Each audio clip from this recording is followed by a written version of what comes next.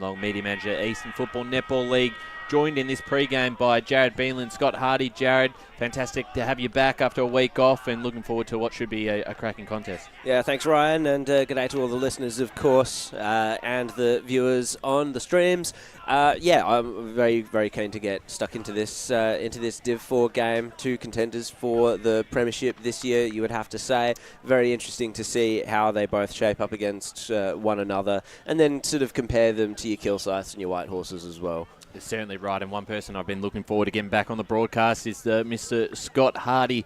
Scott, great to have you back in the van and out here at Chirnside, which is a side I think you really like. Chirnside. You had him highly rated last season, and you were proven correct, and good to see him this year. Yeah, very, very highly rated. That's coming through on your headset. Is it that one? Nope. We might have to sort out the technical issues real quick. We'll grab Scott in a second. But, Jared, as we said, we'll have both senior coaches on the program so far in the pre-game in a second. But big game ahead. And obviously, we looked at Kilsyth last year, and they were very close to winning it all.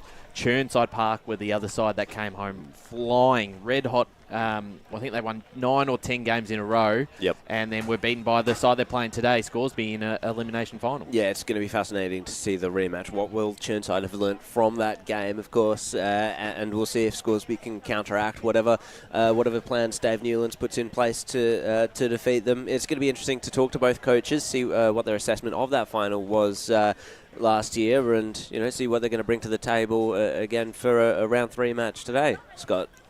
Yeah, no, we're still waiting on Scott's mic at the moment. But let's jump into some of the games around the grounds this afternoon. Also fantastic to have the senior women's competition back this year. Indeed. Round 1 today, and the match of the round between East Ringwood and Ox was a thriller. 13 points. Scott's on. Scott, we're working. I'm back. Scott, welcome to the broadcast and welcome to 2024. Really shaky start by me. So I'll put it down to my operator area. I won't put Lee under the bus just yet. But it's exciting to be down here.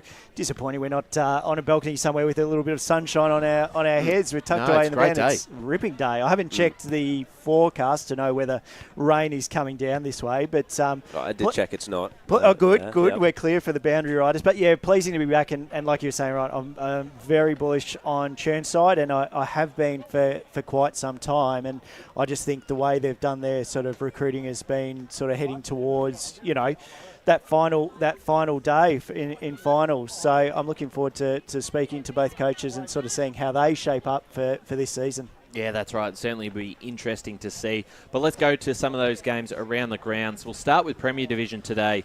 Berwick take on Blackburn. Vermont take on Baldwin. Norwood take on Rowville.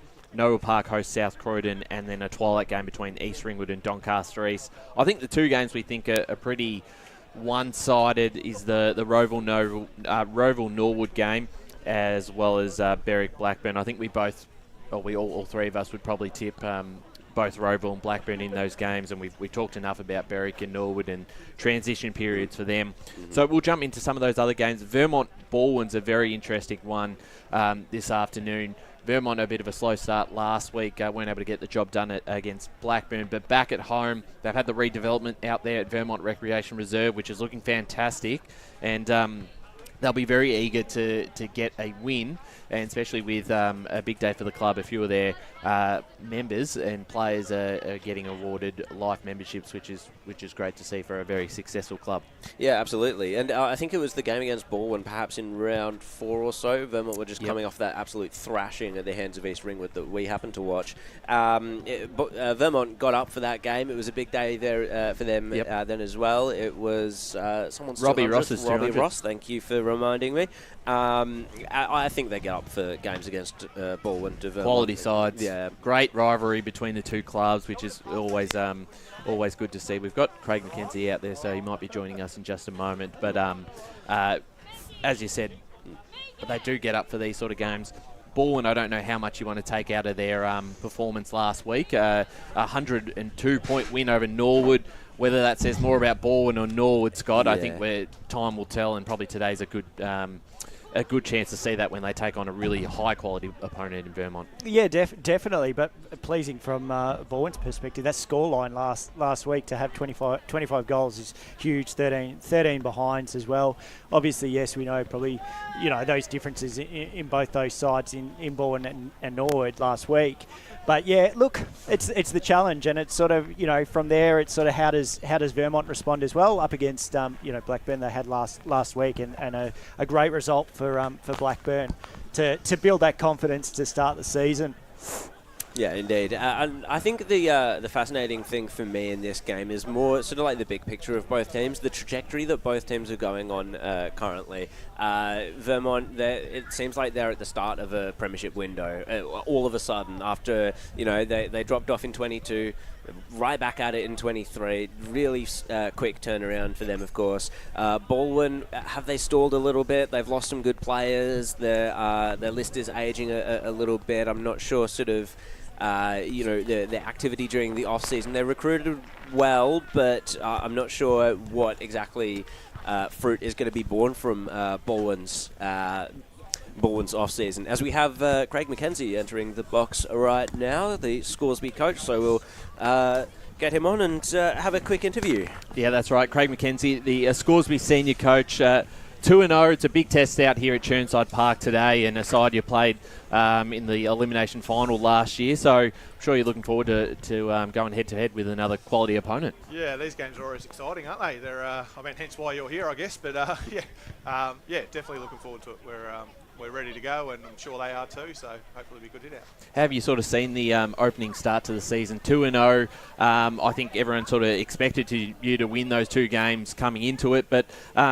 It's probably been an ideal start. A couple of players out today, but how have you sort of assessed the opening few weeks? Well, I guess it's hard to gauge it a little bit because, no matter who you come up against, you've still got to put together what you've been working towards. And, both clubs, Nunawading and Forest Hill, they're probably more in the rebuild stage at the moment. And, and that's coming from both their coaches. That's not me making that assumption. But they've both got quality coaches at the helm, and they've got a lot of people doing a lot of good things, and they were challenged in different ways. Forest Hill challenged us a lot with their defensive game last week in the first half. I mean, we were down at quarter time. They really challenged us, which is really good for us because what that meant is that we had to learn to adapt. We had to learn to say, what do we do when this is not working for us? And we came in at half time and had a really good chat about that and made a few changes, and it was really nice to see us actually have a plan B that could work. So that was good. And Nunawading, they've improved out of sight as well, and I mentioned that to them as well after the game.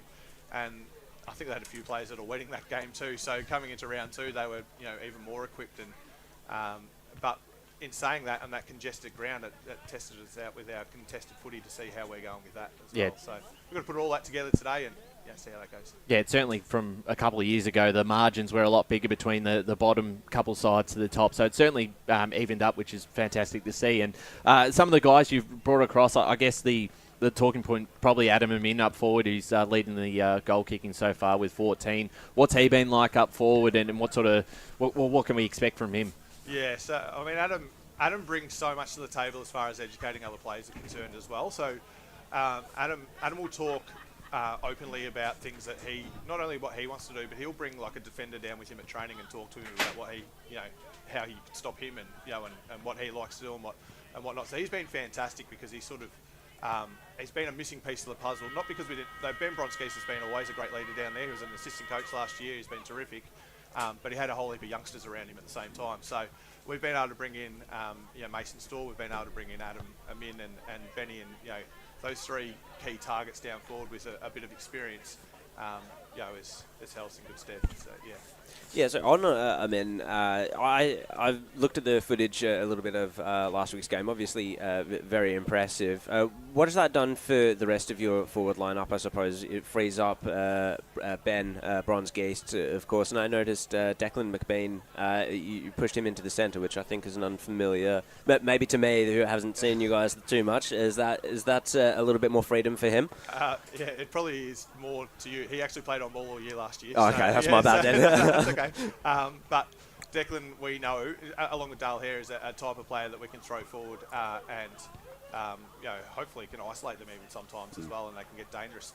We know that when Declan played against Chirnside last time, that he didn't have an amazing day playing around the ball, but as soon as we threw him forward, he turns the game. So, it's nice to have that flexibility, but at the same time, we've got to find the system where they actually complement each other and it works, because it doesn't always necessarily work. It can be a little bit too one-player focused or two-player focused, as opposed to how we transition the ball into the forward line, and it doesn't matter who's there.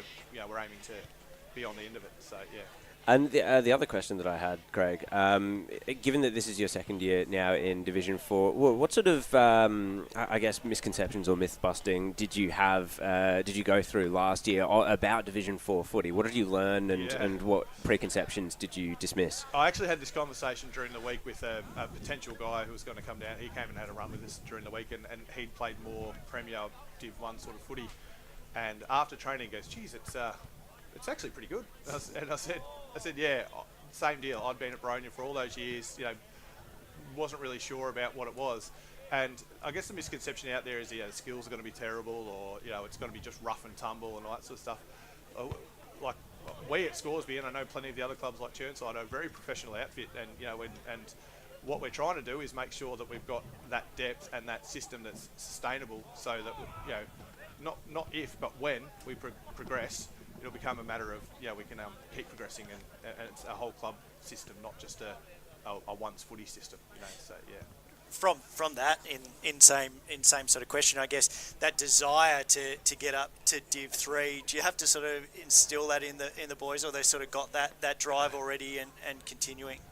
They're very hungry. I had to kind of stop hearing about what Scoresby used to be, so I've basically put a stop to that. I've said, I don't want to hear what we were, I want to hear what we're going to be. That's the talk now, because we can't help where we are right now. That's just the reality of where we are, and where we want to be is not in Division 4 anymore. So, and they get really excited by that. So, and the actions they're taking around the club as a whole club to drive this growth is really, really important. So the fact that we got we got the netball up again. That was driven by some of the senior footballers saying, we've got to make this happen, so we're going out to find people who actually get this happening. The fact we got 19s, up is like the biggest win that we've, 100% brand new people in that team, coaches, players, everyone. But that's been driven by senior players turning up every single week to junior games, showing their face, going to meet blokes, shake their hands, and do things like that. So they're so invested in this club growing, and obviously the final compliment is to say we get the success to progress up the divisions. And I guess another nice compliment to the side is the fact that, we've spoken about your forwards, but your defence as well has held up over the last 2 weeks, only scoring 54, having 54 and 44 against. So that's obviously a pleasing aspect, and is that something you're obviously going to have to look at today against Chirnside? Yeah, it actually, by the names that come in, it looks like our forwards are what we've been really focusing on. Sure, we're really happy with the scores we're posting, but primarily our defensive game since I came in the door is the thing that we've had to develop and understand. And it's not just about how we get the ball in our hands in the defensive 50 or wherever it might be, but it's actually how we transition out of that region as well. And that's what's been really pleasing. We're not getting it and bombing the ball straight back out for that re-entry again. We're actually being able to use the ball effectively as we're moving the ball out. So yeah, that's been a huge focus for us. And if I'm being honest, it's something that we're still going to keep working hard at. We've got to keep trying to find new personnel and new systems to be able to get better. Is this the test, though, today on that defence structure? I know, obviously, credit to the other two teams that you've played, but they're probably not to the calibre of Chirnside. So is this where it goes and see what you can do, whether it go back to the drawing board or change things throughout the match? Yeah, look, say go to Nunawading, and they had two forwards against us that were really quite strong. So, but two forwards for us, we were able to manage and sort of shut down that two forwards. We're coming up against a side now that doesn't just have two forwards; they've got a whole system down there that's we've got to work out. So, yeah, it's a bit of one-on-one matchups, but it's also actually how we're setting up and preparing before the ball even gets down there to ensure that we're setting ourselves up for more success to stop their flow. So, yeah. And just on, obviously, Chirnside, you played them multiple times, including that elimination final, but you guys have picked up some players coming into the side. They've done the same. Is there much you can take from any learnings from the meetings you had last year, stuff that they did really well that you're certainly looking to keep an eye on today? Yeah, full credit to Chirnside last year, the way they turned their season around. I mean, they would have got a few more players back and whatnot, but their game plan completely changed, and we knew that, and I think everyone knew that, to be honest, because they did such a great job, and we just happened to put a plan in place for that final. It just got us across the line, and it worked. But it worked, and they've got a lot of experience and a lot of talent where I can already tell that their game plan is continuing to evolve, and they're continuing to. But at the same time, like we are, they're still learning about each other, and it's just going to keep getting better and better. So, yes, we can take a lot out of it, and a couple of set plays or whatever it might be, we will keep looking at. But at the same time, I think 2024 Scoresby and Chirnside are fairly evolved from 2023. So, yeah. Absolutely. Craig McKenzie, thanks for joining us in the pre-game. We're looking forward to seeing what the side can put out today. We're loving what Scoresby have done over the last couple of seasons, and all the best. No worries. Thank you very much for having me. All the best for the call too. Thank you very much, Craig. The senior coach of the Scoresby Football Club, Craig McKenzie. Very appreciated to have him join us in the pre-game, Jared. And for obviously, if you're very familiar with the league and you know Scoresby's history, it's a much different club, and I think from where they were 10 years ago, they've hit I don't know if you say rock bottom, but they obviously have come back down to Div 4. It's sort of a bit of a reset last year, and what I think Craig McKenzie has done is really start to focus on all areas of the club, and the 19s getting up was fantastic this season. We saw them earlier today. The netball is back. They're looking to try and get back into the juniors. The vets are going strong. Really looking forward to seeing how this continues over the next few years. Well, I think that's so poignant in terms of what actually needs to be done around the club. I think it's not news to anyone that it is the club, and that's the most important, I suppose, foundations for success. You're not just going to bring in a bunch of recruits and have them, play you into Division 3, 2, 1.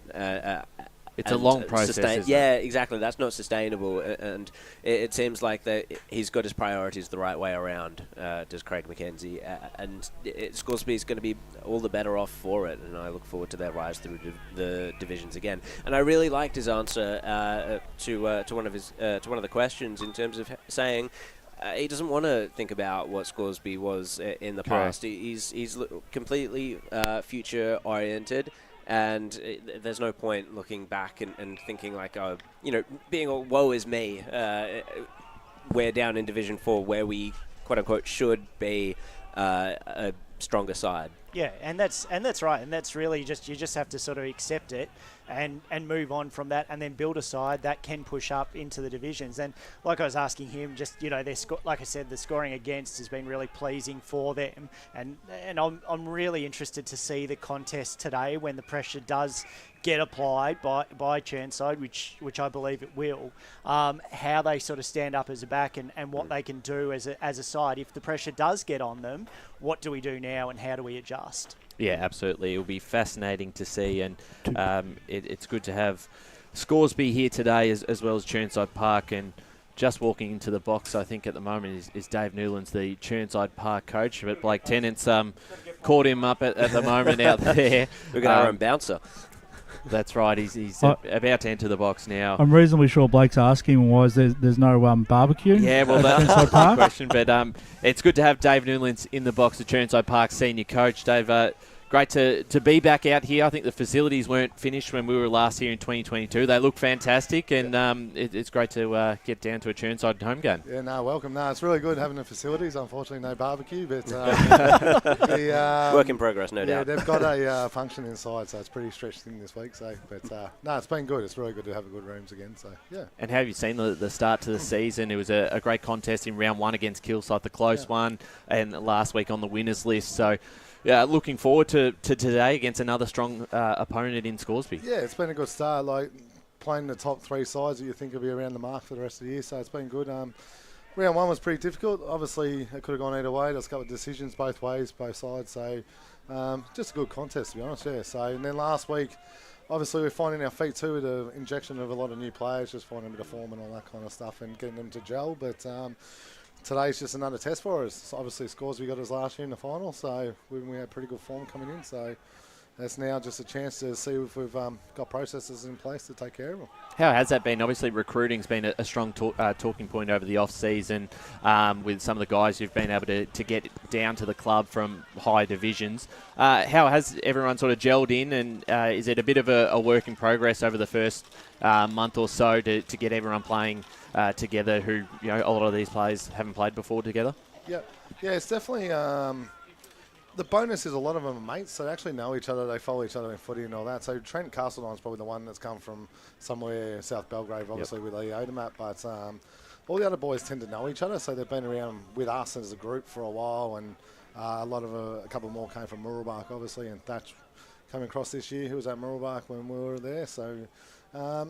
it's just, it's going to take a few weeks to play our best football. Obviously, we're just still working what our best football is in regards to the talents there, but just the structures and maintain them. So, but I think as we turn towards the bye, after that, we should be pretty much in place to play our best footy. Dave, I've been a massive supporter of yours over the last couple of seasons, just in what you're doing and in what was Ryan saying about obviously having that sort of, I guess, that... the people coming into your club, and I know you're saying mates follow mates, but it's obviously a bit driven by coaches and yourself to see the holes in your lineup. And I sort of feel this year probably is your best chance, because I feel like the way you've recruited, all pieces of the puzzle have been, I feel, put together. Is that a fair assessment, or do you feel like there might be another spot you might jig? No, I think you're right. I think we've looked at what we could have done better in the last bit. I think injury, we were ravished with injury in the first 10 games last year, and then obviously winning 10 in a row was great, but it was, I think the bye just coming in and all that sort of just broke momentum. Obviously you keep it rolling, but we sort of identified areas that we thought might have lacked in that final, that older heads sometimes can play a bit of a part in that as well. So the bonus is, well, we've got basically 5 blokes under 20 out there today with us, so we've had 14 of our under-19s coming up, plays reserves and seniors, which has been good, who've experienced finals as well. So definitely injected a bit of youth, but also a bit of wiseness, I guess, across the board. So, yeah. And in that first game that you played against Chirnside, it was obviously a very tight game. And then in the next game, you scored 106, and Lee's obviously up to sort of 7 goals there. So... in that second game, though, you seem to share it around a little bit more. It sort of seemed like you struggled in that first game to find that sort of forward option. I think it was like I said before, the structure, trying to maintain the structure. I think the first game, to be honest, we played on talent rather than played on structure and process. And the second game, we went back to just leave the ego in the door. We're all 22, run out and have a go, and that's what really changed it for us. So, the boys played really well. Like, Whitehorse came flying home, but obviously... kicking downhill on that ground is it's like Andrew and the boys played really well in the last quarter, but it's a bit of a ground to play on, so I've got a couple of questions about specific recruits, I suppose. I'm interested to see where they're going to fit into the lineup. The first is the bloke from Nunawading, Peter Cassidy-Marsh. He's, I think I was a bit surprised to see how big he was when I looked at the footage. I think I assumed he was sort of your general in the midfield. What sort of a role is he going to play for you guys? Yeah, he's been playing through the midfield, so him and just more of a true old-fashioned centreman, I guess. So he's sort of taken on that role. Finding it hard to adjust, obviously coming from Nunawading, where he was probably like one of the main guys to us, where we like to share it around a bit more. But to his credit, he's been every week of training. He's just wanting to change, and he's been really a great contributor on and off the field, like with the young boys, teaching them sort of different things as well. So he's been really well. So him and Warren Schmidt work really well together. So 2 bulls out there. So it's been good. Indeed, and another bloke who I identified in the footage that I saw of last week, Mitch Skeen. He looks. You were playing him on the outside. He looks like he could go inside as well. He looks like he could be another bull also. Yeah, definitely. Mitchy's come off a couple of years apart from Warren with injuries. It's more just trying to get a continuity back in with football-wise, and then he's definitely an inside midfielder that could go in there comfortably, but we're just sort of easing him back, get the body through 3 or 4 games in a row, then push him back into the midfield. Makes a lot of sense. And just sort of like looking more bigger picture, I suppose, what did you learn from the elimination final loss against Scoresby last year? I just think they did their homework on us, obviously. Watched us pretty well for the last few weeks and studied how we played our game plan. So we've pretty much changed our game plan up quite a lot now. So I think we're probably a bit too predictable because we had to rely on the same process every week. Obviously, it was working, which was great, but unfortunately, it allows other sides to break you down. So I think we're probably a bit too predictable last time, and we kept going down the line quite a lot. So they studied us very well. So is there really much you can take from it? Because obviously you've had a lot of changes. Yep. They've made some changes too. So both sides have obviously, and you said, different game plan this year.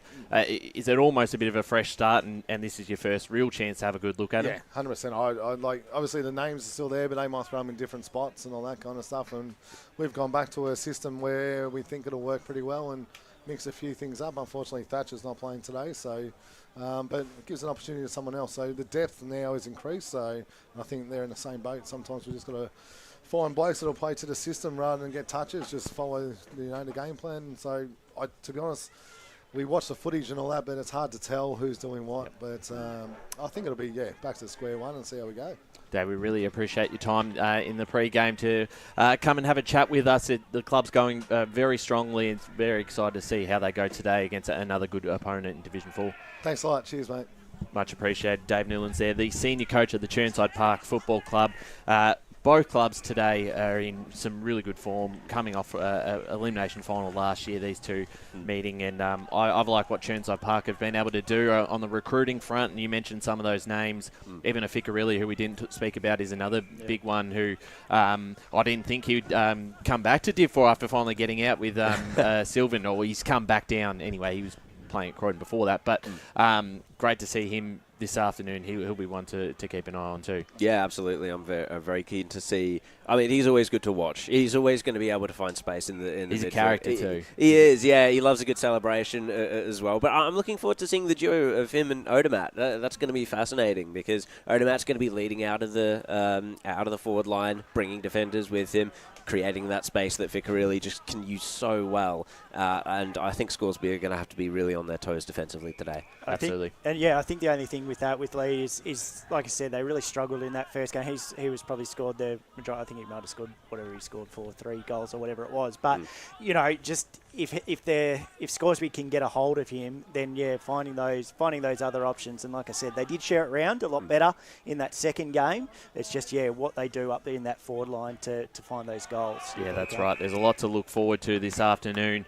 All the action kicking off at 2:20 p.m. But let's go around the grounds again. We're talking about Premier Division. The one game we didn't really discuss was East Ringwood versus Doncaster East, which is a 4:45 p.m. start. I think a few of us are actually going down there after this game, hearing from some of the boys. So it's a real good contest because both sides were probably the most hyped over the off-season with their recruiting, Scott. East Ringwood had a really impressive win last week, and some of those guys were the ones that were leading the show in Trey Bennell, Jamie Bennell. He actually also got the Ringwood Mazda Mark of the Week with a big grab against South Croydon, and they looked like a strong outfit that doesn't have a whole lot of weaknesses in any area of the ground, East Ringwood. And as good as Doncaster East have been with their recruits and bringing in that ex-AFL talent, I think East Ringwood at home are probably the one to beat this year. Yeah, and it puts Doncaster East in not the most ideal start to a season if they do go down. They obviously then go to 0-2, but next week they have, who do I say they've got next week? Norwood, I think they play next week. So, look, they would love to pinch the 4 points from it, turn it into and potentially into a 2-1 sort of start to the season by end of 3. But yeah, look, it's going to be a challenge. East Ring continuing that form, and it's great to see for their football and for their football club. Yeah, absolutely. And I think, for me, all eyes will be on Michael Wen today. I'm fascinated to see how he goes for Donny East there against that deadly ruck duo of Mundy and Swears Biolek. When Norwood played East Ringwood a couple times last year, Wen didn't play one of those games, but he was best on in the game when that they won, actually. Yeah, when they won. Yep. But he was only against Hannon Mundy that day. Adam Swears Biolek wasn't playing. So this is going to be a big challenge for him. But he's going to have quite a bit of support, though, around him, of course, now playing for Donny East. Yeah, absolutely. And, I mean, as you said, he's probably the last piece of the puzzle for Doncaster East, and they've been looking for another ruckman after Zach Clark left a couple of seasons ago. So they've got to get it, on a roll too, because after a loss against Noble Park at home, which is one you would have penciled down, so important to finish in that top 3, get double chance, because if you don't, it's going to make it hard come finals, and they found out that the hard way as well. Both sides did. But Tim O'Brien as well last week with 3 goals against Norwood, pleasing sort of start. So he just needs to continue that form this week as well. But yeah, geez, it's going to be quite the contest for them, I think. Yeah, I reckon they'll pack in a big crowd there, Eastland Reserve. 4:45 p.m. That's one to watch. Is that so? Does that qualify in Ray's sort of twilight sort of zone? Like, is the scoring going to be as big as we think? I'm not sure. He doesn't like the scoring in night games. Yeah. Well, last night he was proven right again. Ringwood had the 10 goals, and that was enough to win, and Heathknight managed just 3. So they are lower scoring games, but it sounded like Ringwood did a number on them, though, and had control throughout most of that game. We will get to that game quite shortly. But the Oracle, as always, sends through his tips, and having a look at Premier Division or her, we don't know who this is. I just get the email each week from the Oracle. The Oracle has... How did they get your email? I don't know. It's up on the website, so that might be why. But the winners for Premier Division, according to the Oracle, Blackburn to defeat Berwick, Noble Park to defeat South Croydon by 3 points, Roval to defeat Norwood, Baldwin to defeat Vermont, and East Ringwood to defeat Doncaster East. So I think he or her could be right on a few of those. I'm not too sure. Yeah, I reckon so. Noble Park and South Croydon was the one game that we didn't really touch on, and I think it's going to be fascinating. I think that Noble Park will win, not by much necessarily. No Blake O'Leary this week, who kicked 4 in their win against Doncaster East, but that's VFL related. A few sides are going to be affected by that when they have the inclusions or players coming out, so that's one to keep an eye on. Division 1 today, a couple of interesting games. I think the 2 big ones are Montrose Mitcham and North Ringwood Park Orchards. I think Bayswater Wantirna South, Beaconsfield Mooroolbark, Doncaster South Belgrave, you could probably tip those ones with probably a bit of ease. Bayswater Wantirna South. Who are you going to tip? I think Bayswater. And the Oracle actually has Bayswater by a point. I think Wantirna South, and they lost a couple of big players, Jake Dinez, O'Keefe, I think there was another one as well this week, who come out the side.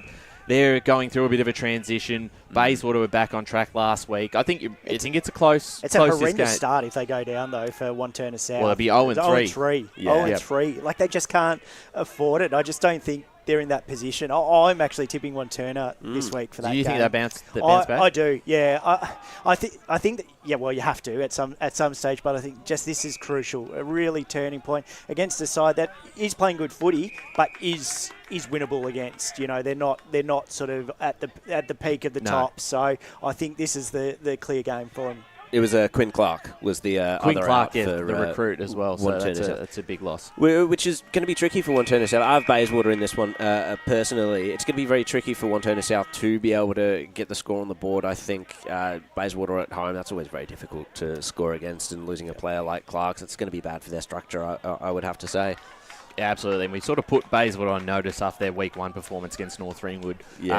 To only kick the 4 goals at home and get absolutely thumped by a side they were very close to last season would have been really disappointing. But they responded last week on the road, back at home, had some big crowds too. The women's for Bayswater playing their first game since they've re-entered the competition. I drove past there earlier today, and that looked like the ground was already full. So if you're heading there, head there now, because you might not get a spot at Bayswater Oval. Moving on, Montrose versus Mitcham, North Ringwood Park Orchards. I think these are the 2 really interesting games. We saw what Montrose did last week. We don't need to go into it too much because we've pretty much talked that to death over the last week. But they were outstanding, and the way they move the ball really strong. They've got Garthwaite up forward, who is playing as well as he could. He's kicked 16 goals from 2 games and probably could have a few more if he didn't pass them off. Down back, they're so well set up. Bo Tennant was fantastic last week. Riley Hams.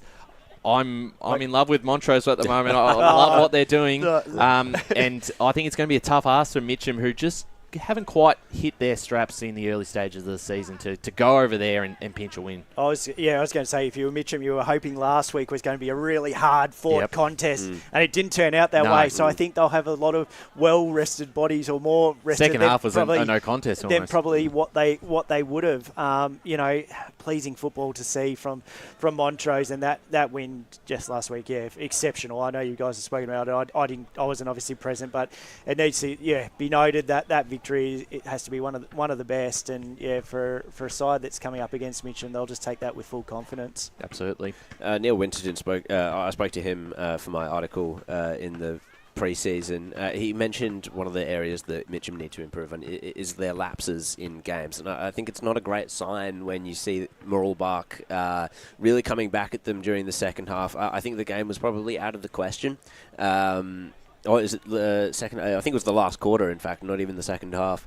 Mooroolbark came back at them, and it just wasn't. It wasn't the lockdown sort of job that Mitcham needs to be able to do, even against a side like Mooroolbark. They obviously won, but it's tricky. It's a tricky trend. The third quarter. Sorry, just to interrupt. So you're right on the money. They kicked 5 goals to 1, but then in the final, Mitcham ended up kicking 4 goals anyway, instead of 3, and stabilising a little bit. But it's still a lapse, and I think that's still an issue. And you can't. He's not going to be able to, or Mitcham's not going to be able to afford that against a team like Montrose. They're going to have to be on from the get-go and putting the pressure on, getting numbers to the ball. Making sure that they've got they're disrupting as much of Montrose's ball movement as possible. The lapse probably came because they were up at halftime 64-14. 50 points. Yeah. And it got back to 6 points at one stage early in the fourth quarter. Yeah. So that's what I guess you're pointing to, that to 100%. let a side in like that after you've got the foot on the throat, you've got to finish them off. Especially against like you're saying, against the quality opposition that you will face. Well, they'd lose that, Yeah, 100%. That's right. And North Ringwood Park Orchard's the other one I think is going to be a really important game to have a look at. North Ringwood have really impressed me, despite not winning last week, and they just fell short against Beaconsfield. But we all rate Beaconsfield, and I think they're a contender, the Eagles. But they come against Park Orchards, where probably the Sharks' first big test. We saw, obviously, a big win against Mooroolbark, which we probably expected at home. Yep. And then last week they do the job against Wantirna South, which, again, I think we would have predicted. If they can pull a win away from home at Kimberley Reserve, which is a hard place to score at, they'll be looking pretty impressive 3 rounds in. Yeah, it's all about North Ringwood's defensive system, I think. And again, sort of similar to Mitcham, what they can do to disrupt Park Orchard's ball movement. Because from what I understand, that's going to be their main strength coming into this year, the way that the speed with which they're able to move the ball. And at a ground like Quamby, as you referred to, that's going to be tricky for them to do. So I'll be interested to see what Paris Harvey can pull out in this very first test, I suppose, for the Sharks. Yeah, they've got good scoring at the moment, which is positive for them. They probably struggled with that last year, Park Orchard. So to have that available to them is positive. But yeah, if that pressure then applies in their forward line, where do they respond against, like you said, Ryan, against some good opposition? Pretty evenly matched, I'd say, the game today. I'm going with Park Orchards, just in current sort of form. Yeah, I'm tipping Park Orchards as well as on that one. Let's jump into Division 2, and last night it was the Parker Cup, and it was Ringwood 10 goals, 10-70, defeating Heathmont 3-4-22 in a bit of a thumping in the end. It was all over at halftime. It was about 57-13, and really impressed with the way Ringwood have started. And I think you've been speaking to a couple of people who were there last night, Scott, and to go 3-0 after having probably a disappointing year last season. They look, sort of set to, make their mark on 2024, the Redbacks. Yeah, by the sounds of it, I'm glad I wasn't there. I think they're a little bit critical of what we've been saying previously about them. So, understandably, they've started like a house on fire, and credit to them. That's obviously a really good pre-season, has led into what has been a great start to the season. Obviously, last year was a different kettle of fish, and like we were saying before, it's Scoresby and Chirnside. You move on from years gone by, you learn and you adapt and find that winning style, and they've found it in spades at the moment. So yeah, a huge result last night, and a pretty good score for a twilight game. Well, as you said, for a night game, 10 goals will. Usually that's enough to win it, and even then, Heathmont just never looked in that contest, and great to have Jaden Cairns back for the Redbacks. He, I think, walked away with the Anzac Day medal. A fantastic result for him and the club, and other guys like Tim Jones back in the side. They've just got a bit more experience back in the list, which is going to be really key for them. Quickly, before we go to the ad break, just a couple of tips. Lilydale versus Mulgrave, the Basin versus Croydon. I imagine we're all tipping Croydon. Mulgrave, got a response, Scotty. Can I just say, this is such an interesting game. I know it's 0-0, but for both sides, it shows where they're at. Obviously, we know Lilydale struggles from last year, but now we're seeing what Mulgrave's struggles are this year, and it's 111 points last week. It's just where does it place them, and this will be crucial for the club, for Mulgrave especially. If they go down for this loss, then where do you go from there, and what do you have to do? It's sort of almost starting back at square one to go, okay, this is not working whatsoever. So it'll be an interesting contest. I have to back Mulgrave just from obviously last year. There'll be a response. It has to be. But like I said, if the pressure is applied directly by Lilydale at the start, it then probably Mulgrave start questioning what is going on at the moment. That's right. They have to, Lilydale, if they come out of the blocks, it's going to be a huge effort. But I'm going with Mulgrave. Yeah, certainly right. And before we go to an ad break, Connor Tilliard's 50th game. He's already a skipper at the club. I'm really looking forward to seeing how he performs throughout his career. Absolute jet for the Lions. We're going to take our first break here between the Eastland Match of the Round pre-game. When we're back, we'll get stuck into the rest of Division 2. Today at Eastland, Lucy's trying on jeans for a momentous occasion. Coffee with the ex. She needs jeans she can move in because she's definitely moved on. Jeans that get a second look, but don't give any second chances. Jeans that say, why yes, I have spent the last 8 months in a post-breakup juice cleansing, kickboxing, personal training frenzy. And it looks as though she's just found the perfect pair. Yeah, that's great. Bravo, Lucy. For all of life's little moments, there's Eastland. Eastland. Live real. Sprained your ankle bursting through the banner? For bumps, breaks or bleeds, be seen sooner, close to home, at Knox Private 24/7 Emergency Department. You'll generally experience shorter wait times. Knox Private 24/7 Emergency, 262 Mountain Highway, Wanturna. Do you feel good about your bank? Because there is a bank you can feel good about. They share their profits to fund big community projects, small community clubs, and vital emergency services. They've given $250 million to help Australian communities thrive. They have all the products and tech you expect from a big bank, with service you don't. It's Bendigo Bank. Feel good about who you bank with. Try Bendigo. Search bendigobank.com.au or search Bendigo Bank near me. Tobin Brothers Funerals wear their heart on their sleeve. Their clear and easy-to-use website and Memory Maker app make it easy for families to make an informed decision. Here's James McLeod, Managing Director of Tobin Brothers Funerals. There's no mystery about our pricing. It is clearly displayed on our website and our app. We have staff standing by 24 hours a day, every day of the year to assist you in your absolute time of need. Visit tobinbrothers.com.au. Tobin Brothers Funerals, celebrating lives. There are only 3 things that should be flushed down your toilet. Pee, poo and paper. Some wet wipes and antibacterial wipes say that you can flush them, but you can't. They clog up the toilet and pipes, causing expensive blockages. Save yourself a truckload of trouble. Put your wet wipes in the bin. To learn more, head to the Yarra Valley Water website, yvw.com.au/wet-wipes. Hi, Dylan Dow from the Baroni Football Netball Club here. When I need to grab a quick coffee or a bite to eat, I'm popping into Eastland. Eastland's more than a shopping centre. They support a range of community organisations and have been a major partner of the EFNL since 2018. Cheers, Eastland.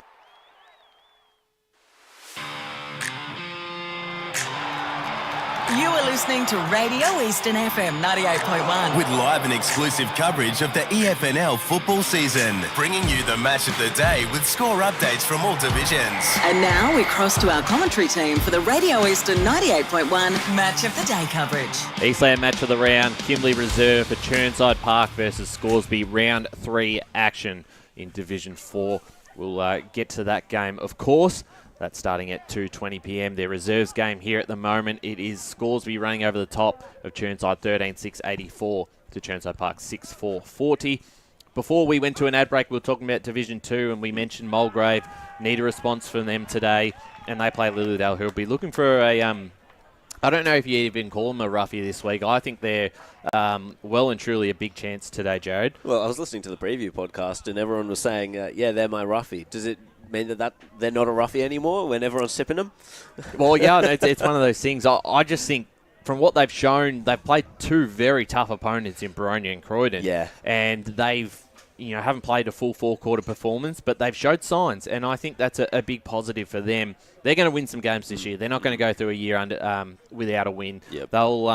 They'll definitely find a few. They haven't this could be themselves. the one. Yeah, they haven't disgraced themselves throughout Div 2 just yet. I think I'm leaning towards Lilydale in this one, but the response does have to come from Mulgrave, and they do have so many quality players.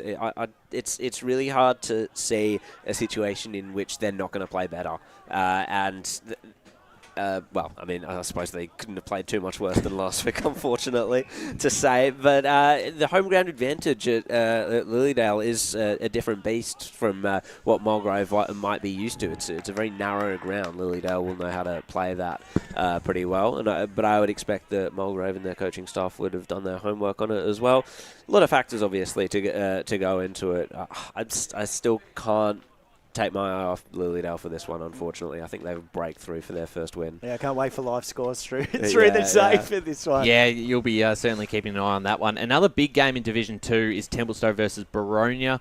Boronia 2-0. Templestowe back on the winners list last week after they defeated the Basin with, I think, a 7-0 last quarter. Yep. At Templestowe. Bit of a test here for the Dockers. They obviously looking at Boronia. They're pretty much at full strength. Liam Whelan and Ryan White come out of the side this week. But other than that, they've got the depth to cover the losses when they come through, and their stars are on fire. Josh Begley kicked another 6 goals and had 28 touches last week. Mitch Mellis is averaging 30. Max Brasher had 38 last week. There's just, for me, too many players that too hard to stop. And for me, I think Boronia comfortably, and until we see otherwise, they are the benchmark of the competition, and it's going to be who can chase them. It's like Southborough Grove last year, essentially. Like, we're waiting for them to slip up and have a poor performance. Even if they win a game, for example, this one by 1 point, it's still, that's a win. They know how to win. Yep. They're going to keep doing it. The question for Templestowe for me is where they're going to send Alex Brown, because he kicked 4 goals last week. He's a noted defender, however, against such an all-star lineup. So many big names across every line of the ground for Boronia. Where do you fit someone like Alex Brown who can do either? It's tough, Scotty, because I think last year as well, they got a lot of their goals from the midfield, so they are sort of looking for that big target up forward. But saying that, I mean, you've still got Ben Robertson down there for the Hawks up forward. Begley's been playing forward. Liam Whelan comes out of the side, which is handy, and they bring in Doug Wooten, who I think they've kept Ben Robertson goalless the last time they the two sides matched up last year during the home and away season. So potentially that's a matchup, and you push Brown forward. Brown forward, yeah. But for me, it's one of those things to. It's too hard to cover. Yeah, it is. It really is. What are your thoughts on it? I'm just looking at the charts, like Begley and Whelan both leading the goal kick 1 and 2 sort of thing. They kicked 21 between both of them and stuff. So, another interesting contest. Again, does Boronia do it comfortably? I don't know how comfortable. They probably win, but again, Templestowe, it's just that contest and how they sort of rate, or how they stack up against Boronia, because that's really is, like you said, it's the benchmark, just to sort of see where you're tracking and whether you need to go back to the drawing board, as Mulgrave found out last week. Well, yeah, I mean, 100 limb. That's the question. Does that speak more about Boronia or Mulgrave? Yeah, potentially. I think a bit of both when you lose by that sort of margin last week. But for me, I think they still get the job done comfortably, 4 or 5 goals. Yeah. If Templestowe can really challenge them on their home deck, it is a hard place to travel to and win. So keep an eye on that one today. It's the scoring, though. That's the issue. Templestowe, you have to look right down the list. So they obviously share it around. But Alex Brown, 4 goals. Actually, they share around. And Dion, 4. Mustafa. So they've got a few scoring options, which is good for them to look at around. But, 2 big leaders at the top. I think if Templestowe's going to win it anywhere, if they're going to win the game, it's going to be one in the middle for them. They're bigger bodies and strong, powerful midfield. Yeah, it's 2 different midfields, and they do have a strong midfield, but Baronia have been, probably the benchmark in that area Yeah. as well. Yeah. It's a hard one. And then the last game in Division 2 to look at, East Burwood play the Waverley Blues. Put the Rams on notice as well. Put them in the same category as Mulgrave. They're 0-2. It's a new coach, so I understand Justin Witcher's got a bit to work with, and their inclusions have been different each week. They've had 3 or 4 guys come in. Max Will's back in the side, I think, this week, amongst others. Mariani as well, right? Mariani's the other big one. So they're 2 big ins, 2 big leaders. Yeah, for their absolutely. Club. And they're going to be very important if they are to get the job done against a Waverley Blues side who stormed through Heathmont last week. I think they won by... The game was pretty much over by quarter time. It was 7 goals to 1. And, 70 points or something along those lines. Yeah, it was a bit of a blowout. So for me, I and Spider on the podcast, bless him, but I think he's, I don't know if he's tipping with his heart or his head, tipping East Burwood. With the form they're in, compare that to East Waverley Blues. Hard to, yeah. Sorry, it was only the fact that we're talking Waverley Blues, and then it made me look at Heathmont's score for that game as well. Like, they're really, really struggling, aren't they? Like, Heathmont? like just with the scoring. Like, they only scored the 4 goals last week. Yeah. 3 goals yesterday. That's hard. Well, it's one of those things. I mean, we've talked about their recruits, and Dylan Feltham's one of them. He's started the season on fire for him. I don't know how he went last night, but... they've got those guys from Norwood coming across and a few different players, but they did lose a fair chunk of their list, didn't they, Jaden? You spoke to Scott Hamill in the pre-season, and I mean, guys like the Burley brothers, Van Leeuwen, Harry Isaacs is huge. He was team of the year as well. Jed Hansen, so Campbell, Evans. Yeah, the list goes on. That's a fair chunk of your grand final side out. Playing at different clubs. And start up 22 players as well. Walk-up starts.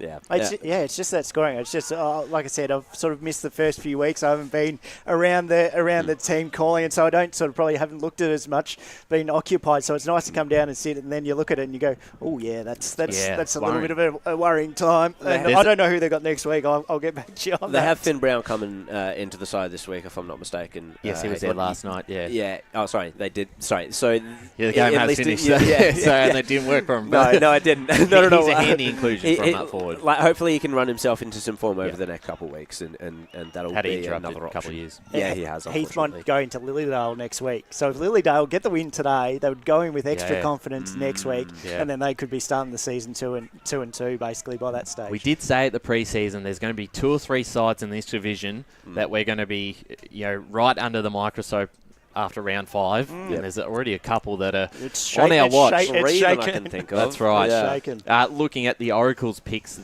in Division 2, had Ringwood defeating Heathmont by 5 goals and scoring 72, so pretty spot on that one.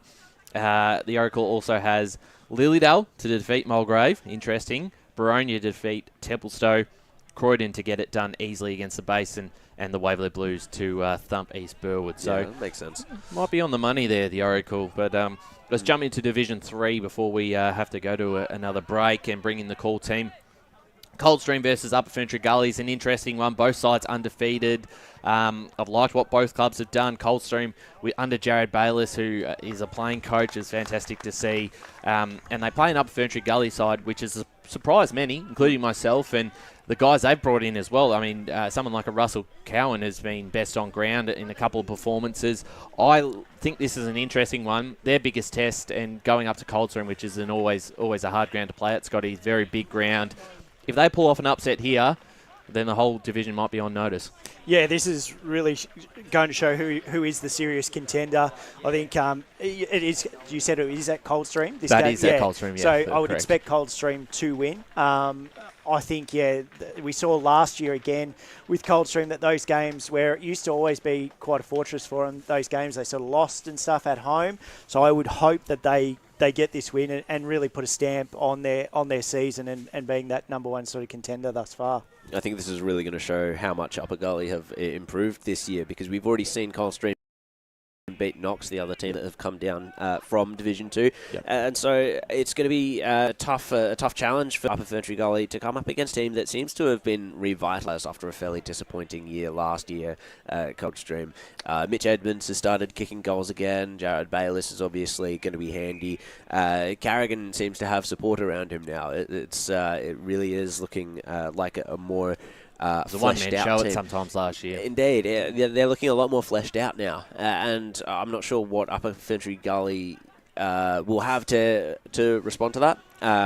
And yeah, I don't know. It's just going to be a very good test for them. We'll know a lot more about both teams after today. Sorry, Darcy Fritsch, he's on Darcy 10 Fritsch. goals as well. So, he's having a very nice season. Well, that was one thing they missed last year. Obviously, he was VFL listed, and then I think he might have been injured at a stage in the season too. Yeah. So, to have the consistency of him playing each week, and he's going to give you 4 or 5 goals, on a consistent basis, even when they do lose. So, that's certainly a big bonus for them.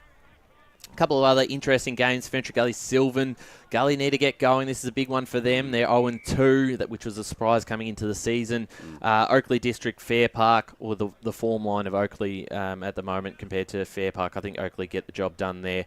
Donvale, Warrandyte, similar thing. I think it'd be a tough ask for Warrandyte to knock off the reigning premiers. And then the other game's probably the most interesting one in Knox versus Surrey Park. 2 young sides, one coming down a division, one coming up, and now they meet here in Division 3. And both have had positive starts to the season despite both being 1-1. Really good, interesting contest, this one. Yeah, it is. It's a really big test for Knox, especially. I think, Surrey's got credits in the bank. So for Knox, sort of the way they started, I'd said to Josh Ward, I was impressed with how they got that victory and how easily they did it. Obviously, sort of set back there for 1-1, and now it's like, well, yeah, how do they go in for the next round? Are they 1-2 or 2-1? That's right, yeah. So certainly looking forward to seeing how that result pans out this afternoon. The Oracle's tips on this one. Coldstream over Upper Ferntree Gully. Sylvan to defeat Ferntree Gully. That would be a nightmare start for Brent Kiker. That's 2022 flashbacks. I was going to say, shades of 2022. Great team, but however, just can't not winning. Pull it together, which would be interesting.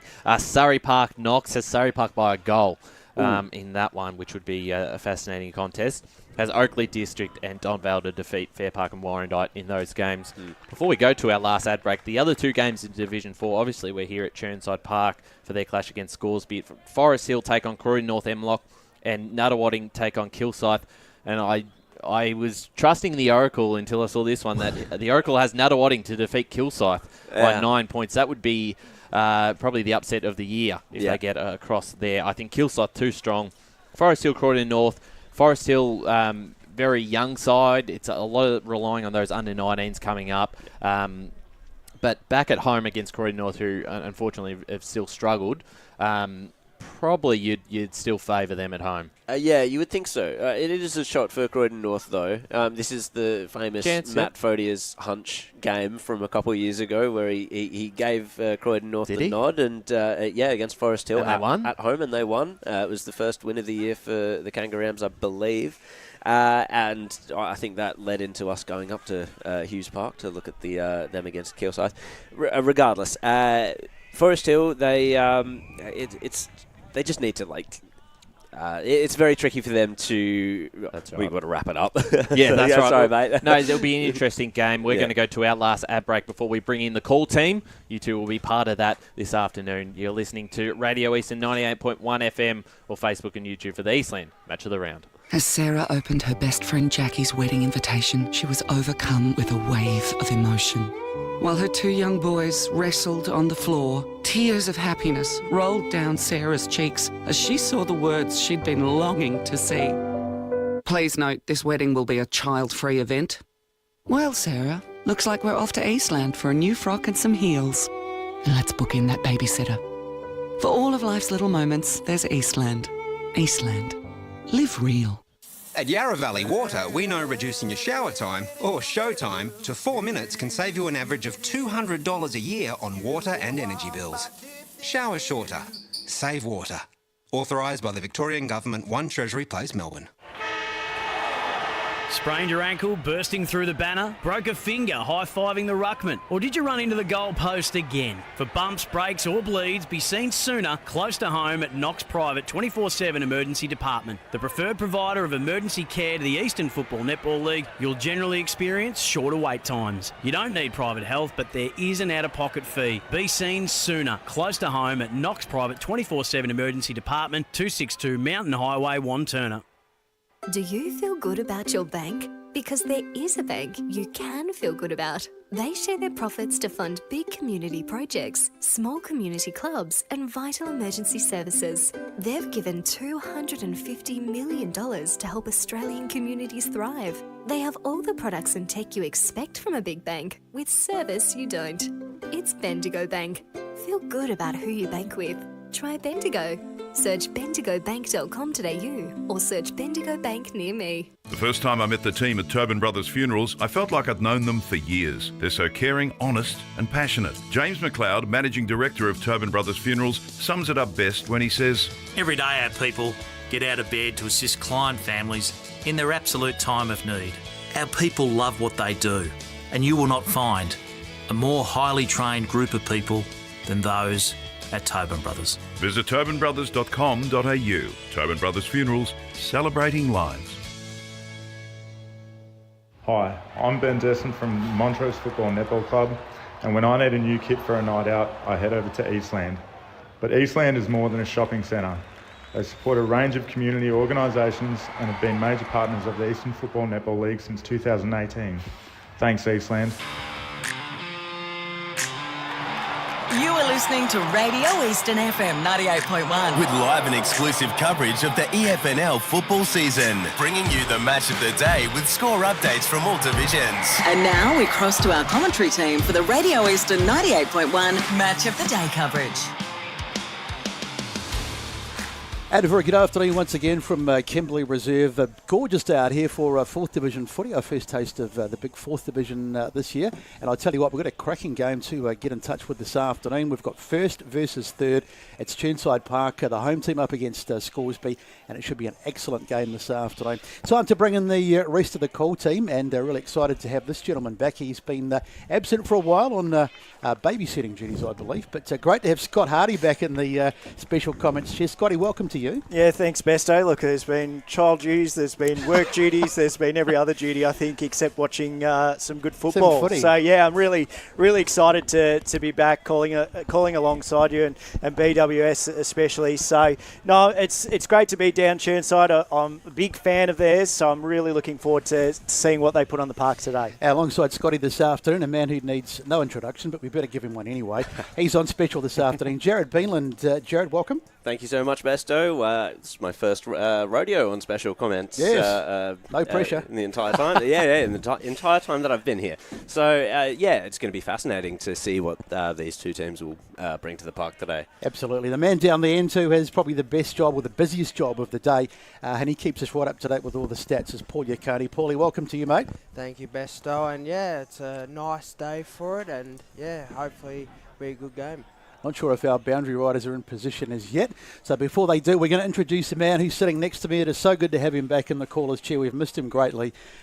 He was the number one caller. I reckon he probably still is too. BWS, Ben Warren-Smith, mate, welcome. Well, it's great to be back here in the old caravan, isn't it? Thank you, Besto.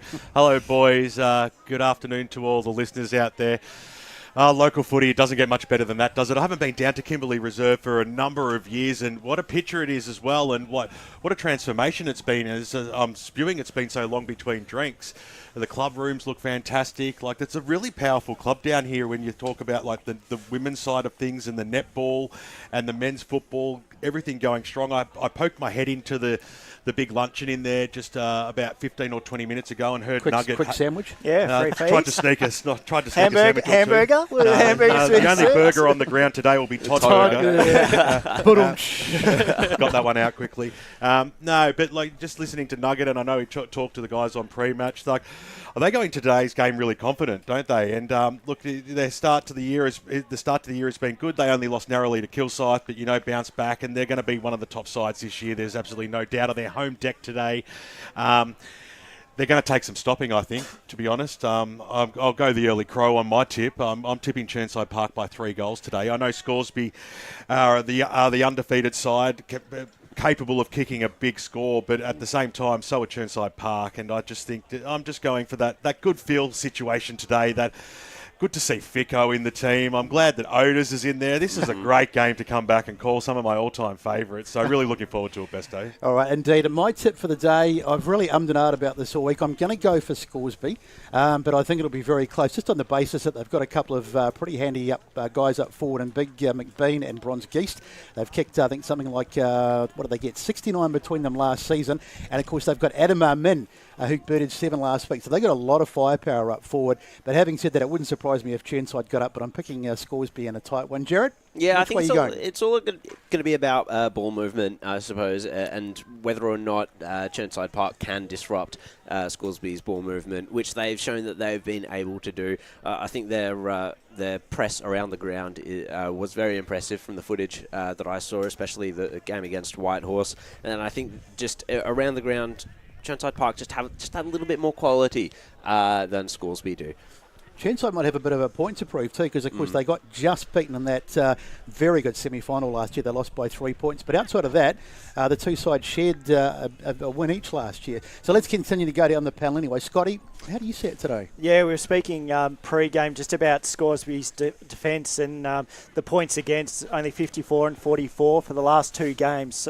Now they go up against a really good test in Chirnside, and I'm really looking forward to seeing how Scoresby's defence holds up, whether they're tested and those structures, whether they have to move the magnets sort of throughout the day for that. But look, I'm going Chirnside. I think, the home deck, I like how they play, and like I said, big fan of what they're doing down here at the moment. So I go Chirnside by about probably 4 goals. One and lost in the midfield, as we always talk about, and I'll tell you what, one guy who's going to take a bit of stopping today is Big Fiddly in the ruck. He is an absolute giant, isn't he?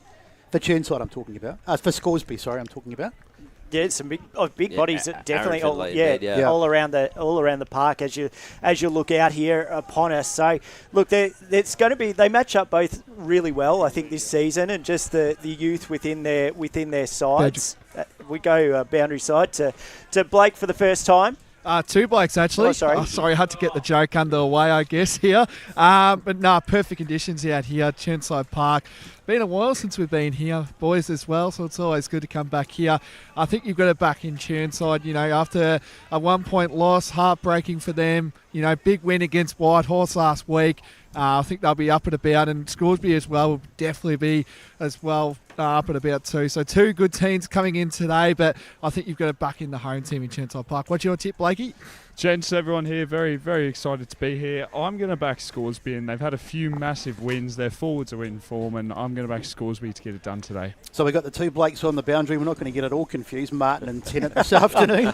BWS, I think you just saw the toss. Who won the toss? Well, I got distracted by it because I was expecting that one of the Blakes was going to. That's why they crossed down to it, that they were going to actually call the toss because it was time for that. So I can't actually say, unfortunately, mate. But, if I had to guess, I'm going to say that Chirnside's kicking to the Maroondah Highway end. Fair enough, too. We'll go with that. It looks like the players are coming into the middle, so getting ready for a start on this one. I tell you what, just looking at on that Scoresby side, there's some big boys in there, isn't there? Some pretty solid units. Yeah, that's what we're saying. That around the whole contest, if you look from forward to back on both sides, and also what's probably going to test us is no score, like no time over on the far side. Lucky we've got our own clock. Yeah, no, it was a fail. Chirnside kick to the club rooms. You had a 50-50 chance. Worth a shot. Yeah. All right, so players coming into the middle. So Division 4 footy. First look at Division 4 this year. Intriguing stuff until the top sides, probably along with Kilsyth. He'll be up there when the whips are cracking. But the umpire's got the ball in the middle, and we'll just wait for everyone to get set. Good conditions out here today. It's sun's just gone behind a cloud at the moment, but it's nice and it's quite mild actually outside. Ground is in perfect conditions. And Ben Warren Smith to get us underway. First quarter about to start here. And Slattery will go up against Finlay that time. The knockdown came down by Leslie. Got it forward, up towards the half-forward line. First chance to go inside forward. 50 falling over at the crucial stage. There was Castledine. The ball still about 25 metres out from goal. And wrapped up quickly in a tackle there was Justin Ficcarelli, who'll be looking to star today in his... He loves a good TV appearance, Justin Ficcarelli, and he generally can step it up when that time counts. But the umpire throws it up now. Big fly over the back there by Odermatt. Got the fist down. A lot of players around there, so they're going to get a holding the ball decision. Home crowd got that one home. A great tackle there by Ben Slattery. And the big ruckman will go back from 20 metres out and look to put through the first goal of the afternoon. Immediately, it looks like Trent Castledine will be the stay-at-home forward. Leo Odermatt roaming up the ground as he usually does with Ficcarelli at their feet, creating problems. So Slattery, 20 metres out, almost directly in front, just comes in and makes no mistake. First goal on the Bendigo Bank scoreboard goes the way of the home side. It's Chirnside Park 1 straight 6. Scoresby yet to score. So, terrific start by the Chirnside Park side. Can I change my tip? No, I'm only kidding. Early days, but nice start by Chirnside. And they get the first of the day. But picking this will be a high-scoring game. Both sides have got talent up forward.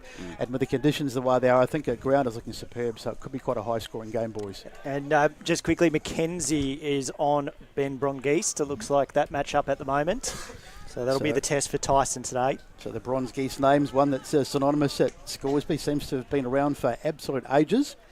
As the umpire comes back to the middle to get us back underway. Good crowd out here too. It's Kimberley this afternoon. Hard to find a car park. You didn't get the VIP spot. Up it goes. The umpire throws it up. Up they fly. Finley got the tap down. There'll be plenty of. We'll see plenty of that today. Ball into the contest. Diving on it there was Skeen, and the umpire says we'll have a ball up. Finley almost uncontested there in that ruck contest. So up it goes again. Where's Finley this time? He might have got beaten to the punch that time by one of his teammates. Number 34 is Robinson. So they're going to do the ruck work today. Scoresby try to go forward for the first time. Socket off the ground there by one of the Scoresby players. Still there, bouncing around all over the place. Good tackle over there. The tackle made by one of the Chirnside players. And we'll have a ball up again. I think it's a free kick to Chirnside, so it must have been holding the ball. Short passes on, and the mark's been taken by Harper just inside the black line. So black boundaries here today. Short pass again, just scraped in there was Lee Odermatt, who's come a long way out from goal. So still across the half back line here for Chirnside. His eyes are looking sideways and backwards. That's the way Lee's going to go this time. So they'll try and create a bit of a switch here, maybe. The Panthers, the short passes on, doing it in bits and pieces at the moment. Sort of, they've lost 20 metres or so. So Gray, he's going to lose another 25 metres. He goes back, finds Burt. Short passes on. Neat spot to Bally. Bally now out towards the wing position. Well, they were outnumbers there, but Odermatt did really well to create the spoil, and he got the handball away. Tackle in the middle goes back to Odermatt on hands and knees. Little handball up. Finlay might get advantage here. In fact, Odermatt gets a free kick for a push in the back. So had a bit of an early Lee on the left boot. Familiar kick. That's a beauty as well. Out in front, Ficcarelli a little bit too far out to score. So he goes towards the forward pocket. Big there.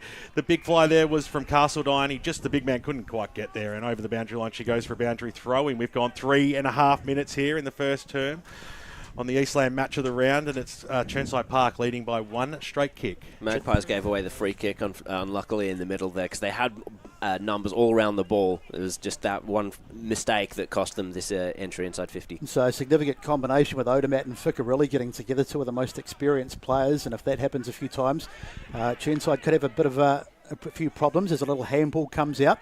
Chirnside trying to chop inside on the hands there of Burt. Burt goes across the ground, finds a teammate there in Gray. Gray pops it out wide. They're going from side to side, but they need to start going forward, and they've turned it over here. Scoresby putting plenty of pressure on them. They've turned the ball over, but a big tackle coming in there. That was Clavant who made the tackle. We've got 2 Clavants today, so that's Josh who made the tackle, and he's got the free kick as well. So good work. Just in the centre square, or near enough to the centre circle. In fact, out here, Quick plays on quickly. Ficcarelli, I think it was, he got taken, but the ball's been unloaded. Now it comes forward. In fact, it was Downey. And it's been intercepted back in the Tim de Geest in the defensive 50 for Scoresby, and they'll take it forward. So de Geest goes sideways, finds Dylan Lowe. Short passes on right in front of us here in the broadcast position. Here's Mumen Amen. Kicks it up the boundary line. It was a scrappy little kick. Made Dale Hare a bit frustrated because it probably should have hit him on the chest, and we'll have a boundary throw in here. Speaking of Amen, Todd Berger matching up with Adam Amen. He's kicked 12 goals for Scoresby this season, so he'll be a test for him down forward there. Yes, Todd Berger, the man formerly from Forest Hill. Did he play in that 2017 Premiership? He certainly did. I think he did, yeah. I seem to remember that. High out, throws it in. It was a shallow one, but it worked out okay for Declan McBean, whose kick was half smothered off the boot. It came out towards the Toby Richards direction. Picked up nicely there by Robinson, who was grabbed straight away, but the umpires said it was a little bit too high, and the kick goes in the middle of the ground. That was a good one too. Spotted up Kazazita. Over the top he goes. They're linking up well here. Going forward now on the right boot was Marshall. Inside forward 50. It goes in towards the forward pocket, getting a hand on it, and a timely one was Berger, the man we were just talking about. And over that she goes for a boundary throw-in. You're going to be one of the best matchups to watch, I think, just to see how they hold up against Scoresby's forward line. So I put a throw it on the far side. One thing we didn't check, or unless I wasn't listening at the time, about the wind down there. So maybe if the boys on the boundary could just, doesn't look to be too much to speak of, but let us know if there's any significant breeze down there as the ball comes in. And it's a free kick going the way of Chirnside. And so they'll be able to take it off half back in the hands there of Downey. He's had it a couple of times in the early stages, Downey. Puts it onto the right boot as the sun comes back out. It's a Kimberley Reserve, fires it forward, but there's only really Scoresby players back there. Or in fact, Chirnside have got their hands on it still. Great work there as they go forward again inside 50. Bouncing around, can they get, there's a Scoresby player getting back, and he'll see it through, hope for a minor score. But it was a bit dangerous here for a moment, but there just wasn't anyone forward. Boundary. Ball as we get into Blake Tennant, who's on the boundary. Yeah, just a question there, Besto, about the wind and breeze. There's a little bit coming our way this bit, but not too much. So not too much wind, but there is a little bit down our way. Thank you, Blakey. Kazazada goes short now. Walnarek on the right boot, spots up. Brian Hicks, one of the favourite sons of the Magpies. Still in the defensive arc, weighing up his options. So he'll go short to Geist, made space. Happy to not rush it, are they, Scoresby? Looking for that chip and trying to find that open player, but Chirnside doing an exceptional job to shut him down. Yeah, you're right, spot on there. Amin goes for the switch now. They had a little bit of time. The kick didn't quite hit the target, but the Magpies are away. The driving kick goes up towards the wing position, and it was an absolute beauty as well. They've got players running through the middle. Nicely done this time there by Armin. Goes up towards inside 50. Bouncing ball towards Bronzegeist. It's not how the big man wants it delivered to him. He's made to work really hard for it. Gray's right on his hammer. Boundary line beats all players, and we'll have a boundary throw-in. Geez, I couldn't have timed those comments better, could I? There, BWS. So chip, and then open and off they went. I was hoping a mark and then a goal, and it would have really set me on fire. The old commentator's curse. 8 minutes gone here in the first term. Hope you're enjoying the broadcast here on the Eastland match of the round.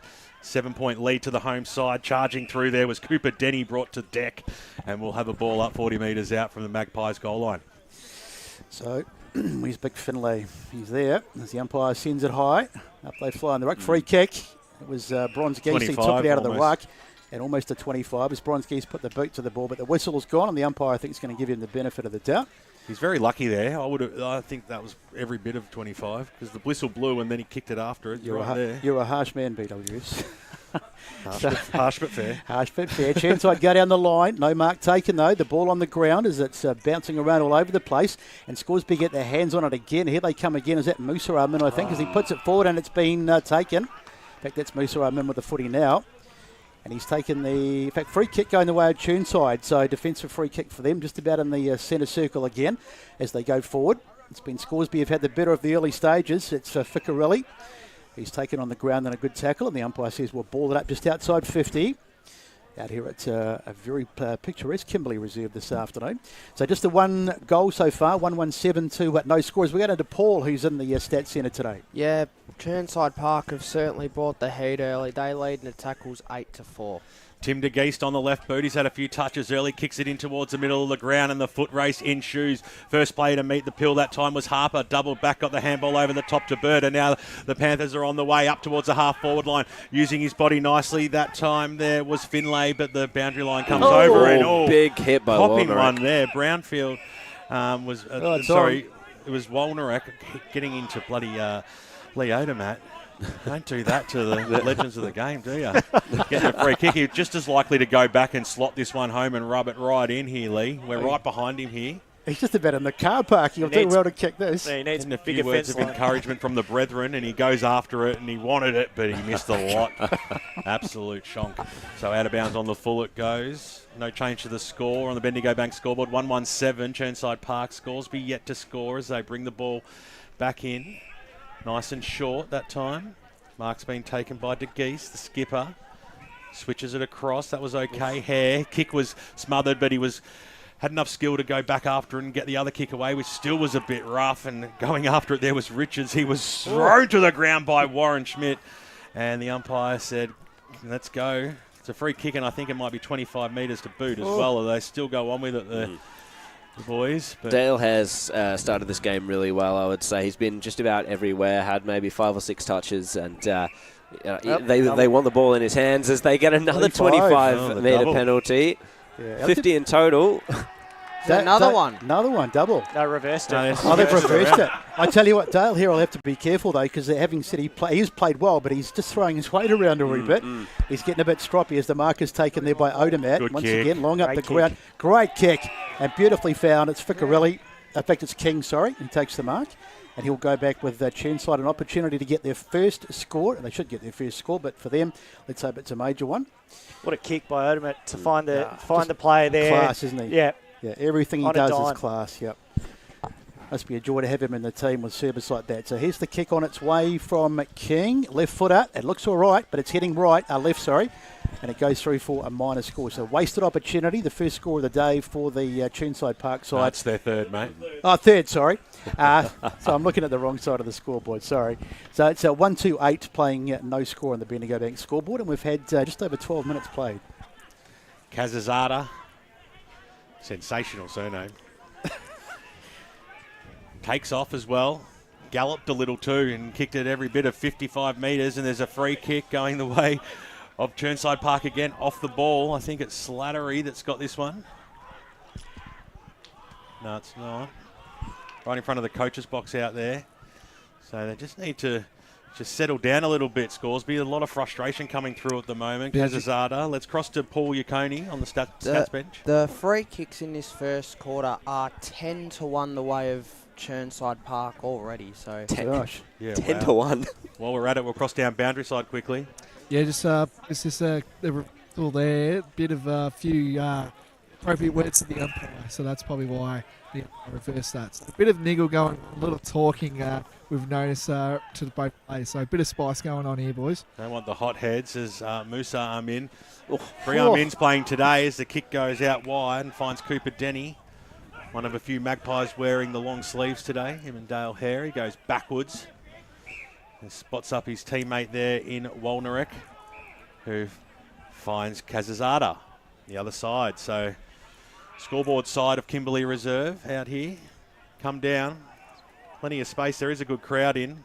Marshall uses Kazazada, who ran straight into a tackle of Matty King, and he's been rewarded as well. Will he go back and put this one through? He looks for Ficarelli, who had 3 players to beat in the end. The kick had to be perfect. It wasn't, and it was chopped off by Toby Richards. So Richards goes across there. De Geest had to use his opposite side that time, so the kick didn't quite hit the target. Slattery, handball backwards, kick by McKenzie, inside forward 50, but it wasn't crash hot, and over she goes out of bounds on the full. Probably had a little bit more time than what he thought there and just put it on the boot and out on the full. Scoresby were very quick to respond to that turnover there. They got back defensively very well. Didn't quite make it work, though. No, but their defence works really well together. You can see with those chip kicks to each other, they're happy to take the time and understandably why they had so few scores against. So taking an age, it's like we've all just stopped out here to get the footy back, and Scoresby eventually will send it forward. They've certainly had the better of the game so far. Long kick forward, up they fly. No mark taken. Odermatt was there, but he got beaten to the ball, and it's knocked out of bounds just in front of the club rooms over there. Great facilities out here at Chirnside. It's been a few years since we've been out here, but the ground looks superb. I notice they don't have a clock. Yeah, that's what I was saying before, BWs. Yeah, exactly. Yeah. My thoughts exactly. So, and it goes. Ball goes to the ground. Rush forward there by Robinson it was. Still in the contest, and they'll go inside 50 here. Scoresby, can they get a mark? Here's De Geest, who tries to get it. It's been knocked forward. In fact, Chirnside will get out of this. Maybe they won't. As the ball is taken, that'll be holding the ball. No umpire says benefit of the doubt. Still in there, Scoresby trying to get hands on it with Corcoran. And in the end, they just all dive on the ball like a 4-year-old lolly scramble at a kid's party. The umpire says we'll have a ball up. Oh, lolly scramble. Who out there's the pinata then? The old lolly scrambles. They don't have those anymore because No, the PC no. brigade has forced those out as the ball comes into the contest again. And the good tackle there from number 9 in Leslie. Just a lolly bag nowadays. That's right, yes. Best Bring just back the hand lolly it. scramble. Thank I you. want the good old days. Up they fly. It's a good hit out again by Leslie. We're going nowhere here. The ball's just in the one place. But now finally Chirnside look to get a bit of space. But Great Scoresby tackle. have got it now. Oh, Min great tackle. has been taken and a good tackle. That was excellent work there by Matt King. And he's got himself a free kick. So Matty King will wind around on the right boot here. Squeezed it across the face line of the middle. Gray goes even wider. Swinging around now. Oh. This way, that way. A little bit indecisive, but the lead up comes this time. And a big fly there by Finley, who just had that, that 10-metre dash, that extra speed, and got in front, and he'll have a shot for goal about 45 metres out. So Billy Finlay. Strong Finlay. mark. Yeah. Finlay. Let's go Finlay. All right, we'll stick with it. I've just realised we've got a Finlay and a Finlay. A Finlay and whatever. We've got one of each anyway. So in comes Billy. That's what we'll go with. Billy slams it home, and there's a second on the Bendigo Bank scoreboard to Chirnside Park. They lead at the 17-minute mark of this first term by 14 points. All the scoring's gone their way. 2-2-14. Scoresby yet to score. It was a great entry by Chirnside Park. They found the space right there while there were plenty of Scoresby players around. Just managed to put it right where the ball needed to be. Let's go down to the boundary side, however, with Blake Martin. Pemberton's just come off for Chirnside Park with an issue out of his left eye. Ooh, left eye. That can't be Hear good. that. Good. Took a while for that second goal to come about. Scored it at the 1 minute mark, so quick, and now 16 minutes played. So it's hopefully a few more goals come just before the end of this first quarter. So back in the middle as we get to, once again, the umpire just taking an absolute age. If you could just speed it up, please, we're going to be dark soon. As he makes his way into the middle. The light structure. You leave old mate alone. Up it goes. I mean, I know, we're in no hurry, but nicely done there by Slattery out of the middle. Leslie it was, sorry. And we'll have another secondary ball up because that's not going to get cleared out of there. The umpire might have been checking for a few extra lollies on the ground there before he threw it up there, Besto. Yeah, I was going to say something, but I'm not going to say that now. Thank you, thank you. On the ground. I just stopped myself in the nick of time as Chirnside try to get it out. It's all a bit messy, and what's going to happen here? It's been picked up by Scoresby as they'll try and go forward again. Little handball out. McBean ran past it on the ground, and we'll have a whistle free kick, I think, is going to go the way of Chirnside again. The tackling pressure by Chirnside in their defensive sort of half there really stands out. It's normally either a 2-on-1 or a 3-on-1 tackle. So they go up the line, almost a mark taken there by Slattery. He had it for a moment, but then he lost it, and it's been turned over to Geese now to go forward. In fact, he's gone backwards for the moment, finds a target, and Marshall. They're going right across the other side of the field, but that should have been taken over there, but Chirnside will get away with it. Big number 31 over there is Downey. He's had a bit of it today as he goes down the line and finds a target. So just a bit of indecision, and they get an overlap run on the outside, so they'll go forward now as they kick down the line, but that's going to be intercepted nicely. Great work by Bailey Marshall coming across, and Scoresby will go forward again. Yeah, so Marshall goes in towards the middle of the ground. The kick had to be good, and it was, and over the top here, McBean's away. On the right boot, up towards the half-forward line. This is their best entry so far. Scoresby, one-on-one contest, using his body there nicely. There was in, but he right on his tail and letting him go nowhere. Todd Berger sees the ball go over the boundary line and out of bounds, 45 metres out from the Scoresby scoreline. Yeah, you said it right, BWS. It was the first, proper good entry, but even then, the kick was wayward. They're struggling to get it past that centre line, Scoresby, and when they do, they're not doing themselves any favours with their disposal. I think also just the pace of Berger in that matchup against Armin. He sort of had him quite easily beat there. It looks like a mismatch, but it seems like Armin relies a lot on his leading power, and Berger has the pace to go with him. High throws it up, and he's paid a free kick this way of Scoresby. Surprised there aren't a few more Bronx cheers because they haven't seen too many of those here in this first term. So it'll be a free kick going the way of Plum Ridge, who almost seems like he's going to back himself in from here. Looking around a little bit. He's going to take every bit of his best to put this one through. Sporting one of the most common haircuts you see everywhere these days. Comes in, and he absolutely shanked it out of bounds on the full. So Still no score on the Bendigo Bank scoreboard. We were into time on here in the first term on the Eastland match of the round, and it's a 14-point lead to Chirnside Park as the kick goes out towards Odomat direction. Got a hand on it, but couldn't pull the mark down. Amin got the handball over the top. That was good. He was Hare. Hare linked up with Plumridge. Plumridge got it to McBean. McBean found out his teammate there in Coulthard. Can Coulthard put one through? He squeezed it back, but just didn't have enough purchase on the ball.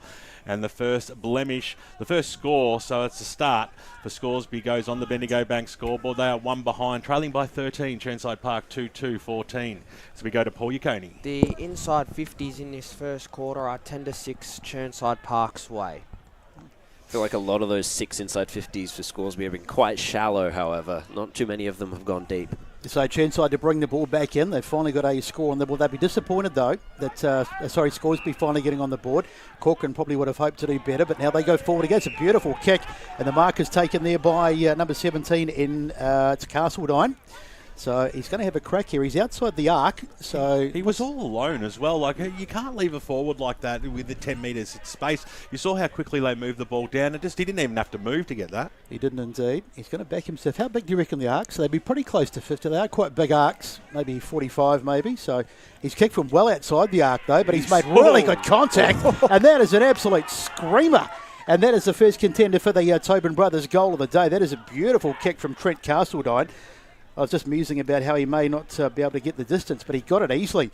And Chirnside Park have another, and they lead 3-2, 20-1 behind on the Bendigo Bank scoreboard, and we're 22 minutes played here. Yeah, because the arc, go down boundary side.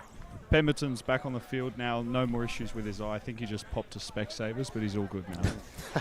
Didn't come back sporting a patch or anything like that. The Pirate. Yeah, but the arc's right on the square, isn't it, Bess? I'm just having a look now. Yeah, so fair kick. It's one of the bigger arcs that we've seen, yeah. So Finlay goes up at the ball. Hare was there, goes after it again, got the handball backwards. Mins moved into the middle of the ground. The umpire said play on, little kick off the ground there by De Geest. Back into the middle, Finlay, the big man picked it up, kick was smothered. It's pretty tough to get a clear possession here, but King's going to be the man to do it. Chirnside Park go forward again towards Castledine, who got pushed out of it almost, you would have thought. The umpire said it was okay. Scoresby had the chance to clear the ball. Kick out towards the half-back line. A bit of a wrong in there, made it difficult for all players. Hicks came in from the side, hitting the deck there was Dale Hare, and he'll receive the free kick for Scoresby. Good endeavour by Sam King, just a little bit clumsy, taking Hare high. Right in front of us here. Hope you're enjoying the broadcast on 98.1 Radio Eastern and streaming on YouTube and Facebook. And if you saw that, you just saw an epic smother and not a very good effort there by Hare, who will be disappointed. Justin Ficcarelli comes in to give Warren Schmidt a big pat on the bum for an effort well done. So, boundary umpire just waiting for players to get in position here. Odomat worked his way to the front. Finlay, big slap over the back. He might go after it again. McBean was in there, hitting the deck. Picked up nicely there by Cassidy. Handball over the top. And here come Chirnside Park. Goldwood again, and has pushed it to the right-hand side and through for one behind. They almost could be up a little bit more here as, Josh Clavant, the brother of the skipper, just pushed that one wayward. So Bendigo Bank scoreboard shows a lead of 20 to Chirnside Park. So ball comes back in. He's Amin. He takes a possession. That's Musa Amin. There's 3 Amins playing today as they go into the middle of the ground. Nice mark taken. So a late opportunity here for Hicks to send it inside 50 and Scoresby to try and grab their first goal. They've had a reasonable first quarter, but they just have got nothing to show for it as the tackle is taken and they're out of bounds. You kind of feel the score's slightly flattering at 21-1, don't you? It's really just that kick sort of up from the wing. They just can't find that forward entrance onto a leading target. Again, it's probably credit to Chirnside's pressure in their defence. Yeah, something I'm sure they'll work on at quarter time as the ball goes in and it goes straight back over the boundary again. So 24 minutes played. Only had, the 3 goals, so he probably won't have a particularly long quarter, you wouldn't think. Out here at Kimberley Reserve as the sun pokes its head through. Can't make up its mind. It's out 1 minute, out back in the next. But pleasant conditions as the umpire just says, we'll have it in again. Or has he paid a free kick? Free kick, in fact. You can see what happened there. I think for the runner maybe, got in the way. Looked like it. Didn't look to be too much happening, but Chirnside do get the free kick. So he'll get the sack for next week. Even the runner's given away free kicks for Scoresby. You know you're having a bad day when that happens. So Clavant in possession. That's Josh. And he's going to send it forward eventually. So he puts it onto the boot. He's about to give away another free kick if he goes doesn't. out wide. Oh, good mark taken over there. This is good as they wheel around onto the left boot of the other Clavant, so brother to brother. Inside 50, can they get a mark? Well, they can't. And Min has taken it. He's thrown to the ground. 25. That was Muminar Min, and that was unnecessary, and they've given up at 25. Just lack of discipline there. And they'll be really disappointed with that Chirnside because they had a chance. Oh, it's on. To put on some late pressure. They better be careful. The umpire might whip out the yellow card. So eventually it all settles down and the umpire says, come on, boys. So they're going to go forward here with the boot of Musa Amin eventually. Nearly 25 gone, so it can't be long to go as the ball goes in the middle of the ground. Almost, in fact, mark taken by McBean. He's had a good term, McBean. Declan, of course, he's kicked 28 goals last season, so he's had a particularly good year last year, and he started okay today as well. Now it's Cooper Denny with the footy, goes across to his teammate and Dylan Lowe. Low into the ground. Should have been marked there, but it's been dropped, but they have time to recover. Back to Low. Low goes into the middle of the ground. Free kick. Downfield Free kick. Now, that was Warren Schmidt again. No relation, by the way. And he's been taken off the ground. But he's a bit frustrated at the moment. So it's Musa Amin. He looks to go forward, but they've turned it over again. Scoresby, they'll be really disappointed. Skeen, and they're out off half back here. Like I said, Besto, it's just that kick. They just cannot find it forward. Well, 3 Magpies went for it and they all fell over. And kick goes up towards the half-forward line. We're getting out in front and taking a mark out there for Chirnside Park. Number 41, which I don't have on my team sheet at the moment. So we might get the boys on the boundary to have a look at that. Either that or I'm going blind. One of the two. There's a handball over the top there by De Geest. Goes to Delrain. Short passes on Amin out wide. And they'll just probably slow this one down a fraction as Moomin Amin takes it, goes back.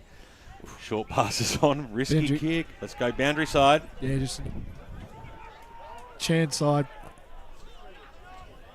Sounds like you're cutting out. Just losing Blake there. The distance. Yeah, we might need to Big move ground. around a little bit, boys. Yeah, Kazazada has it.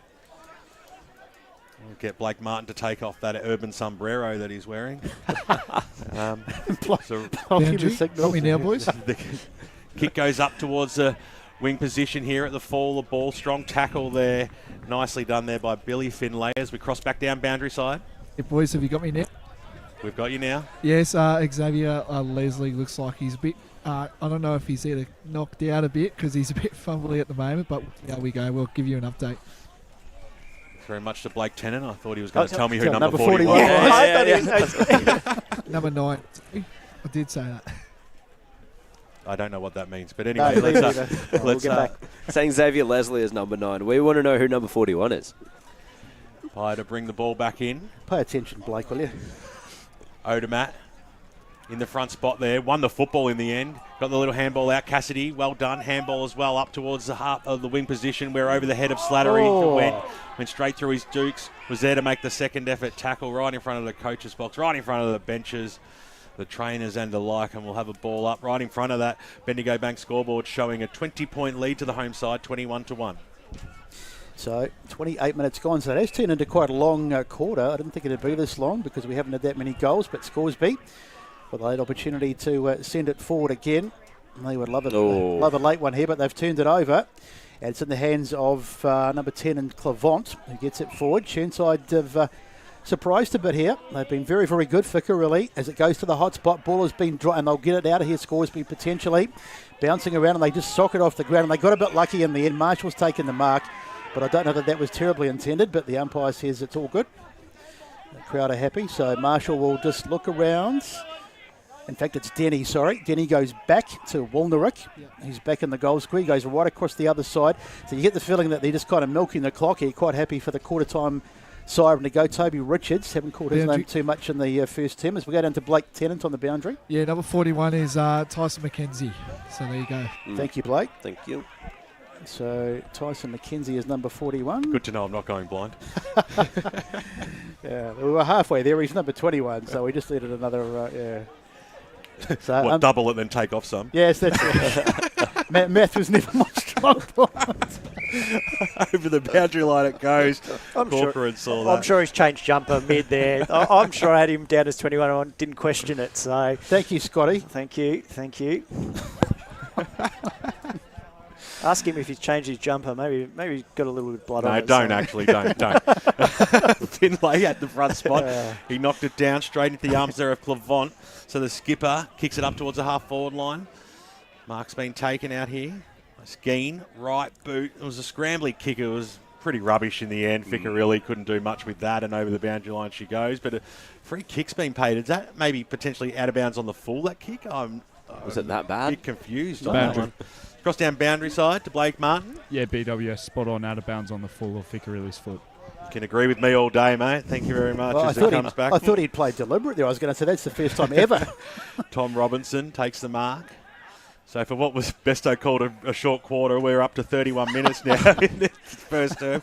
The kick goes along the wing position. Do you think it's because they don't have a clock over there that they can't see and they were working it out? Very random. Well, it is ridiculous. We've only had 3 goals, for goodness sake.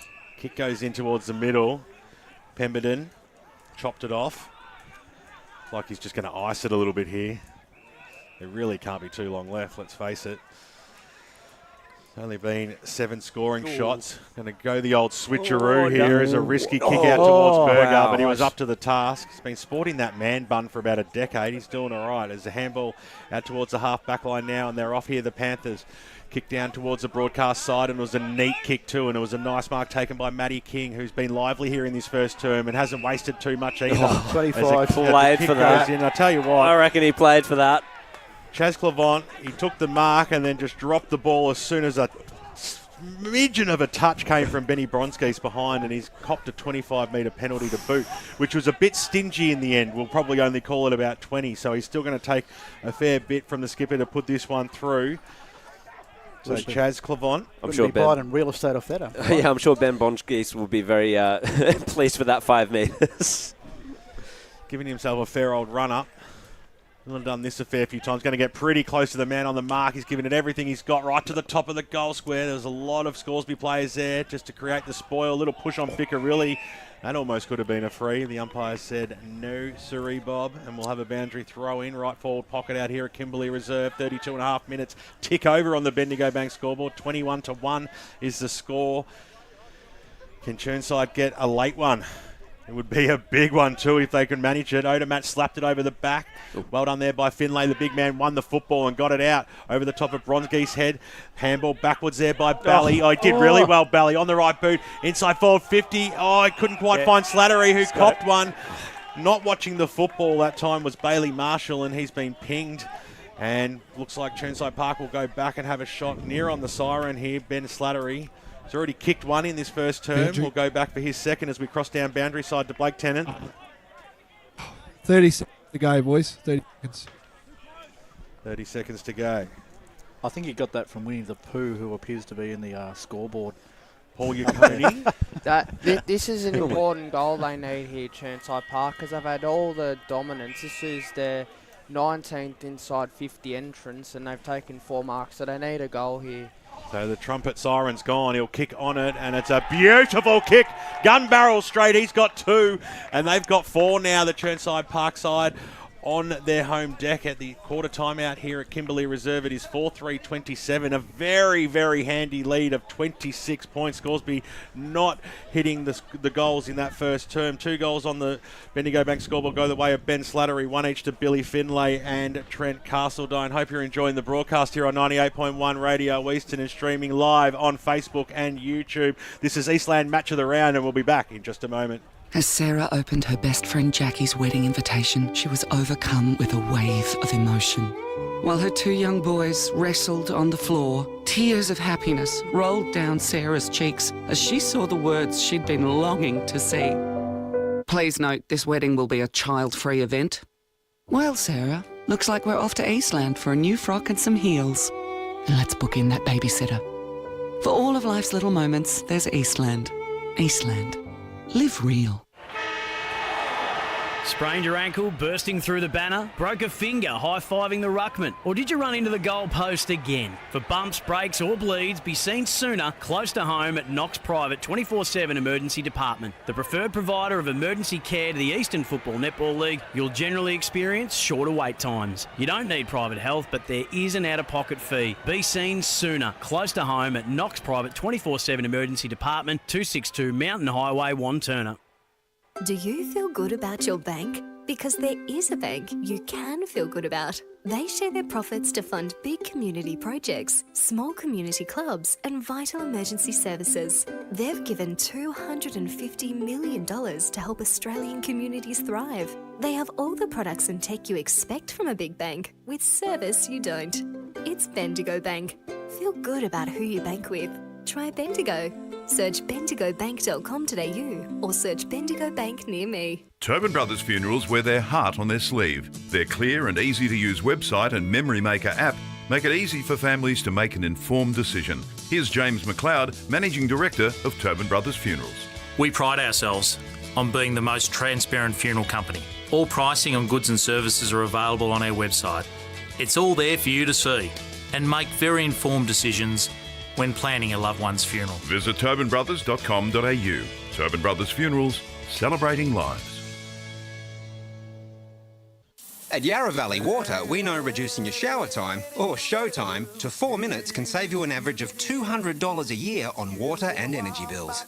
Shower shorter. Save water. Authorised by the Victorian Government, 1 Treasury Place, Melbourne. Sprained your ankle, bursting through the banner? For bumps, breaks or bleeds, be seen sooner, close to home at Knox Private 24/7 Emergency Department. You'll generally experience shorter wait times. Knox Private 24/7 Emergency, 262 Mountain Highway, Wanturna. You are listening to Radio Eastern FM 98.1. With live and exclusive coverage of the EFNL football season, bringing you the match of the day with score updates from all divisions. And now we cross to our commentary team for the Radio Eastern 98.1 Match of the Day coverage. Welcome back to Kimberley Reserve, where we're bringing you 4th Division action this afternoon. Our first visit to the 4th Division, and of course it's a top of the table clash. 1v3, and Scoresby, who are leading the competition at the moment, being outgunned by 3rd place Chirnside Park. And you don't feel like it's been a one-sided game, but it certainly looks that way on the scoreboard, with Chirnside 4-3-27, leading Scoresby 1 behind. Boys, what have you made of that first term?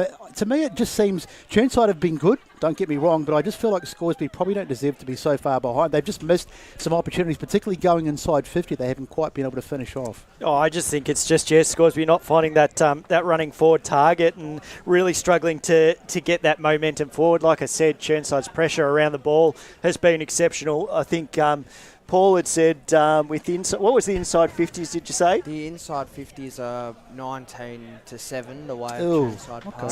So I feel as though that score line is probably very nice for Scoresby, because it probably should be a little bit higher. And also, having scored 27 points, like we said, for the against for Scoresby, they've had sort of 55 and 46. They're already nearly halfway there to getting against. I just want to point out another few stats. Yeah, they've had 4 inside 50 marks in the first quarter, Chirnside Park to zip, but Scoresby have done well to keep themselves slightly in the game. They've taken 5 intercept marks to 2. Yeah, that's the thing. Scoresby have been their defence has been good when it's been slow play. Chirnside, when they get any speed on the ball, then Scoresby's defence just gets caught completely out of position on occasion, and they've got the dangerous players like Odermatt and Castledine and Ficcarelli down there. So it's going to be very difficult for Scoresby to contain them when Chirnside get any speed on the ball. That's true, but having said that, though, I mean, there's plenty of firepower. We talked about this, or I mentioned it before the start of the game with Scoresby. As we go down to the boundary, we'll come back to that one. And Blake Martin. Joined here by Coach Craig McKenzie from Scoresby. Craig, how'd you see that first quarter? A little bit frustrating. We were getting punished by the umpires a little bit for being first to the footy, and that was really hard because then on the fly they got us a few times as well. And at the moment there's a lot of tension in the game, and we've got to take that tension out of the game and just get back to business. How are you going to change things around in this second quarter? Not a whole lot. A lot of our one-to-one battles have actually been going really well. It's just that we've been caught on the fly a couple of times. So we're going to take a little bit more opportunity with the wind and a little bit more run. We've put a couple of smalls down there to try and get a bit of crumbing happening in the forward line as well. But other than that, the way we move the ball is not going to change a whole lot. Thanks very much for your time. Cheers, mate. So Craig McKenzie's just earned himself a $10,000 fine for bagging the umpires as we get ready for the start. I'll say second quarter down to Blake Tennant very quickly. Yeah, just down here at the Chirnside Park huddle there with Dave Newlands, of course. Very happy with the quarter ahead. Just said that they just took a little bit of time. You know, when they had the ball, they mucked around with it a bit. But apart from that, they've put a little bit of pressure on Scoresby early with great signs for Chirnside. Well, thanks very much, Blake, as Dale Hare got the palm down and kicked it inside forward 50. This is a better go for them. Good strong tackle, spinning around by Coulthard. Got the handball back to Bronskis to around the body. It's just a start they wanted. Touched on the line, so they got close. One behind is the result. It only took 20 seconds for them to hit that Bendigo Bank scoreline. And it is a 25-point lead to the home side. Chirnside Park 4-3-27, Scoresby 2 behinds. And maybe the clearances are the answer for Scoresby. If they're not able to get proper connection with their forward line when they're transitioning the ball, maybe it's going to be coming from clearances that they can actually start to get a bit of that chaos ball going forward quickly and catch Chirnside's defence off guard. So Burt with the kick in. It was a wide one. Too wide there for Leslie, who stretched, but out of bounds on the full. So the kick this time goes in by Cooper Denny. Up to the hot spot. The big fly there by Armin over the back. They've got the numbers here, the Panthers, and they'll clear it this time through Harper on the right boot. It was a scrambly one, but it might hit the target okay there with Skeen. Handball over the top into a little bit of a danger zone, but they might be able to work themselves out here, the Panthers. On the left boot, up towards the wing position. The big man, Finley, just put 1 foot up in the air. 1 foot stayed on the ground. It came over the back there. Nicely done there by Castledine. Up towards the half-forward line. Bouncing football. They're linking up nicely here on the left boot. Odermatt, he eats these ones for breakfast, Lee. But this one goes a little bit wide and ended up bouncing. Did a wrong and bounced in for a point. Probably would have liked the throw in there, I reckon. Might have been the better result. But nonetheless, we'll take every point because they all do count in the end. Bendigo Bank scoreboard shows 4-4-28 to 2 behinds at the 1.5 minute mark. So nicely Moz BWS as the ball goes out wide. Marcus take it there and scores better run off half back. They go down the line trying to find a target up. They fly, get over the head there of McKenzie. Now it's bouncing around on the far side and eventually it's across the boundary line. And the umpire says we'll have the throw in. Sun back out here again. It's going to be one of those days, I think. But very pleasant conditions out at Kimberley Reserve. No need for the jumpers today. And that last thrust forward by Chirnside Park was exactly what I was talking about. Scoresby completely out of sorts when they got that speed on the ball. So it'd be interesting to see if what they have discussed as the ball is knocked down there. Nicely won and the head out by Leslie. But it's Scoresby who come away with it and a shot at goal. And it's gone through, so they finally got one. I didn't see who that was that kicked it, but it's a terrific goal nonetheless. That was Declan McBean. Declan McBean, who's already, of course, we talked about him last year with his 28 goals. Bit of an opportunist goals, and that's the start Scoresby wanted as they eat into that lead of Webb at their first of the day. It's taken a while, but 4-4-28 Chirnside Park lead. Scoresby 1-2-8 on the Bendigo Bank scoreboard, and we're just about 3 minutes into the second turn. A couple of scores from Premier Division. We've got Blackburn up 3-8-26 to Berwick 0. And a close game, fantastic game looking at Vermont Reserve. It's 3-3 apiece currently with Vermont and Bulwen. We'll keep having scores coming for you from around the grounds throughout the day from all divisions of the Eastern Footy and Netball League. Provided everybody gets them into us as well. Indeed. So we're putting out the call, get those scores in. It's very important that we share that news to all the fans out there as the game restarts here. Scoresby look like they've got a bit more pep in their step this quarter. Things are going a little bit better for them, and the umpires are even in their favour at this stage as well. So Dale Hare swings around now, and that familiar left boot goes inside forward 50. Was a big fly. The ball went over all players in the end. Little handball out the back. This is okay. They're going to link up. Harper got the handball, and he'll get it back maybe. Bronskis just comes and goes, I dare you to get past me. Nudges him over the boundary line. We'll have a boundary throw in. Callum Harper's been good down back for Chirnside in this quarter. He's had a number of touches and got a cool head in most instances. So we've got a 21 out there, which we thought was Tyson McKenzie, which we now know is wearing 41. So who's wearing 21 is the new question for our boundary riders. It goes over and out right in front of the club rooms. Great club function on today. Big crowd. Do you think he switched back? Yeah, I'm not surprised if that's happened. He's just doing it to mess with us. The umpire brings the ball back in. Armin was there. Armin scoops on it. Armin snaps for goal, and he puts it through for one behind. It was close, but no cigars. They're peppering. There's no doubt about that. 4.5 minutes gone here in the second term. Hope you're enjoying the broadcast today on the Eastland match of the round. It is 1-2-8 Scoresby, Chirnside Park, 4-4-28. Well, it's what I noticed during the early stages of the reserves game. It was all scoring down one end, down that clubhouse end. You did make that comment, didn't you? Yeah, it's interesting, isn't it? So Chirnside to bring it back in, taking an age to get rid of it. Eventually they do. Here's the long kick out towards the wing, nicely marked over there. It's Mitch Skeen over there on the far side of the ground. Gets a handball off nicely. They've got a bit of run and a bit of overlap too. Down the line they go, looking for a target, but it's been cut off back there, and that's good work. So here they come, Scoresby, switching the play right across to this broadcast side of the ground, and they've overcooked it. Danny it was, and it's out of bounds. A little bit more purpose from the ball movement from Scoresby. A little bit more speed on the ball as well. They're not chipping it around as much as they did. They're trying to catch Chirnside Park off guard like the Panthers did with Scoresby in the first quarter. They're certainly going to change something up, but they've made a good start. They've got their first goal, and as I always say, every good comeback's got to start somewhere. As the umpire throws it in, nicely one out of the ruck there by the big 67 in Finlay into the middle of the ground, but Chirnside have won it well. Nice work there by it was Clavant. There they go forward and try inside 50, trying to get a mark. It's a one-on-one over there, beautifully marked and taken there in the snap at goal. No, he's got it through. Fantastic work. That was Castledine, it was. Yep. I thought someone would get back and possibly rush it through. It was a bit of a scrubby old kick, but somehow it found its way through. And an opportunist goal goes the way of Trent Castle on his second of the day. And that's flushed the comeback out momentarily as it goes to 5-4-34 on the Bendigo Bank scoreboard, playing 1-3-9. And we've had 6 minutes in this second term. That's to be close to goal of the day thus far. Absolutely. I think that leads.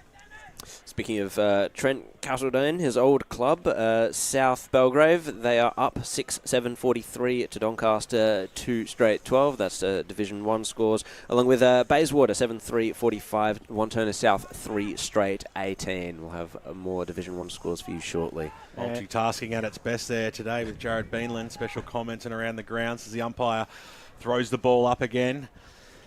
And they get one back here, the Magpies. Going to be Josh Clavant, though, to kick the ball out towards the wing position. Had to be fast that time was Bally. Got the kick away up towards Odermatt. The umpires picked had a free kick back. Yeah, back to Bally after he got rid of it. So he'll square things up here. The kick goes inside forward 50, and it was a good one too. Slattery was out in front.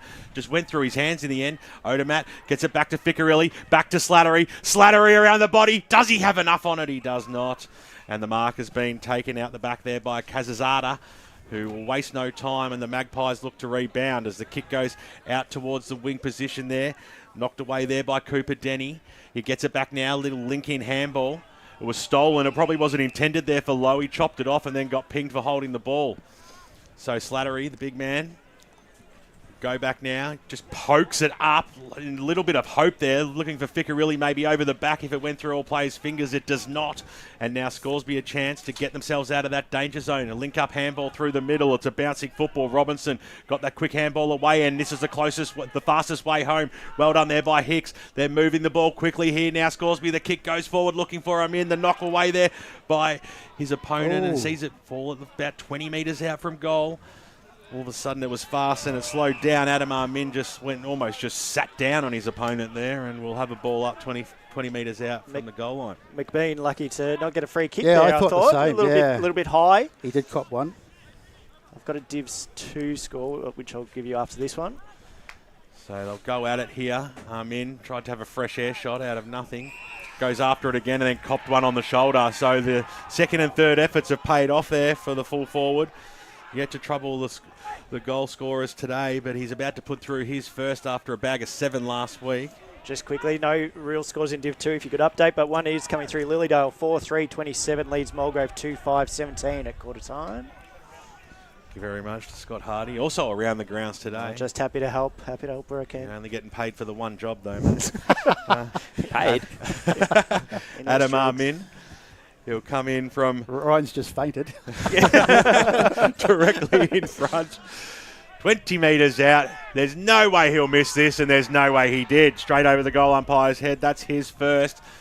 On the Bendigo Bank scoreboard, as we cross almost the 10-minute mark, the margin's back out to 19 points, 2-3-15 Scoresby, trailing Chirnside Park 5-4-34. Really pleasing start for Scoresby. That had to respond. They've played exceptionally well for the 9 minutes we've had thus far. You can see, though, Chirnside's still got that run and overlap that they're looking for, which probably hasn't been as clean as they were in the first. So some better signs from Scoresby as they show that they can get themselves back into this game. Margin down to 19 points. You never really felt, though, even after the 20-1 or whatever the score was in that first term, that they were out of it. But they've certainly got some scoreboard presence, which is good. Up they fly. It's the ball's sort of a bit of a nil-all draw in the ruck there as it's knocked away there by Downey. Now Scoresby have got it back and they'll go inside 50 again here. Charging away with a footy, long range shot at goal. And that's a fantastic goal. It's Del Rain who's put it through. For a behind. I thought it had gone through for a minute. So that's one all for you and I. So we had one of those. Oh, it would have been so good. So Del Rain misses. It was great work. He took it out of the middle and just burst off. And that's the behind of the day. Have we got an award for that one? As the ball in the hands of Harper, who will bring it back in for Chirnside Park. Out towards the far side of the ground. Still in over there, and eventually it's out of bounds. Knocked out by Daniel Coulthard. Got a few Division 3 scores as well. Coldstream 4-4-28 are up against Upper Ferntree Gully 2-1-13. Sylvan is currently ahead of Ferntree Gully 3-3-21 to 2-2-14, and we'll give you more soon. Hastings and Downies went up. It came out back towards Hicks, who goes inside forward 50, right forward pocket, or left I should say, as the ball comes to ground level. Oh, just running in and kicking an open goal. It's as easy as you like when you do it like that. Slammed through by Daniel Coulthard, and all of a sudden the Magpies are coming here. And on the Bendigo Bank scoreboard, they are 3-4, 20.5 minutes here. 5-4-34 Chirnside Park as we cross to Paul Yukoni. Yes, they are dominating the clearances in this second quarter. Scoresby, they lead in that department 6-2 this quarter, and the inside 50s this quarter are 7-3 the way of Scoresby. Seems to be starting from the clearances there for the Magpies. I'm impressed with how they've been able to turn things around, maybe with just a couple of small adjustments there in the middle. Yeah, found that forward line much more easier, a bit more open and stuff, and just the luck of the ball sort of falling in their lap. So Craig McKenzie, he's moved a couple of magnets, not significant changes, but just a couple of tweaks, and suddenly Scoresby are looking a different side in this second term. They're back within 12 points as the umpire throws it up. Up they fly, and one out of the middle there by Chirnside, and they'll go forward again as the ball is bouncing around over there. Gathered in nicely over there by De Geest, who puts it in the middle of the ground. So there's plenty of players there. No mark taken in there by Skeen, who got hit. Did he get hit high, I think? Just dropping the ball. Just dropping the ball. So free kick going the way of Hicks. And he's just been given a 25 metre away because he just gave him a little slap like a small child, like he was throwing the toys out of the cot. And the umpire's gone, I'm going to ping you for that one. 25 metres, make that 28 metres. A decent one, this one. Do you think almost stealing the lollies like, don't take that one. So there's been a bit of indiscipline today, and it can cost you. So Ryan Hicks with an opportunity to get number 4, and this would put them within a goal if he can kick this, and you'd probably say it's reasonably kickable. It's a long kick, but if he gets contact, no real wind to speak of. It's on its way. He's got it. Beautiful kick. Never looked like missing. The crowd were up pretty early behind the goals, and Ryan Hicks gets his first of the day, and the Scoresby comeback is well and truly upon us, and they trail by just one kick. It's 5-4-34 to 4-4-28. Bendigo Bank scoreboard, and we've had, about 13 minutes of the second term. Bit of ill-discipline costing Chirnside Park there. Dave Newlands wouldn't be happy with that one. And a few more scores around the grounds here. More Division 3 scores. This is Surrey Park, 3-6-24, defeating Knox. Just the 4 behinds. And then you've got Oakley Districts, 4-5-29, up against Fair Park, 3-5-23. So a bit of a close game there. We'll see if Fair Park can get their first win on the board, playing away against Oakley. And a nice little purple patch for Scoresby in the last 4 minutes to get 3 goals. So on fire at the moment. Yep, 3 unanswered. Hastings goes up against Downey. Free kick going the way of Scoresby again. So just give it back. Give it back, Slattery. As Hastings goes forward. It's a strong kick. It was a big one too. Who's going to be at the fall? The ball. Bronskis was there to lay a quick tackle, but over the boundary line it goes. Todd Berger pretty professional in how he handled that one. Just happy to see it go over and be grabbed as it happened. Right in front of the members' pavilion here, right in front of the brethren. I'll be cheering on their boys to get it out of that danger zone. It was a deep throw in that time. Berger got it over the top there, Slattery. They're going to get out of here, the Panthers. This is going to work well. Linking up with handball. They've got Pemberton. Got the handball away. The kick goes down the wing, though, and to no avail. Seemed like there was white jumpers everywhere, but they are if the Chirnside players have got their backs to us. They're all white. As the kick goes up towards Plumridge, who dropped what he should have taken, but had a little bit of extra time. Will go off again. Little kick off the ground didn't work. Getting down and getting up was Pemberton. He's done all right so far in this first half, Pemberton, for Chirnside. Charging at the football that time there was Finlay. Kick goes inside forward 50 for Scoresby this time. It's right in the hot spot. Who's going to be the fall of the ball? His arm in, tried to break the tackle, ducked into it in the end. Slattery picked it up for the Panthers, slammed it on his boot into the middle of the ground, and a safe mark has been taken in there. And the kick goes up towards a half-forward line, up towards centre half forward. It's a 2-on-1 situation. Scoresby win out. And Brett Beston, let me have a breath. Go and have a lie down. Go into the oxygen tent as the ball goes. So it's Kazazada with the footy. Just looking around for someone to kick to. Come on, son, we haven't got all day. As he finally spreads it across the far side of the ground. Nice. Finds Tim de Geest over there. Not really going forward at the moment, though, but they're just happy to be patient. Scoresby seen a bit of this today, just looking for the opening. Chips down the line, finds Zach Corcoran. So Corcoran. They're happy to do it, but it's not worked for them. It didn't work for them in the first quarter. You almost feel like they have to play the game a bit more at pace because it's slow, methodical build-up. That's beautiful, Mark, taken. Just as we were saying that maybe they have to change the game plan, but that's worked in the end. That shows me. Well, I think you're probably fair enough. I think it's sort of a bit, I'd like to see them play the game a little bit quicker, but Bailey Marshall's taken the mark. That kick inside there was absolute. It was a 50-metre. It was magnificent to watch, actually. It was the right option, though, like we're saying. It's just they were going to chip, but just push it forward. Yep. So Bailey Marshall, he's going to be kicking from just inside 50 and about 48 by the time he makes contact, and he's missed it. That's disappointing. Probably felt he should have kicked that one. Easily got the distance, but not the accuracy, and it's through for a minor score. So we've had 16 and a half played. In the second term, it's 5-4-34 to 4-5-29, and Chirnside Park still with their noses in front. Some more Division 4 scores for you. Just the one other game that's been updated so far, other than the one we're currently at. We've got Forest Hill 1-5-11 trailing Croydon North Amlock 2-3-15. Bally had the kick out, and Warren Schmidt was there, but a free kick goes the way of Odermatt. So get a chance to move the ball forward here, Chirnside. Kick was good too by Odermatt, right underneath the Bendigo Bank scoreboard. It's a 5-point lead only now to Chirnside Park, who at one stage led by more than 4 goals. As the kick goes up towards the half-forward line, it wasn't too crush hot. Scoring ends all happening down at the grandstand side, but they're picked up this time there by Mackenzie. Inside forward 50, the ball goes. Mopped up or taking it straight out there was de Geest, brought to ground. Umpire said, let's play on here. We'll eventually get a stoppage and have a ball up. Let's go to Paul Yaconi. The tackles are 8 apiece this quarter.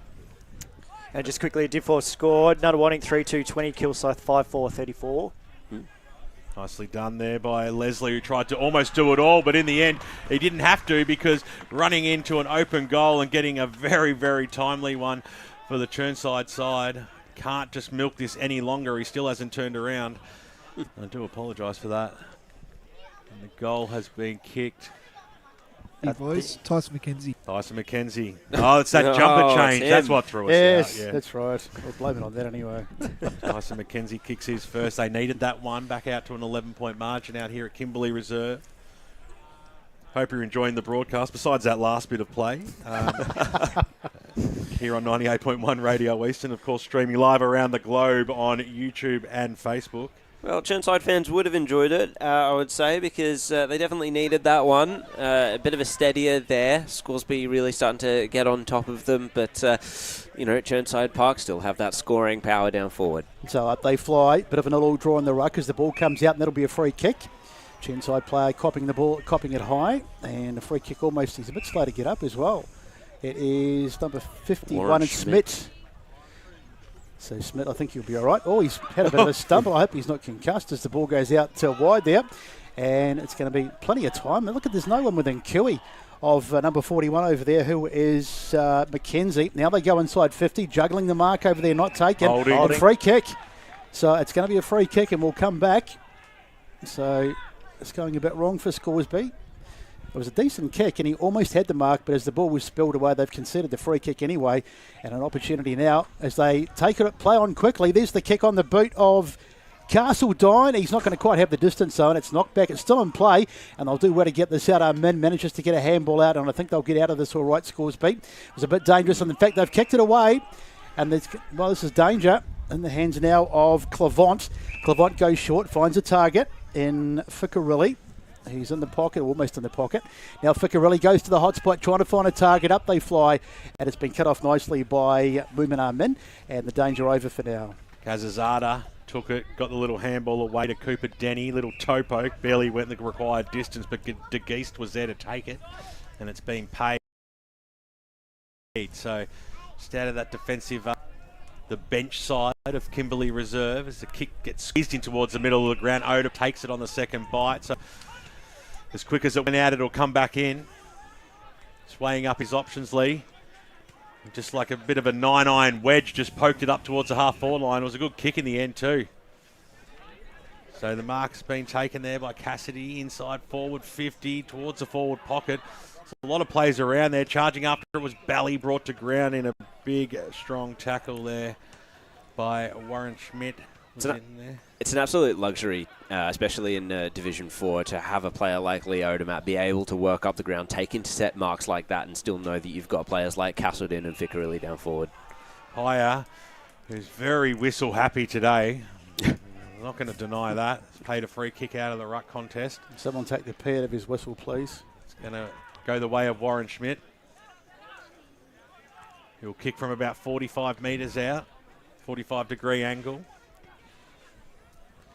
Just in the last few minutes or so, like they've really stemmed the tide here, the Chirnside side. They can get a couple of back-to-back goals. That'll give them a lot of confidence going into half-time. So Warren Schmidt comes in on the left, goes goalwards. He's pushed it across the face. It's going to stay in there. Odomat tried to claim the handball, got the handball back towards Mackenzie. He was tackled. Ficcarelli's in there trying to barge his way out, somehow release the football. That was good play. Clavant was in there, gets it to Odomat. Odomat around the body, snaps it right across the face. And they couldn't quite stay in there for Kazazada. He'll see it over and we'll have a boundary throw in. 40 plays 29, 11-point lead to Chirnside Park. 22 minutes gone here in the second term on Eastland. Match of the round. Hope you're enjoying the broadcast today. Perfect day for football. As the umpire throws it in, Leslie went up unattended that time. A lot of players around this football. Which way will it come out? Doesn't look like it's going to. We'll restart this one. Sorry, just wanted to watch Ficcarelli just a little bit proppy after that tackling contest. He's still on the field though. So up it goes into the ruck contest as it's going to get out. Eventually it does come out, and they've got a bit of an overlap here. Scoresby, they'll go forward, long kick forward. Can they find a target? There's a couple of Scoresby, in fact, 2 Chirnside Park players there, and they're happy to see it out of bounds. But at least they've got some territory. In fact, have they played a free kick? Just waiting to see what's going on. In fact, no, it's going to be a throw-in. Just waiting for the catch-up from the boundary umpire. The boundary umpire said they're on about 80 metres. So umpire to throw it in. Far side of the ground. Gets good purchase. In fact, a fairly shallow purchase in the end. And there's no play on, says the umpire. Now the whistle goes. And we'll do it all again. Can't expect him to throw it in too far after you've just bolted the 100 metres to throw it in. Doing a good job. He needs a catapult or something to get it in. So here he goes, gets it nice and high this time. Up they fly. Once again, not really a conclusive win in the ruck, and the umpire's paid the free kick, going the way of Scoresby on this occasion. So, back Chirnside, sorry, my bad. So it's Skeen. He's had a bit of it, Skeen. He's played all right as he goes down the line. Trying to find a target. Flying over there was that Finley, I think, the big man. He's taken a bit of a knock as well. And Scoresby have got it. They get it out for the moment with Dalrain. Ball spills out clear in the ground there with Corcoran, who takes it, and he's taken in a tackle. And we'll have another ball up over there on the far side. So thanks for joining us on Radio Eastern 98.1, Facebook, and of course YouTube. Skeen's kick just held up in the wind there a little bit. It was a very high one. I just want to hear from the boundary riders what the wind's been doing throughout this quarter, because it seemed pretty effective there. Yeah, it does seem to have just gotten up. I was thinking the same thing myself as the ball is in the contest. It's taken there on the ground, trying to get his handball out there. Let's get out of the boundary and find out about the wind. Yeah, just a little bit down where we are at the moment, but No, apart from all, nothing really too bad. It's just more where we are at the moment, which is on the coaches' benches. So a little bit, but not too big. Is that because you're nearly in the shed over there, Blakey? Well, it is a bit. It's probably the most shaded bit here. No sun around us, but that's okay. We're braving it out Not here. too sure what a little bit here means either. Which way is it going? It's coming towards the coaches' box, boys. Kazazada takes the mark and he kicks it up towards the half-forward line. Hicks has made some space. He was almost off then. The umpire said he was okay, so he comes back over his mark in belly. Squeezes a kick inboard. Finds his teammate into Geest. So they had the run and then they've slowed things right down here. As Richards has it. Kick goes inside forward 50 up towards the Amin direction at the fall. The ball there was Denny, got the handball back. Hicks got it to Amin. Kick was half smothered. They've still got the numbers around the ball here. Scoresby wrapping him up in a tackle. Well done, Bailey Marshall. And we'll have a ball up. It's about 25 metres out from the Scoresby goal line. 11 points is the margin as we're deep into the second term. Amin just took it out of the ruck and slammed it home. That's the Tobin brothers goal today. Number one clubhouse leader. There's no doubt about that. He's got his second of the term, and Scoresby, they're very, very close now. 5 points is the margin here at Kimberley Reserve. 6-4-40, the home side, Chirnside Park. Scoresby are coming though. 5-5, 35. Did need to see a little bit more of that forward line pressure there from Scoresby, so that tackle by Bailey Marshall was important. How good was the camera work by Megan Green, who turned 22 yesterday. Happy birthday, Megan, the best camera woman in the country. There's no doubt about that. And we've got some Division 1 scores as we go around the grounds. Doncaster hitting back a little bit. They're 5-1-31. South Belgrave 7-9-51. So inaccurate there by the Saints. Montrose are up narrowly against Mitcham. 4-7-31 to 4-5-29. And then North Ringwood, they are 2-3-15 to Park Orchards, just the two behinds. So back in the middle, we can't have long to play in this second half. We've had 26, second quarter should I say, 26 minutes played. Up they fly, but I did say that in the first term, and look what happened as Scoresby bring the ball forward. I reckon the scorer's watch has stopped as the ball has taken over their good mark. Nicely done. And they'll bring it out here through number 21, who I can't find on my team sheet just at the moment. And eventually it's out on the full. Not Tyson McKenzie. I think that's as far as we've established it. We've got that far. I'm not convinced that's true either. Yeah, exactly. Goal kick inside. It's been bouncing around over there, and Chirnside will be able to bring it out. It was dangerous for a moment. It's a nice kick too, and it finds a target. So it's in the hands now of Clavant. So Clavant just happy just to slow it down. We should call it Josh Clavant, of course. His brother's also playing today. Finds a target, and it's a free kick. A lot of 25s today. So a lot of 25s. Chirnside are good at drawing them. It's in the hands now of Chirnside as they look to go forward. And the kick's been smothered. Good work. Now they get it back. Now Scoresby have got a late chance to put one on. There's a little handball out from Dalreen. They flip one over the top, but they've turned it over again. It's turnover city here at the moment. And everybody stopped, and the umpires played a free kick going the way of Chirnside Park. Feel sorry for Dalrain there because he did the smother, the second, third efforts, and then, geez, imagine if he had been able to pull something off, but unfortunately got brought to ground. But it was a good effort nonetheless.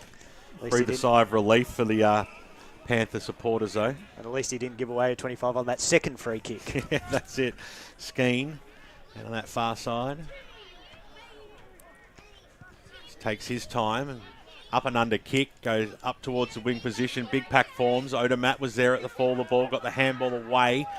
Getting his handball out there was Cassidy, just in the nick of time. A quick kick goes up towards the half-forward line, out of bounds on the full. Kazazada wastes no time, gets the ball back into Musa Amin in the middle of the ground now. There's a chance here for Scoresby to take the lead here at halftime. Breaking his way through nicely was Marshall inside forward 50. The kick just had too much purchase on it in the end. Bronskiest, he was a little bit crude. You know what you did. You know what you did. And the free kick will go the way of Chirnside Park to Todd Berger. And gets right in his face too. Right in his eye to eye. They're exactly the same height. A bit of argy-bargy. A bit of feeling just before the halftime break. And then he's turned it over. And he's turned it over. There is feeling in this game. There is a lot of undisciplined acts going on out on this football field at the moment, and it was a lot side in the first term, and then they've just given it straight back to them because Chirnside Park have been doing the same thing in this second term. 29-minute mark second term. It looks like Scoresby take the lead. And we've picked to come out here. Well done, Ryan Long, the media manager of the EFNL. We have got a game on our hands. As Bronskiest is yet to kick a goal. He's going to love this one when it goes through. He absolutely loves this one. Gives a double fist. And Scoresby have the lead late here in this second quarter. The score is 41-40. And there's a singing. It's like Bay 13 songs happening out in the stands out here at Chirnside Park. Yeah, very impressed with Scoresby being able to get back into it. Definitely, as you've called BWS, some undisciplined stuff by Chirnside Park, but that can't take anything away from Scoresby. They've actually been making the most of their opportunities when they've been going forward this quarter. Very impressive there. So it can't be long to go. We've just ticked past 30 minutes, but it's turned into a very interesting game. Looked like it was going to be a bit of a blowout early, but Scoresby have really come back in the second term, and they've got their noses in front. Who would have thought? 41-40. And 30 minutes played on this second term as the sun streams down out here at Kimberley Reserve. Superb day as we get set for the umpire to throw it up. Those hot chips look all right. I tell you, I had some before. They were very nice. Up it goes. So a bit of a little draw in the ruck, but it falls maybe for Scoresby there, but it's on the ground for contest, and they dive on it. The umpire says, what's he paid? Not holding the ball, just another ball up. So we'll do it all again. He was holding himself. Yeah, he was. Excuse me. So to speak. As the umpire said, set to throw it up again. Up it goes. One nicely out of there by Finlay, but it's picked up nicely over there by Clavant, but we've got a whistle, and the umpire says we'll do it all again. So we may not get out of here. We may just be in the same position for the rest of the game at this rate. So let's try it up again for the third time. Up it goes. Finlay again gets the tap, and there is the siren. So finally we get to the end of a pretty interesting quarter, and Scoresby have made most of the play in that second quarter, and they've come back with and half-time score out here at 6-5-41 to 6-5-40. Scoresby lead by a goal. He's Ben Warren-Smith with the goal kickers from that. Major goal kickers on the ground at half-time to Slattery, 2 goals to Castle, the Chirnside Park team, and Min has 2, while singles Coulthard, McBean, Bronskiest and Hicks. The comeback was on there for the Scoresby side. They lead by 1 point here at half-time. Hope you're enjoying the broadcast on 98.1 Radio Eastern and streaming live around the globe on YouTube and Facebook. We'll be back with our half-time show and all those important around-the-ground scores right after this. As Sarah opened her best friend Jackie's wedding invitation, she was overcome with a wave of emotion. While her 2 young boys wrestled on the floor, tears of happiness rolled down Sarah's cheeks as she saw the words she'd been longing to see. Please note, this wedding will be a child-free event. Well, Sarah, looks like we're off to Eastland for a new frock and some heels. And let's book in that babysitter. For all of life's little moments, there's Eastland. Eastland. Live real. Sprained your ankle, bursting through the banner? Broke a finger, high-fiving the ruckman? Or did you run into the goal post again? For bumps, breaks or bleeds, be seen sooner, close to home at Knox Private 24/7 Emergency Department. The preferred provider of emergency care to the Eastern Football Netball League, you'll generally experience shorter wait times. You don't need private health, but there is an out-of-pocket fee. Be seen sooner, close to home at Knox Private 24/7 Emergency Department, 262 Mountain Highway, Wantirna. Do you feel good about your bank? Because there is a bank you can feel good about. They share their profits to fund big community projects, small community clubs, and vital emergency services. They've given $250 million to help Australian communities thrive. They have all the products and tech you expect from a big bank, with service you don't. It's Bendigo Bank. Feel good about who you bank with. Try Bendigo. Search bendigobank.com.au or search Bendigo Bank near me. Tobin Brothers Funerals wear their heart on their sleeve. Their clear and easy-to-use website and Memory Maker app make it easy for families to make an informed decision. Here's James McLeod, Managing Director of Tobin Brothers Funerals. We pride ourselves on being the most transparent funeral company. All pricing on goods and services are available on our website. It's all there for you to see and make very informed decisions when planning a loved one's funeral. Visit tobinbrothers.com.au. Tobin Brothers Funerals, celebrating lives. Do you want to study at the #1 sports science school worldwide? Study sport at Deakin and benefit from the most advanced sports facilities available, from running tracks to biomechanics labs, and decked out gyms to a climate chamber. Deakin have what you need to graduate ahead of the pack. Discover endless opportunities in sports science by visiting deakin.edu.au/sport. Deakin, proud sponsors of the EFNL.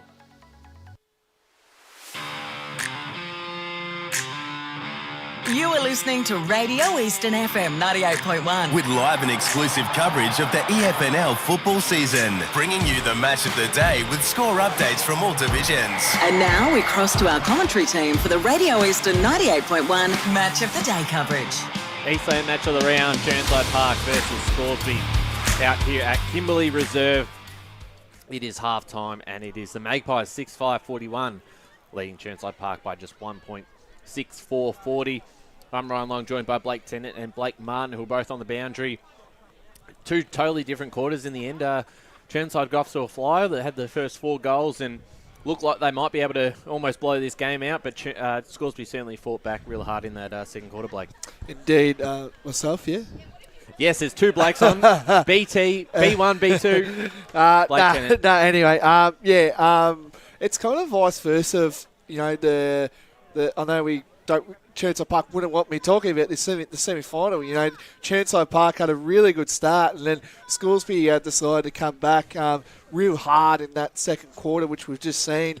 I thought they were just a little bit shaky early, Scoresby, at the start, but now they're starting to get their sense right. Their big-time forwards are playing really well, like Adam Amin, who kicked 6 or 7 last week. He's been a real good X-factor, which is what they needed, because he felt like he was a bit quiet heading into quarter time. So, real good big quarter there by Scoresby. You'd like to see a bit more improvement, but a lot of discipline is going on for both sides. I feel like they've been very undisciplined, and they just need, maybe they just need to keep their mouth shut and just play for the whistle. Yeah, how do you sort of see that, Blake Martin? Looking at the last goal kicked, and that was from Ben Brongeese, who finished that one off. That must be the most frustrating thing as a coach, where you've got possession of the footy in your back half and something has happened. I don't know, you guys were down the boundary. I don't know if you sort of saw it, if it was verbal or if it was physical, but to be able to turn that over and give Scoresby a free goal before half-time, that would be really, really grinding Dave Newland's gears. Yeah, it's interesting. It's interesting. It was like absolutely everything in reverse as far as the scoring and the discipline. In the first quarter, the Scoresby coach, Craig, was talking to his team about being more disciplined. And then in the second quarter, they are more disciplined. They get the result on the scoreboard. And it's Chirnside Park who are giving away silly, needless free kicks. And they're paying the price for it. Yeah, absolutely. And you look at the other end of the ground, and I think when they moved the ball freely, as they did in the first quarter, Blake, they looked the better side. And, when you've got someone of the class of Lee Odermatt who can work himself up the ground, it certainly helps out, and they look a very professional outfit. But Scoresby sort of took that away from him in the second quarter. Oh, yeah, definitely. We all know how good Lee Odermatt is as well. But the thing is, they've also felt like, Ben Slattery, of course, been in the ruck in this game early on, and then they switch it around, the magnets around. It's something that Dave Newlands has definitely been doing. And but to be honest with you, I think both of them, we all know how good players these are. But seeing, Lee Odermatt in that ruck, I feel like he's, judging of what I've seen so far with his season, is that he's been kicking a lot of goals for Chirnside this year. So, yeah, it'll be interesting to see what Dave will do regarding the magnets-wise and moving them and shifting around. But I think Scoresby are definitely doing a really good job with their ruck stocks, of course. As I touched on, Slattery as well had a big influence early up, but they're definitely taking a toll on Odermatt as well. Certainly right. We're going to go to some of the scores around the grounds before we get a bit of a reassessment on the tips on what we think will happen in this second half. Looking at Premier Division, Berwick versus Blackburn. Blackburn 6 goals, 13-49 lead Berwick 3 straight 18. Out at Noble Park, big lead for the Bulls, 8 goals 250 to South Croydon 2-3-15.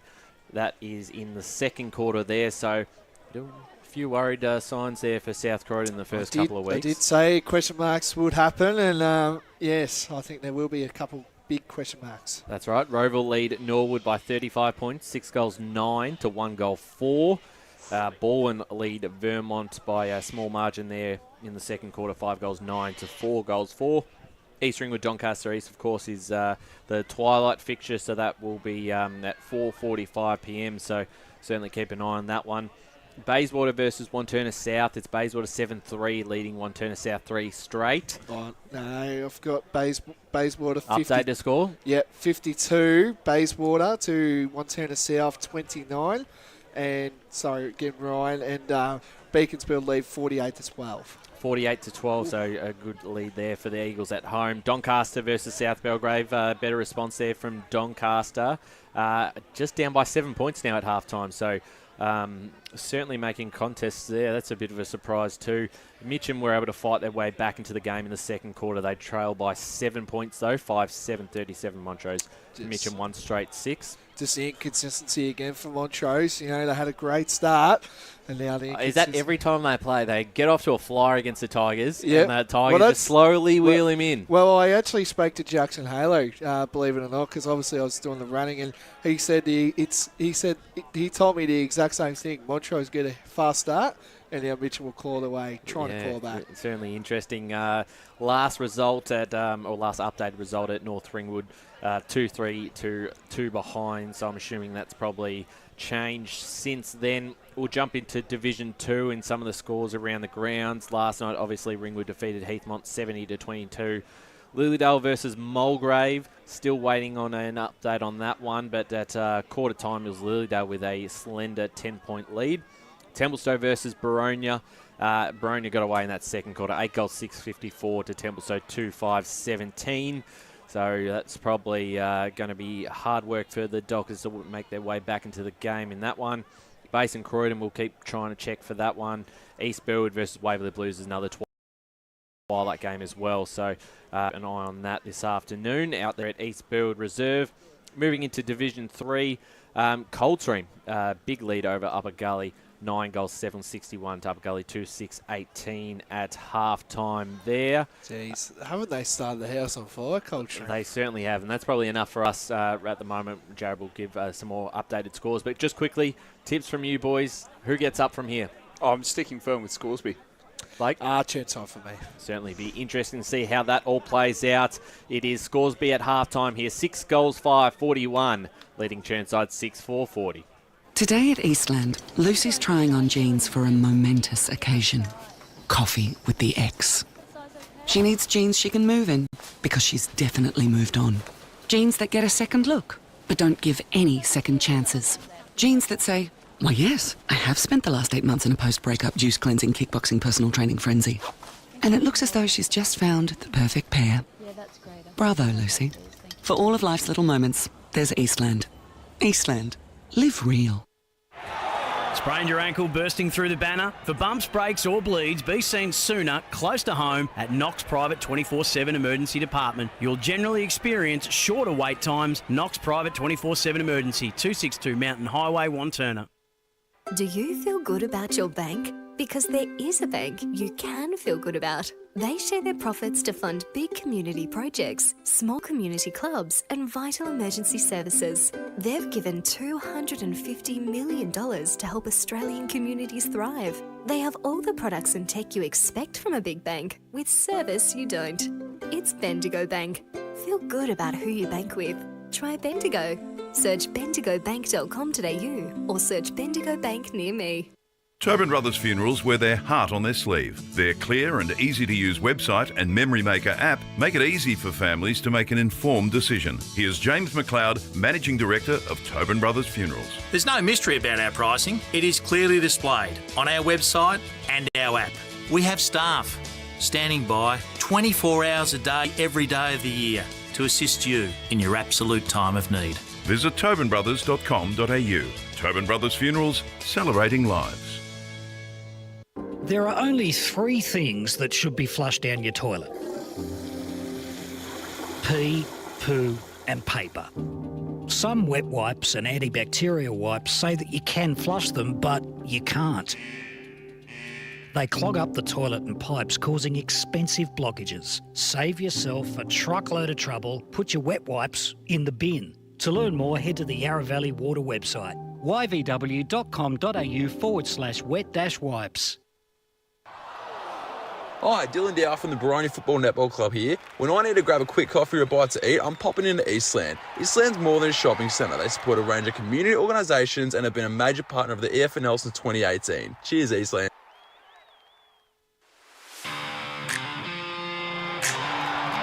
You are listening to Radio Eastern FM 98.1. With live and exclusive coverage of the EFNL football season, bringing you the match of the day with score updates from all divisions. And now we cross to our commentary team for the Radio Eastern 98.1 Match of the Day coverage. Welcome back to Kimberley Reserve, and it's certainly been a game of 2 quarters at the quarter-time break. We could have been forgiven for thinking that Chirnside were going to run away with this one, but the second quarter really all belongs all to Scoresby, and they have charged back like a wounded bull in this second term, and they lead at half-time. Who would have thought? 6-5-41 to 6-4-40. Gentlemen, a real turnaround from Scoresby. They really got on top in that quarter. What do you put it down to, Jared? I would say it's speed on the ball. It really makes wonders happen when you actually move the ball with some purpose. I also think that they were trying to isolate Adam Amin in the first quarter. That didn't seem to be working out for them. Todd Berger's had a really good game on him. They've been putting more numbers into the forward line of Scoresby. It's clogged it up a little bit on some occasions. It's been scoring goals for them. So I think what they're going to be continuing with for this second half, Scott. Yeah, I think it's probably more so that Scoresby chaos in that second quarter. Like we said in the first, couldn't really find that target. Once they got it in, and it bumbled around a bit, and a couple of numbers around the ball, it put Chirnside's defence under pressure, their backs, and found the score. Obviously, Chirnside were able to sort of respond with a few goals themselves just to match it and keep them in the contest. But yeah, quite the turnaround from that first quarter. Chirnside, you could still see, wanted to do that run and overlap of play. Like I said, just weren't as clean as they were in the first quarter. I'm just looking at the Easter there. Oh, yep. So from here, it's a 1-point lead to Scoresby. It's been basically a quarter each. How do you see it playing out from here? I'm going with Chirnside still to bounce back. There was a really good quarter by Scoresby. Obviously, they still need that momentum carrying forward, but I think Chirnside readjust a few things after that second quarter. Did it comfortably in the first, so go back to what was working. Yeah, and the likes of your Ficcarellis and your Odermatts and still looking dangerous. We talked about Odermatt before. He's got that ability, isn't he, just to drift in and out of the game. He comes in at the right times, and Ficcarelli the same, and some of their other key playmakers as well. Thank you, Blake. As we and the Clavants also have looked quite sharp as well. Whilst for Scoresby, I've liked Hare's game at different times. He's been good. Kazazada, and of course the Armin boys also looking dangerous. So plenty to play for in 4th Division footy. It's turning into an absolute cracker, both the day and the game itself out here at Kimberley Reserve. As we get set for the start of the third quarter. Just waiting for the umpire to send us aloft. There's the siren. Let's get underway with the third term. So the umpire to throw it aloft. 1-point lead for Scoresby. Up they fly. One out of the middle there by Finley. Quick hands as the ball comes out. And that's holding the ball, I'd say. And it is. In the back. No, in the back. All right, fair enough. So an early free kick going the way of Chirnside Park. They give it off quickly. They go forward inside 50. So a chance for an early one here. Can they get a mark? It goes right over the back. Oh! And I think it was Kizazada who got there just in the nick of time. Score review. That looked like it was going to get... In fact, they're going to have a chat about this. Xavier Leslie in the mid-ground with his arms outstretched in anticipation of celebration. They've called the point, so it was very, very close, but Kazazada, like the cavalry, got there in the nick of time. We're just watching the replay. It came off his toe. Yeah, off his boot. Did it? Yep. Yeah. Just in the nick of time. For an early minor score level, it's 41 apiece out here at Kimberley. Let's go quickly around the grounds. Bit of a disappointing result here. We thought this would be a closer game. Coldstream 9-7-61 defeating Upper Fentry Gully 2-6-18. We'll get back to more soon. Keep going. Oh, keep going. The ball's just gone over the line from a tackle there. Fentry Gully pushing hard for their first win of the season. They're 4-4-28. Still 2 points down against Sylvan 4-6-30. Surrey Park 6-7-43 against Knox 3-5-23. And more Division 3 scores coming your way soon. Player throws the ball in. Delrain wrapped up in a tackle. Dives back on top of it again. Players dive on him and we'll have a ball up. Just the one more game to cover in Division 3 that we've got scores for. Oakley Districts 5-7-37 against Fair Park 6-9-45. Very much Jared Beeland around the grounds this afternoon as the ball goes out towards the boundary. And I stand corrected. We also have scores from the Donvale-Warrandyte game. Donvale 8-8-56 against Warrandyte 7-1-43. Accuracy keeping the Bloods in play. Yeah, it sounds like a good game as the umpire throws the ball in. Working his way to the front there was Hastings. Did well, the big man, and got it away to his teammate who kicked it straight out of bounds on the full. So just waiting for the ball to come back in. It'll be Slattery. On the right boot now, drives the ball inside forward 50 up towards the Odomat direction. Over the back of his head it goes. Paddles it forward. Still alive. About 15, 20 metres out from goal. Snap around the body by Ficarelli. Can he bring it back enough? It goes right across the face out of bounds on the full. He's dying to get amongst the goals, is Fico. Boundary. Cross down boundary side to Blake Martin. Just feeling the wind's picked up a little bit in this third quarter, heading towards the clubhouse. Kazazada, short option. Was a risky kick and it didn't really pay off in the end as it's picked up and kicked towards goal, but straight back to Kazazada. He tried to trap it, fumbled it, but had the time in there, but cutting across this time there was Leslie on the left boot. Goes goalward! I tell you what, he's missed it. They tried to squad the 19s and the reserves all decked out in their jackets, but the umpire wasn't going to fall for that one. Through for a minor score on the Bendigo Bank scoreboard. They've regained the lead, the Panthers, by one solitary point, 3.5 minutes into this third term. That's the second time Xavier Leslie has come close to goal of the day. So we've had some good behinds today there. It was Dale here, sends it long out to about the middle of the ground. Min took possession, and that'll be just a ball up, I'd say. Also, sorry, he's playing a free kick. I didn't see anything on that, but nonetheless. Sorry, Scotty, you go. No, keep going. We'll keep going as the ball goes inside 50. Up they fly. Mark is taken, and Chirnside go back inside 50, and they've got an opportunity. And there's a bit of, I tell you what, there's been tons of niggle in this game today. Pretty unnecessary stuff too. And it's in the hands of Belly, who's going to go back. He's a good kick, Belly. I have to say, he's really stood out for me, having a very good field kick. Let's see what his accuracy at goal is like. So this could be the biggest moz in history as James Belly comes in. There's the kick on its way, and he has missed it.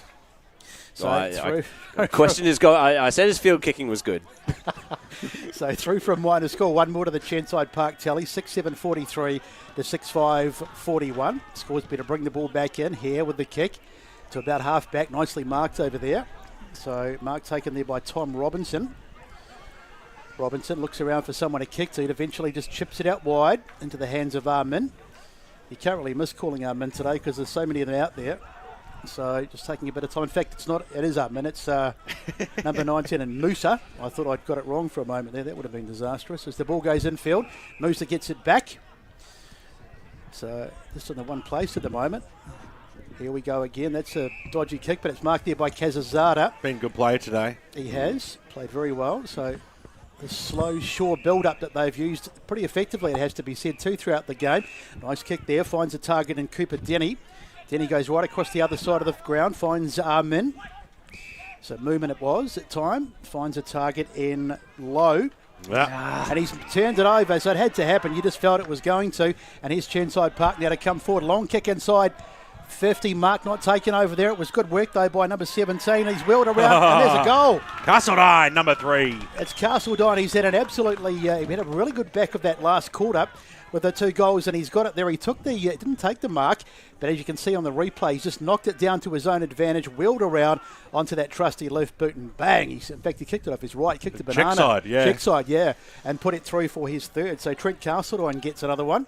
And it's 7-7-49 to 6-5-41 down to Paul. And Dylan Lowe as well. Sorry, Paul. Dylan Lowe would like to have that kick back if he could. Last time he had that position, he was umming and ahhing and then went forward and they scored a goal. But, yeah, this time took it a little bit too slow.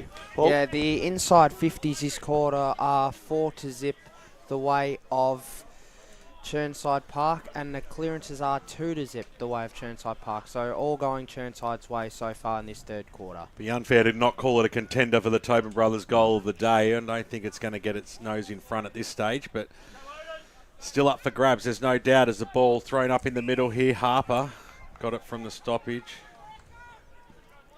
Handing it back, Chaz Clavant to the umpire, who had a touch of the fumbles. Umpire throws it up now. Nicely done there by Leslie. He just looks the part, doesn't he, Leslie? And then his kick was smothered as it was flicked out the side, looking for Skeen. He ran over it. Nicely done there by Hicks, who got a quick handball out. Nicely done by Coulthard, who had a little bit of time, but backwards to go forwards. Little kick there by De Geest. It was his opposite side, so it went up and under, but to no avail because Skeen was underneath it and takes a mark for Chirnside Park. Scoreboard side of Kimberley Reserve. Hope you're enjoying the broadcast today. Around the globe. And thought there might have been a push on Slattery. He was screaming for it. The umpire said, no siree, Bob. Kazazada takes another mark in the defensive 50. It's got to easily be 10 of those today as the short pass goes on to Dale Hare, who winds around on the left boot, kicks it up towards the wing position. He was looking for his teammate there in low. He had 2 players to beat. Ball hits the deck. Low goes after them again. They're going to link up and eventually in the arms here of Valley, who ran straight into a brick.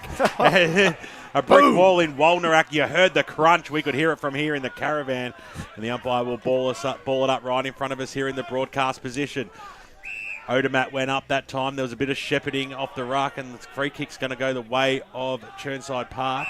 It doesn't make any sense at all. It had to go the other way. Tried to do a little... It's going to be a Scoresby free kick. Yeah, exactly. He tried to do a little sneaky there, did Lee Odermatt. So kick goes up towards the wing position. Kick off the ground by Denny. Finds the paint. Players asking for out of bounds on the full. Telling him he's dreaming, says the umpire. 8.5 minutes gone here in the third term. It's an 8-point lead to the home side. Chirnside Park 49, Scoresby 41.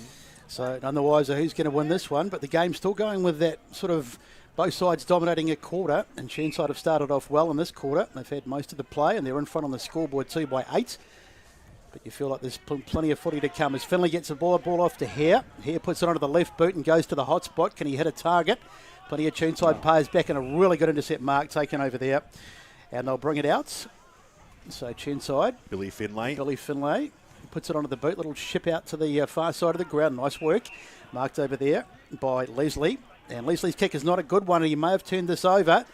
There's a couple of Scoresby players over there. One of those is Corcoran who gets his hands on it. But eventually it's out of bounds, and the umpire says we'll have a throw in on the far side. Ever since I gave him that rap, he's just shanked 2 kicks.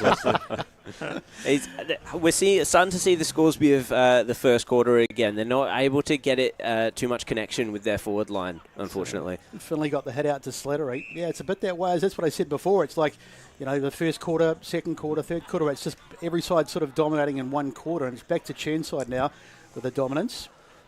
So Scoresby need to go back to what they did in the second quarter as they fly. Finlay gets the tap down and picked up over there by Robinson. Can they get it out? They can. They've still got it. In fact, Chirnside have got it now. They've turned it over in Clavant.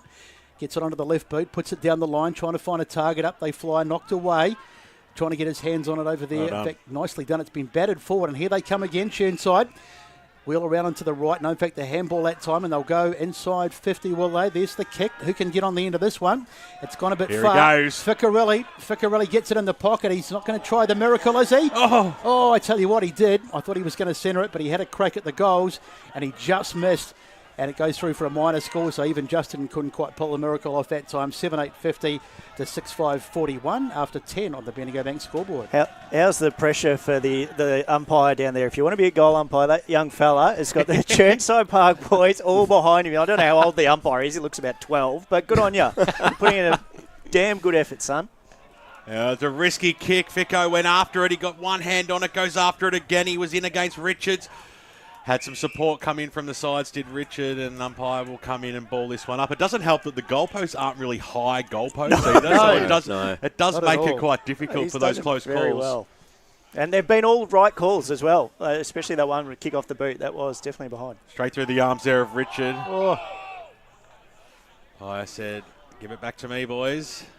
It would be very easy for Toby Richards to be focused completely on Ficcarelli, but I'm liking the fact that he's looking to win his own ball too. Nicely done there by the big ruckman in Finlay, who just took it out. Managed to work the ball forward as it goes up towards the Brongeast direction. He's moved into the middle. Hicks got a looping handball over the top. That was handy. Here's McBean on the right boot. The kick came off the side of it. Didn't make Armin work really hard for that one. Berger was right on his hammer. They do have the numbers, though, you would have thought, but diving in there was Odermatt, who wanted the ball more, wanted the safety of the boundary line and won it. They just need to look up there. They had Cooper Denny all alone in inside 50. Just the wrong option went on the far side rather than looking centre. Got some quick Division 2 scores as well. Baronia retained supremacy by the looks of it. Halftime scores 8-6, 54 to Templestowe 2-5-17. Scoresby haven't scored this quarter as it goes. McBean's kick was smothered. Coming after it there was Clavont of the Josh variety. He was brought down in a strong tackle and it's rewarded. Well done, Jacob Delrain. It was a strong tackle. So here's a chance for Scoresby to manufacture something as that kick goes inside forward 50 over the back of Bronski's. Good fist on there by Burt. Handball over the top. They're going to have to get out of a phone booth here in James Bally, who's been lively in this third term. So pretty low scoring, 12.5 minutes into this third term. They call it the Premiership quarter. Hope you're enjoying the broadcast on 98.1 Radio Eastern and streaming live around the globe on Facebook and YouTube. Keep those scores coming through right across the Eastern Football Netball League this afternoon and keep everybody informed. Over to you, Basto. So, Chirnside take it out of the contest and it's out of bounds on the far side of the ground. Speaking of some of those scores, we'll have some Premier Division ones. Noble Park, 8-50, defeating South Croydon, 2-3-15. That looks like a half-time score there. We'll have more for you shortly. So I think we can put the glasses down on that one as the ball comes through in the hands of Scoresby. They go forward, looking for Armin. He had it and then dropped it, but he goes in to get it again. Picks it up, take it in the tackle. Berger. Big Adam. And good work by Berger. He's had a good game. Very good. Yep. Definitely in the votes. So the former Forest Hill man is still playing particularly good footy as they throw it up again. Up they fly, taken out by Armin that time. He was in the ruck. He's a tough man to beat with his size. Now they go inside 50. Mark almost taken there and it's been spilled just at the end. And Bronskis couldn't quite keep it in. And it's gone out of bounds for a throw-in in the pocket. So still danger signs here. Scoresby could do with the next one just to stop the flow a wee bit because it has been Chirnside that have dominated for most of this third quarter. Umpire to throw it in. And up they go. Nice work. It's been punched away that time. It's a bit dangerous though. Taken in the tackle over there. It was Min on the ground and he's been put down. And the umpire says we'll have it in again. In fact, what's he paid here? Yeah. It's a free kick. It's a free kick.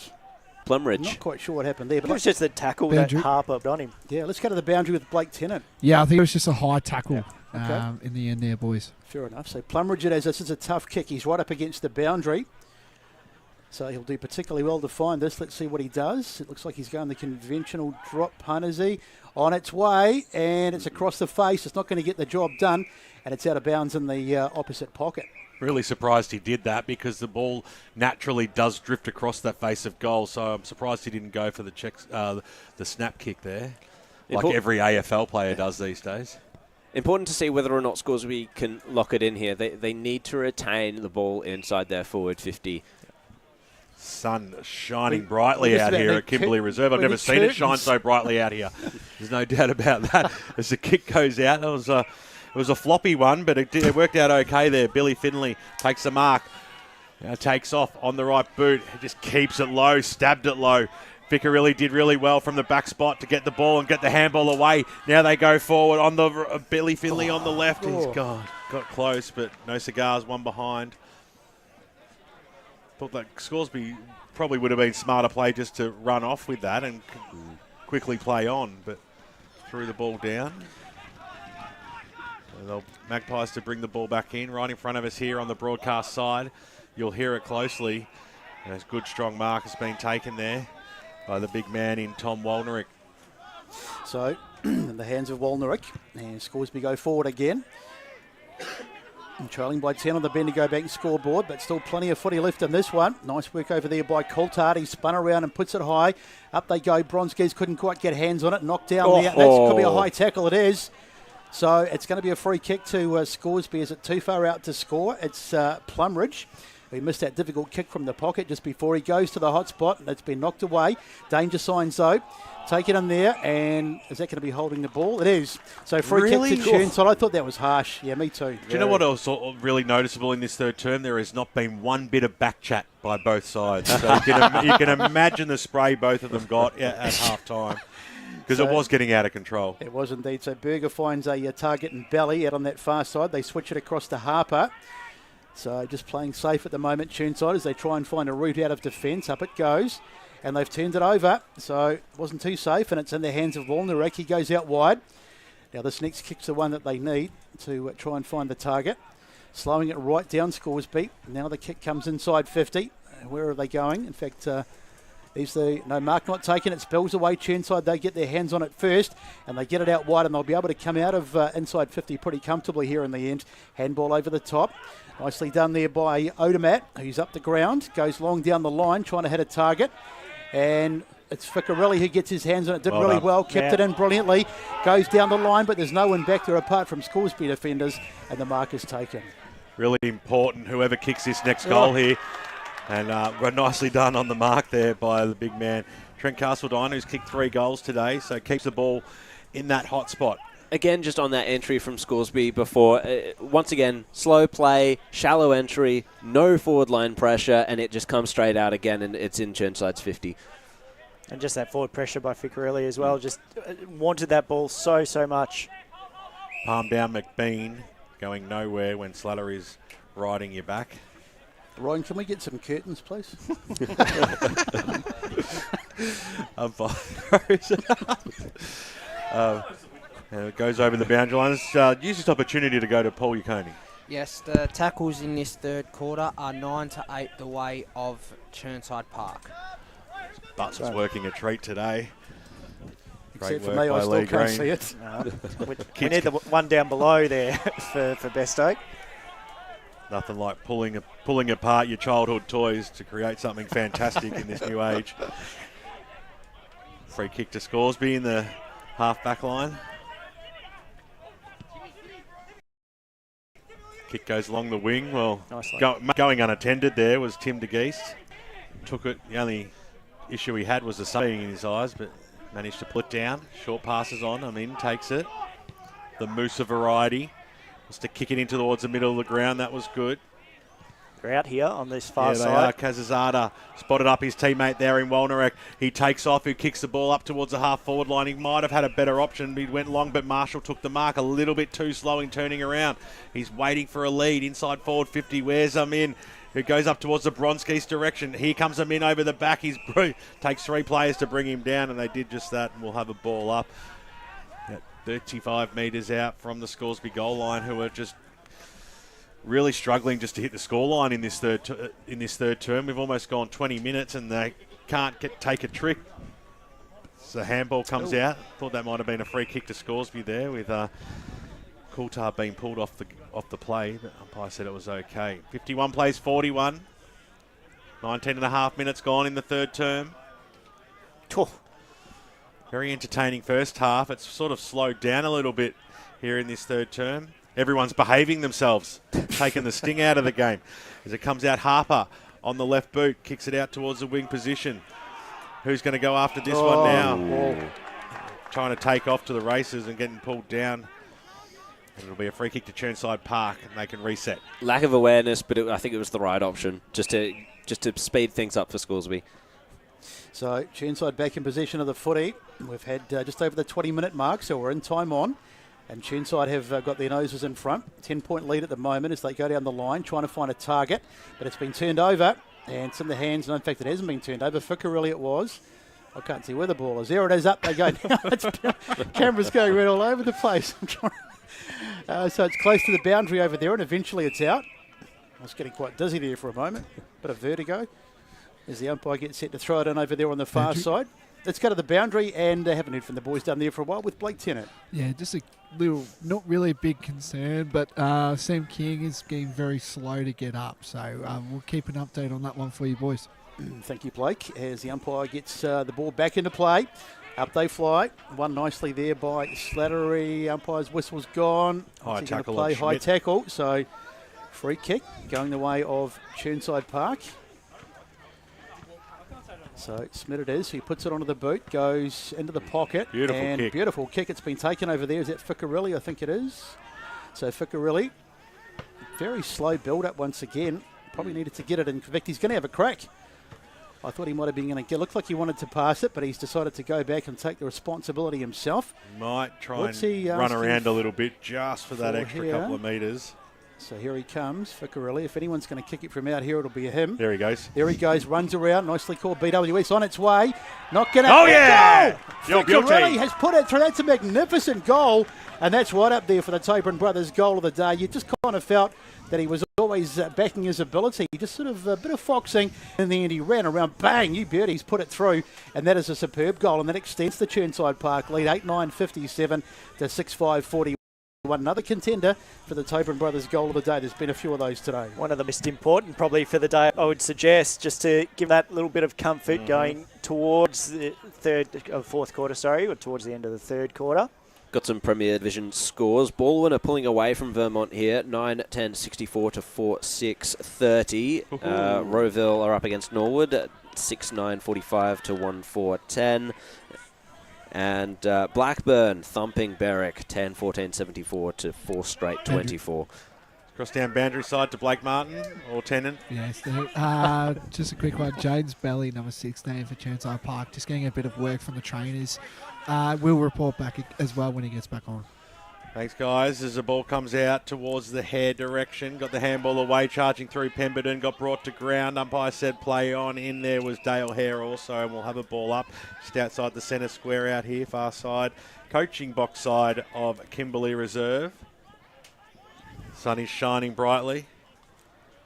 Come down and watch the last term. Gates are open. It won't cost you a cent as the umpire throws it up, and Chirnside Park try to work themselves across the defensive arc. King got the handball away, and now they'll go up towards the half-forward line. Leading out in front was Odermatt. The ball's going to sit up nicely for him to spin around on that familiar left boot. Kicks the ball inside forward 50. There was nobody home, though. Standing under it there was Coulthard. Just got the handball away in the nick of time, but he got it to Delrain, who was brought down in a magnificent tackle by Fico, and he's going for 2 in as many minutes. And there's the forward line pressure from Chirnside that Scoresby have not been bringing.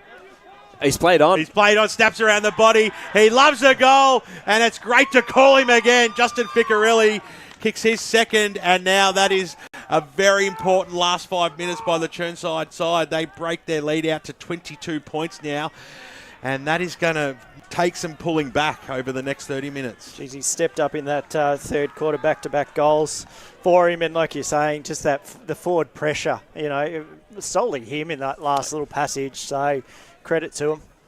Definitely. Let's go to the boundary with Blake Tennant. Yeah, as you said there, Scott, as well, just want to back you up. I could see that from a mile away, that he's going to be a very dangerous here, and I could just see it as a goal. So massive there for Fico.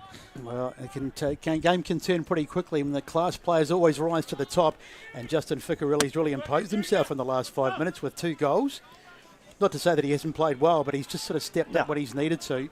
And now it's looking a bit ominous. Margin out to 22 points, although it's been was like that in the first term. So I won't call it yet, but it's getting to dangerous proportions for Scoresby at the moment. Here's the ball up, and up they fly. Punched away there nicely by Leslie in the ruck as the ball goes forward. If they get the next one, Chirnside, they'll be really hard to stop, and that's Ficarelli again. Purple patch. Who's come forward and taken the mark. I won't say he's too far out to score, but he probably is. Decides to go to the hot spot, trying to find a target. Up they fly. He's done it again, I think. We'll just wait for confirmation from the goal umpire. Here he is. He's going to have a chat. He's got 3. It's a goal. It's a goal. Oh, my word. I think he was putting it to the hot spot, but it just the wind might have got it as well. It just went right over the back. And Ficarelli, I'll tell you what, he's playing his own game here in this term. That's 3 goals, and that's another contender for the Tobin brothers' goal of the day. And it's... Sorry, the young fellow was going to call goal, and the central umpire just wanted to double check. But you've got to back that young fellow. He's called it all right every day. He's been very good today. Back yourself, young man. 69 plays 41, 25 played third quarter. How good's Matt King been in the centre? He's been getting clearances all quarter long by the looks of it. And just the class of Justin Ficarelli there. Had a relatively quiet first half, but just those class players, when they need to step up, they do. And he's had that purple patch, which is given his side almost a game-winning lead at the moment. So let's see if he can go for 4 in 4. Umpire throws it up, and Leslie came down with it. Here's a go. They're making their way forward, but stopped in their tracks, and it'll be a free kick to Scoresby through Dale Hare, who winds around now on the left boot, kicks it up towards the half-forward line. Bronski's just had to sit and wait for it in the end. He had support just in front of him in Cooper Denny. Eventually Leslie came in, who's had a good game, got the handball away, or forced it. Bronski's, he's a bit frustrated at the moment, Benny. Gave away the free kick, and it'll go to Josh Clavant. A little handball away. Broadcast side, neat kick to James Bally. A bit of it in this third term. Had a good game. Bally winds around now. It's going to come in our window here, nearly. It's another Moz. It's that 4-2, is it, Brett? 4-0, I did praise his field kicking before, so I think that's a double Moz on. I think we all get points for that one. Dale Hare, one of Scoresby's best, right in front of us here. He's going to kick it out in the full now. Suck it in a few big ones. Yeah. Sporting a fancy tash. Tom Selleck for the older listeners. Magnum PI. Or 3 Men and a Baby as it comes across the back line here.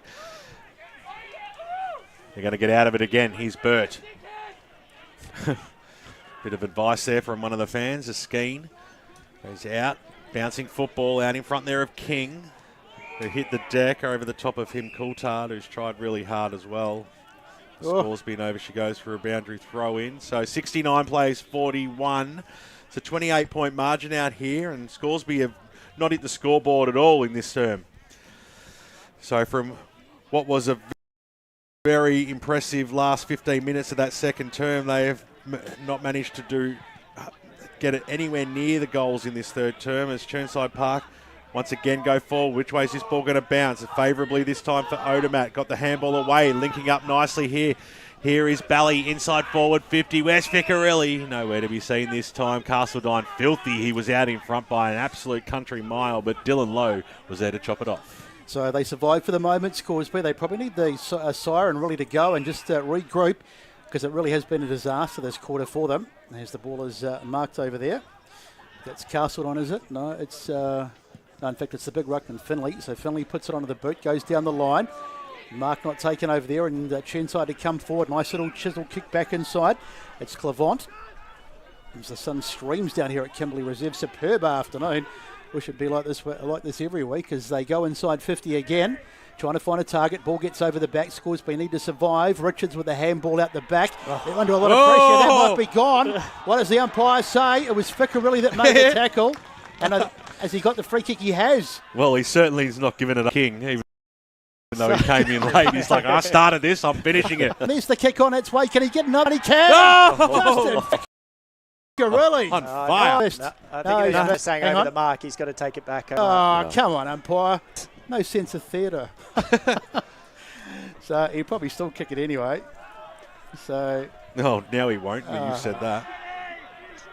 It's just ruined the moment completely. I think what they were saying is it should have been not Ficarelli's kick, and they've given it to the right player. Tackling. Oh, no. So it is King. So it is King. Correct. So it is King. Well, he did start it, but King came in and sort of laid the crucial blow, I guess. But the theatre lovers wanted the Scoresby players were quick to say it's actually his kick and not Ficarelli's. Did you see he deserves a goal? The goal umpire managed to get a kick off too. He kicked the ball back. King's kick is on its way, and I don't think he's quite done the business. No. So in the end, they survive a late one as the siren goes out here at Kimberley Reserve. And at the three-quarter time break, it's Chirnside Park who have once again stepped it up as they did in that first quarter. 10-10-70 to 6-5-41. Ben Warren-Smith will tell us all about the goal kickers. And it was a decent barrel by that goal umpire to boot the ball back as well. Lee is 3 goals on the board, and they were all kicked in a space of 5 minutes there for Justin Ficarelli. It's a fantastic quarter by him. Give his side a commanding lead going into this last term. Trent Castledine also has 3, 2 goals to Slattery, singles to Finlay and McKenzie. Whilst the major goal kicker for the Scoresby side, Adam Arminu, who's clubhouse leader for goal of the day at the moment, Tobin Brothers goal of the day. The rest are singles. Hope you're enjoying the broadcast on 98.1 Radio Eastern and streaming live around the globe on YouTube and Facebook. This is Eastland Match of the Round, and we'll be back with all those important around the ground scores right after this. As Sarah opened her best friend Jackie's wedding invitation, she was overcome with a wave of emotion. while her two young boys wrestled on the floor. Tears of happiness rolled down Sarah's cheeks as she saw the words she'd been longing to see. Please note, this wedding will be a child-free event. Well, Sarah, looks like we're off to Eastland for a new frock and some heels. Let's book in that babysitter. For all of life's little moments, there's Eastland. Eastland. Live real. At Yarra Valley Water, we know reducing your shower time, or show time, to 4 minutes can save you an average of $200 a year on water and energy bills. Shower shorter. Save water. Authorised by the Victorian Government, 1 Treasury Place, Melbourne. Sprained your ankle, bursting through the banner? Broke a finger, high-fiving the ruckman? Or did you run into the goal post again? For bumps, breaks or bleeds, be seen sooner, close to home at Knox Private 24/7 Emergency Department. The preferred provider of emergency care to the Eastern Football Netball League, you'll generally experience shorter wait times. You don't need private health, but there is an out-of-pocket fee. Be seen sooner, close to home at Knox Private 24/7 Emergency Department, 262 Mountain Highway, Wanturna.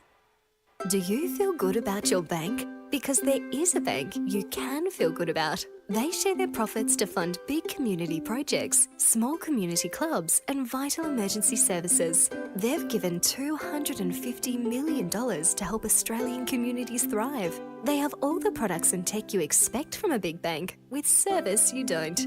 It's Bendigo Bank. Feel good about who you bank with. Try Bendigo. Search bendigobank.com.au or search Bendigo Bank near me. The first time I met the team at Tobin Brothers Funerals, I felt like I'd known them for years. They're so caring, honest and passionate. James McLeod, Managing Director of Tobin Brothers Funerals, sums it up best when he says, Every day our people get out of bed to assist client families in their absolute time of need. Our people love what they do, and you will not find a more highly trained group of people than those at Tobin Brothers. Visit tobinbrothers.com.au. Tobin Brothers Funerals, celebrating lives. Hi, I'm Ben Desson from Montrose Football Netball Club, and when I need a new kit for a night out, I head over to Eastland. But Eastland is more than a shopping centre. They support a range of community organisations and have been major partners of the Eastern Football Netball League since 2018. Thanks, Eastland. You are listening to Radio Eastern FM 98.1. With live and exclusive coverage of the EFNL football season. Bringing you the match of the day with score updates from all divisions. And now we cross to our commentary team for the Radio Eastern 98.1 Match of the Day coverage. Welcome back to Kimberley Reserve, where the three-quarter time score has really switched around, and Chirnside Park are in complete control. They won the first quarter. Scoresby had the better of the second term, and Chirnside have won the third term, so it's been sort of quarter for quarter in this game. But Chirnside, they're going to be tough to stop from here, boys. 10-10-70 to 6-5-41, and even if the game sort of goes the same sort of way it's been going, and Scoresby get a bit of a run on this last term, I don't know that I can see them losing from here, Chirnside. Yeah, I have to agree. I think Chirnside have more gears to them in terms of they'll be able to lock it down a little bit more when they need to. I don't want to see that from them straight away in the last quarter. They need to keep kicking goals as we head down to Blake Tennant. Yeah, just got Chirnside Park coach Dave Newlands. Dave, really incredible quarter there. You know, some of your big stars definitely lifted. Justin Ficcarelli, 4 goals, I believe, almost, or 3. Must be pretty proud that your superstars are playing some really good footy for you. Yeah, the boys just sort of followed the structures, and we got our reward for it. So, like I said, no one's bigger than anyone else out there, so we just got to make sure 22 contributors, and hopefully we can keep getting the job done. You know, big scoring quarter. You know, that quarter, I think 4 goals to.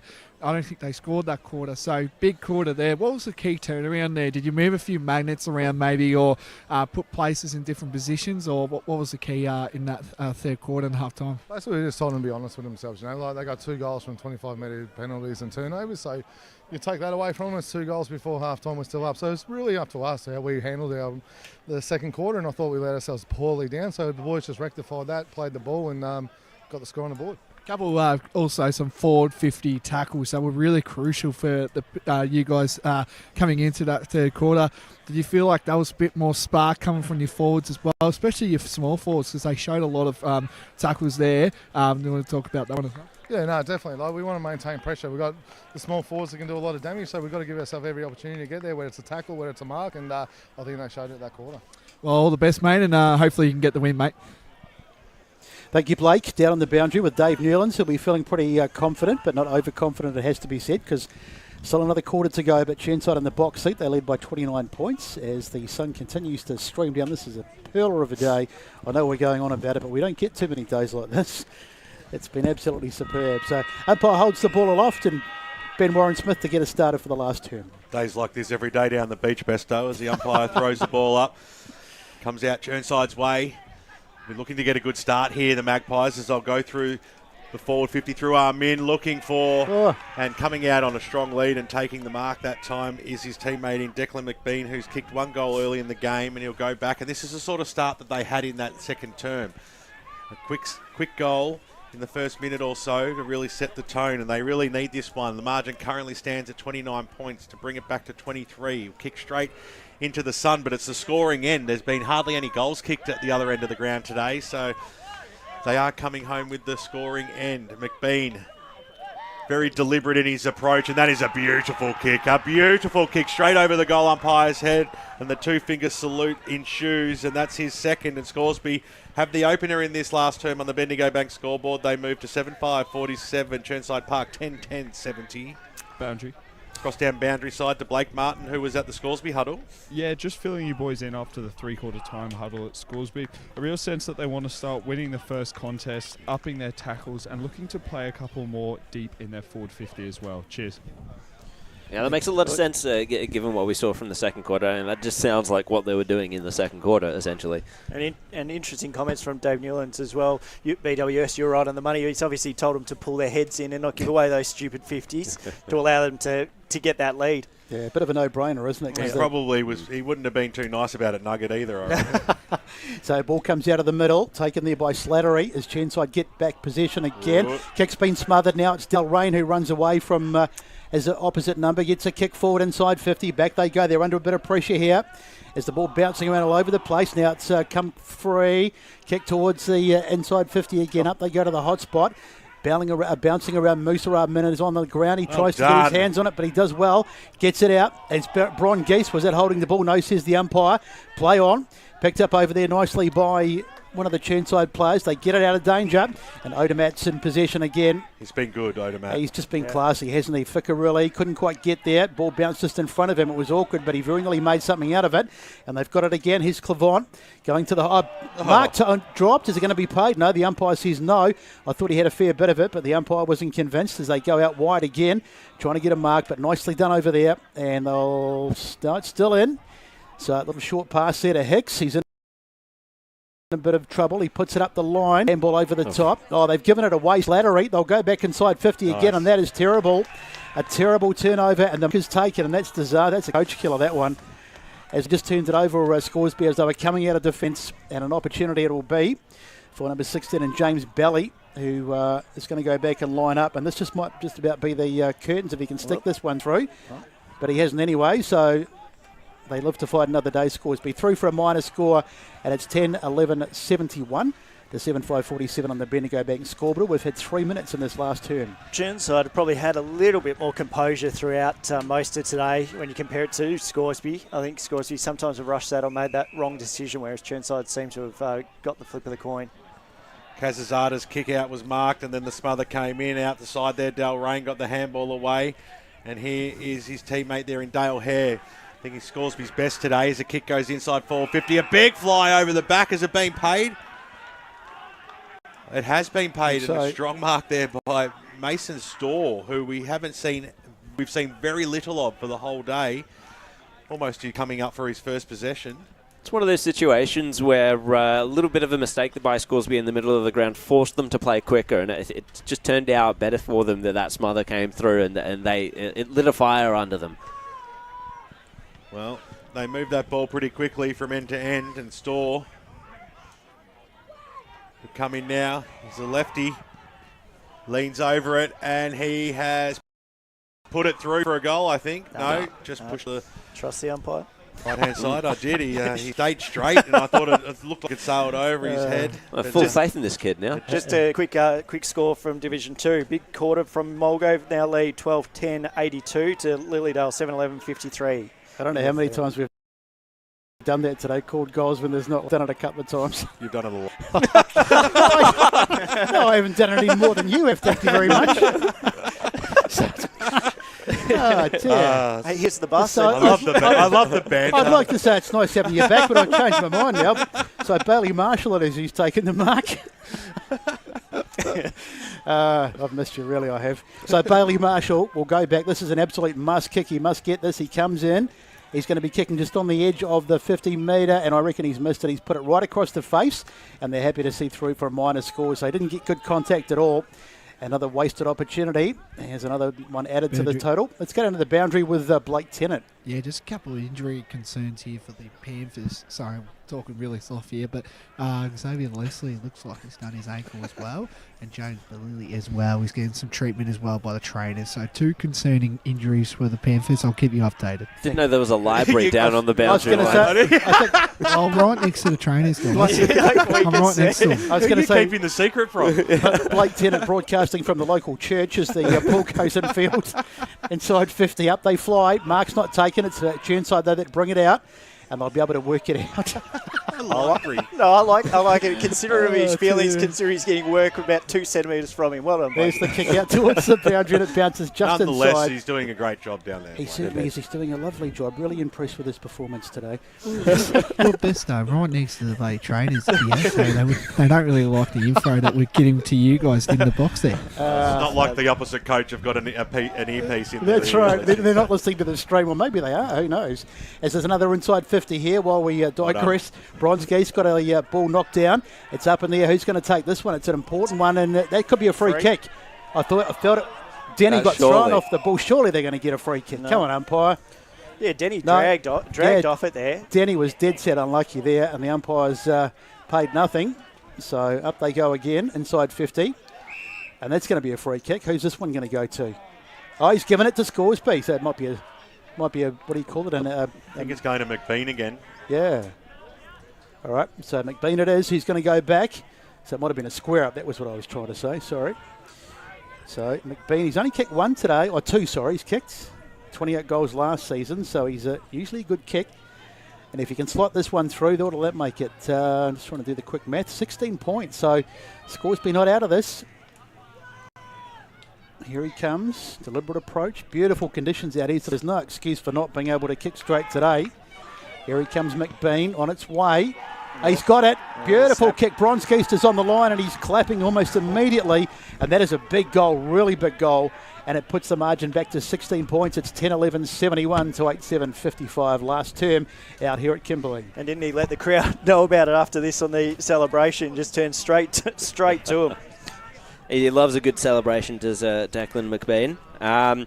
And quick around the ground check there. We've got South Belgrave. Doncaster are making a good fist of it. They're down 8-3-52 to South Belgrave. Inaccurate 9-14-68. They got the first goal of the final quarter. We'll see if Doncaster can respond. Well, they were trailing by a lot early in the piece, so a good fight back there by the Sharks. Jared, can we get a Montrose score, please? No Montrose score. Sorry, the feed's gone down. No communication. Quickly with that Montrose score, it's 12-12-84 to Mitcham, 4-8-50. That's not right. But we'll go with 50, but definitely not 4-8. No worries. Paul Yaconi on the stats? Yeah, the inside 50s are 6-2 the way of Scoresby, and the clearances are 5-2 also the way of Scoresby. Hastings went up. Umpire said it was a free kick advantage paid this way of Cassidy. Goes inside forward 50 for Chirnside Park, who's going to pull it down. Players go after it. On the deck, little handball out. It was intended for Corcoran. He went past him, a little scrambling kick. It's been chopped off though, and the left boot of Clavant goes inside forward 50 over the back. They've got the numbers out wide. Here's King. Handball back inboard. He gives it away. Here's Clavant of the Josh variety to the top of the goal square. A free kick has been paid for holding, and it will go the way of Lowe. Let's cross down boundary side. Number 39, Moomin Amin for Scoresby is down just outside their defensive 50 there, and I think plays stopped. It looks like. Yep. He doesn't look a well boy. No. He's holding his left shin sort of. He might have copped a kick in the shin, something like that. Bring out the magic spray, that'll fix it. Very quickly, once again, around the ground for some more Division 1 scores. Park Orchards 8-3-51 up against North Ringwood 6-4-40. Close game there. And just waiting on some more scores from these games.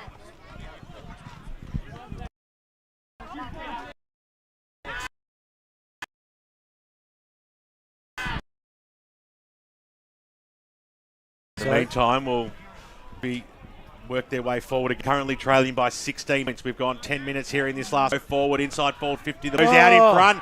Well, he's doing just a purple patch almost, but I said it's not a mark, and much to the dismay. We'll have a ball up right on the arc 50.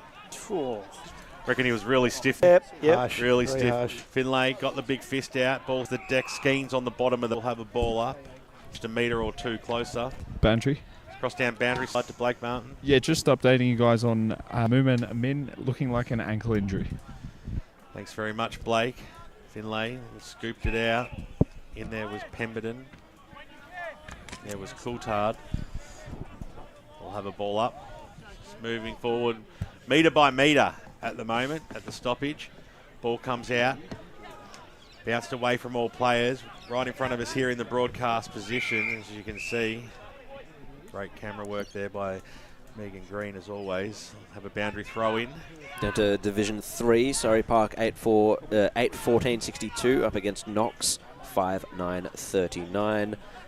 And Coldstream have won that against Upper Gully 13-16-94 to 3-6-24. An unnecessary push that time in the ruck contest sees Xavier Leslie get the ball, and he'll attack from halfback. So Chirnside back in possession, looking by leading at least by 16 on the scoreboard, but Scoresby, they just keep hanging in there, just getting the odd goal when they need it, just to stay in touch as the ball is in the hands. Put on the boot there of, I think it's Min, who gets it long forward to half forward. That's been cut off there nicely, and Chirnside to bring it out. Floating handball over the top. Nice work there by Clavant. Goes down the line trying to find a target, but intercepted over there. Good grab. Taken there by Walnerick. He's been pretty good today. Just quickly, best so that if Moomin Amen is out, he's been really key for him today, and he's possibly eligible for the MEGT Under-21s award today. He could be too. Has been another one of the many awards that we'll be giving at the end of the game, so stick around for those after we've finished as the ball goes forward to half forward, but it's been cut off there. A bit of a dodgy kick, as that one is as well. Minnie's got some work to do. What did he do there? It looked like he threw it for a moment and then handballed it. As Chirnside possession again, and now the whistle has gone. And it is a Chirnside free kick, so it's going to be another ride 50 coming up. Chaz Clavant with the footy. Next goal is so important. It is. If they get the next one, you'd think it's just about done. Punched out there by Chirnside. By Scoresby. Now they go back inside 50, and that's good work coming across by Lowe. And he'll switch it across to the far side. They'll need to get things going pretty quickly here. Floating handball into the Geest. Now they go out wide. Trying to go forward. Can they get a mark? It's still there. Picked up over there by Cassidy for a moment. Got the ball off, and here they come forward again, Chirnside. Going forward to about half foot. Ficcarelli's there, but he couldn't get it. He was beaten to the front spot that time. Now the ball comes out. It's a bit of a turnover city here. Is the, and speaking of that, goes right out wide, chasing over there. Is in the hands of number 9 in Leslie. He's been pretty good today as well. Now it's Skeen. Hasn't had a bad game either. Skeen goes right across the face. Up they fly for the mark, not taken. And that should be just holding, ball up, should I say. He got that away. He did. Has he paid holding the ball? Yeah, he has. He has. That was harsh. I don't agree with that. Yeah, so free kick going the way of Scoresby, but that definitely was harsh. But nonetheless, it's the umpire who makes the final call. And he was blindsided as well, so I don't even know if he thought he got the handball away. Anyway, I'll get over it. Robinson got it away to Kazazada. Scrambling kick, though. They made it hard for Denny, who just did a little player of Aiden Pemberton and goes over the boundary line and out of bounds. Scoresby's defence holding up really well in this last quarter. Samir Kazazada definitely part of that. Also Dylan Lowe, I've liked his reads across the half-back line playing as a loose in defence. Bedrick. Cross down boundary side to Blake Tennant. Yeah, just more some injury concerns as well here for Chirnside. Number 14, Matthew King, just going in a bit of the hands of the trainers here. So, and number also Josh Clavant as well. He's got some hands in the trainers as well, boys. Just really quickly, I just wanted to say Blake's doing this for those older listeners who remember Whispering Ted Lowe, who used to call this snooker. Short pass. Taken here that time by Tyson McKenzie. Pop goes the Weasel, and McKenzie goes goal bang. I don't know what that was, but something happened. Great goal there by McKenzie, and he kicks his Second of the afternoon, and that was the goal that we were talking about. Who was going to be able to break through? Last 5 minutes has been pretty stagnant, and all of a sudden the margin, Scott, is back out to 22. Well, you're talking about that sound on the microphone there, BWS. So probably over the far side. They probably grabbed the mic off Blake and threw it away. Too much trash talk about our fitness. Oh, dear. Huge goal in the context of this game, though. Margin back out to 22, going to make it really difficult for Scoresby to get this back. They must score in the next 2 minutes. So back in the middle again, knocked out there to Min, who was taken high, I think. So free kick going the way of Scoresby, and they need to get the ball forward, and they need to get it forward fast. Min puts it onto the boot. They need Good 4 kick. goals. Oh. Beautiful kick, and has it been marked? Yes, it has. Oh. I thought that might have hit the ground, but he's paid it. So Mason Storr. The quick call. Whistle was in the mouth. Yeah, I thought there might have been a bit of grass there, but umpire has a sense of theatre on that occasion. We'll give him that one. Yeah. Let's go to the boundary. Moomin Armin's just returned to the field. Oh, nice. Thank you, Blake. So Storr, he just has to kick this. It's an absolute must. He missed the last shot he had, so this one, it's pretty much right in front. He's just inside the 50 and he's missed it. So they've had some chances, Scoresby, but they really are kicking themselves in the foot. Well, shooting themselves in the foot, should I say. And the margin now out to 77 to 56. And we've had 16 minutes in this last term. 21 points here on the Bendigo Bank scoreboard. Hope you're enjoying the broadcast today. 98.1 Radio Eastern, and of course streaming live around the globe on YouTube and Facebook. Keep the scores coming in, and we'll keep everyone up to date as the games go into those closing stages right across the eastern suburbs of Melbourne. Charging through and getting a quick handball out. Ball still in that Scoresby forward line. A little bit of holding going, and this time it's going to go against Marshall. And a 25-metre penalty to boot here, I reckon. We must have set the world record today for the most 25s in a game, I reckon. We've had so many. And it's going to number 21, who we asked to find out about only about an hour and 20 minutes ago. It's a tough crowd here. Tough crowd. On the left boot. Good old number 21. That old chestnut as it goes up towards the half-forward line. Maybe a chance there for big man Finlay. Over the top it goes now. Getting down low was Del Rain. A little knock over the top. They're still in that defensive zone here, Scoresby. They're working themselves out of it, though, in a series of handballs. Eventually in the arms of Robinson. Goes over the top. This is good play now. Here's Del Rain. Drives the ball inside. 450. What a fly! That time by Adamo in. Wowza. It's Hare. No, it's Dale Hare. Sorry. Dale Hare. Wow. Wow, that was a great mark. Yeah, huge. Yeah, it was definitely Dale Hare. I went for the 40, not the 10. And clearly a different size altogether. There's no doubt about that. Everything's different. What a fly. Way to ruin a highlight as it comes in now on the left boot and he pushes it to the left-hand side. It didn't matter anyway. Bendigo Bank scoreboard. 18 minutes past. That was a sensational mark. What a let-off. 20 minutes almost tick over. 20 points is the margin. So they're not giving in those Scoresby. There's no doubt about that. No, indeed. Scores around the grounds in Division 4. Forest Hill 9-9-63 to Croydon North 3-10-28. So I reckon they probably had about 3 quite kickable opportunities in the last few minutes, and it really is killing them. They're just missing opportunities as Odomat takes a great mark on the far side of the ground. Another 25. It's got to be a record. Oh, it has to be. Never seen anything like it. Umpire's gone mad here. So Odomat will just wander forward. And strapped up like a racehorse, but Dame today he's just sort of popped up when he's needed to. There's the kick down the line, easily marked. There, great mark. Taken by number 9 and Leslie. He's played all right too. Yeah, he's also eligible for the MEGT award today, and I thought he's been exceptional. He has. He's Super. Played particularly well. There's another mark taken over there in the hands of Pemberton. So just once again, just a slow, methodical build-up. Here they go inside 50 as the sun streams down and make it a bit hard to mark at different times. So that might be holding the ball. Now the umpire puts the arms in the air and says play on. It's there to be contested, but it's not going to come out of there. And Ficcarelli on the bottom of that. Any more scores around the ground, Jared? Indeed. We've got Premier Division scores. Baldwin are up 12-11, 83 to Vermont 5-6, 36. Rowville have overcome Norwood 68 to 19. Blackburn continue to lead Berwick 82 to 49. Great stuff. It's a kick in the middle. Been a free kick. plucked out. They've sort of put the whistles away in the third, but they've certainly come out again in the fourth as the kick goes up towards the half-forward line there for this little handy tap over the back there. Gets it back, snap around the body, bouncing towards the top of the goal square. Nicely done there by McBean. Berger was in there for Chirnside, who's had a super game, defended so well, and they'll get that scrambly kick out straight into the arms of Slattery. Luck's a fortune, but they'll take every bit that they can get as the kick goes out towards the Bally direction. Happy to see it over the boundary line and out of bounds right in front of the senior coach, Dave Nuggets Newlands, and we'll have a boundary throw in. Have you got Div 1 there? I've got Div 1 up there. Montrose taking a nice lead, 13-12-90 to Mitcham, 7-9-51. And Park Orchards leading 11-5-71 to North Ringer, 9-4-58. I think your scores are ahead of mine there, Scott. All righto. So the Sharks looking good out in that game. A Samsung versus an Apple? Which app have you got there?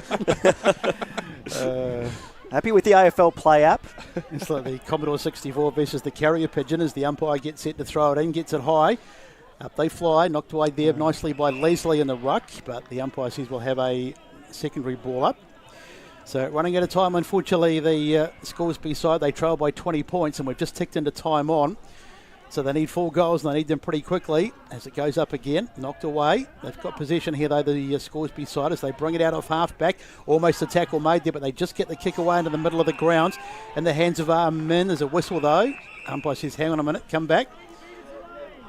Free kick's going to Harper, I think, of Chirnside. We'll just wait. It's to be hoped. Just quickly from Div 3, if this app is working better, Oakley District's won by 4 points over Fair Park. So back in the ball comes bouncing around against Scoresby. Have got it back. So Coulthard, and he's still got it. Goes back, so free kick in fact has been paid. So he needs to get on with it though. Decides to go across the ground as they have to the big man Armin. I've liked Coulthard's game. Played all right. So Armin, just get it forward. Is what they need to do, but he's decided to go right across the ground. It's a dangerous kick, but the mark is taken by Walnerak. They're not going to win the game playing like this. This is crazy stuff as they just go from one side of the ground to the other. Another short kick out, and this time they get it to the edge of the 50. Mark taken there by Denny. Is he too far out to score? He's been screaming for it for a minute, Denny. And so Denny, he's just checking to see where the wind's blowing. Just go back and have a crack, son, because you've got to kick it. Here he comes. This will be a contender for Tobin Brothers' goal of the day if he gets this. He's on the left, another left footer. He's made pretty good contact, but it's not going to get there. And Mark is taken by Armin in the goal scare.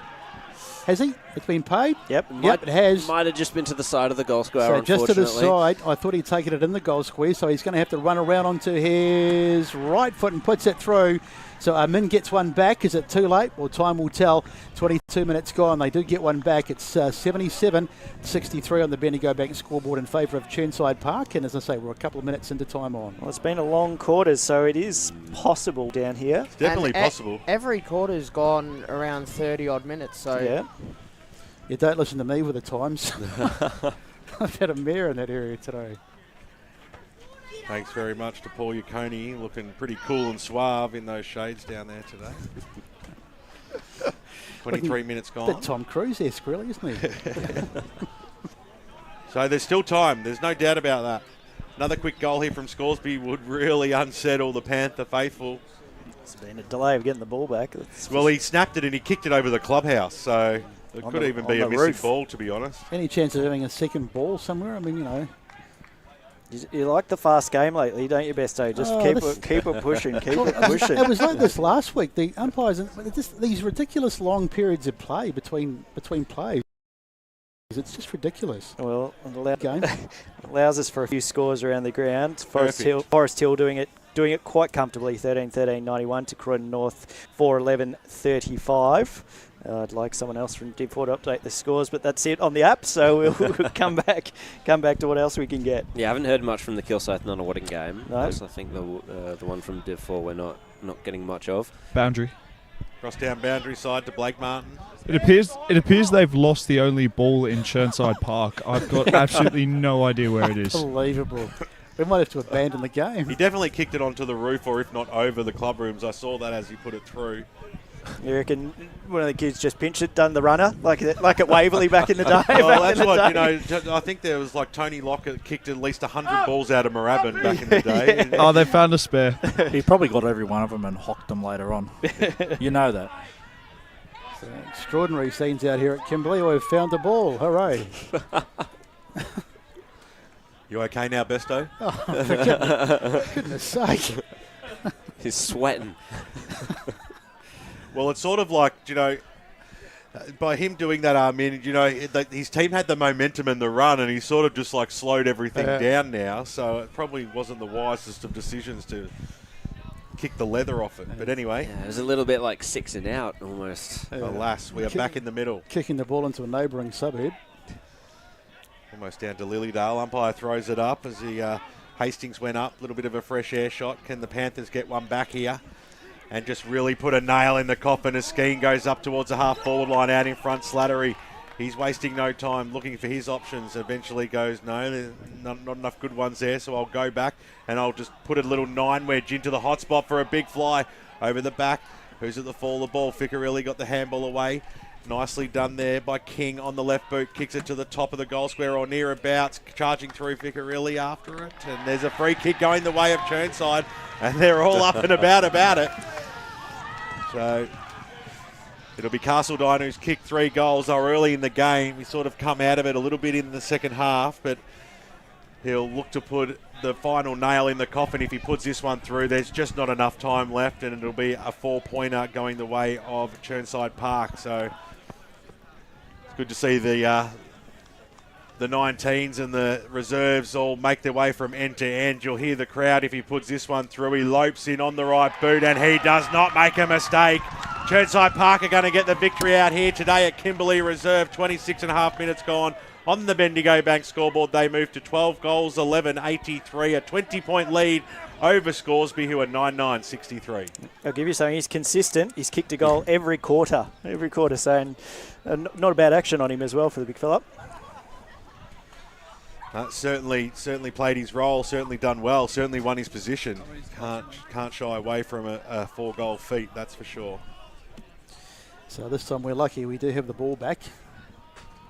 So 26, nearly 27 played in this last term. So let's not forget to add an extra 2 minutes or so because of course with the ball situation. Yeah, exactly. Yeah. So there could be still maybe 5 minutes to go, but it's probably going to be not enough time, you would think, for Scoresby to get back into this. But stranger things have happened as the ball is on the ground and the umpire says we'll ball it up. It's got to be done from the clearances now for Scoresby if it's going to be done at all.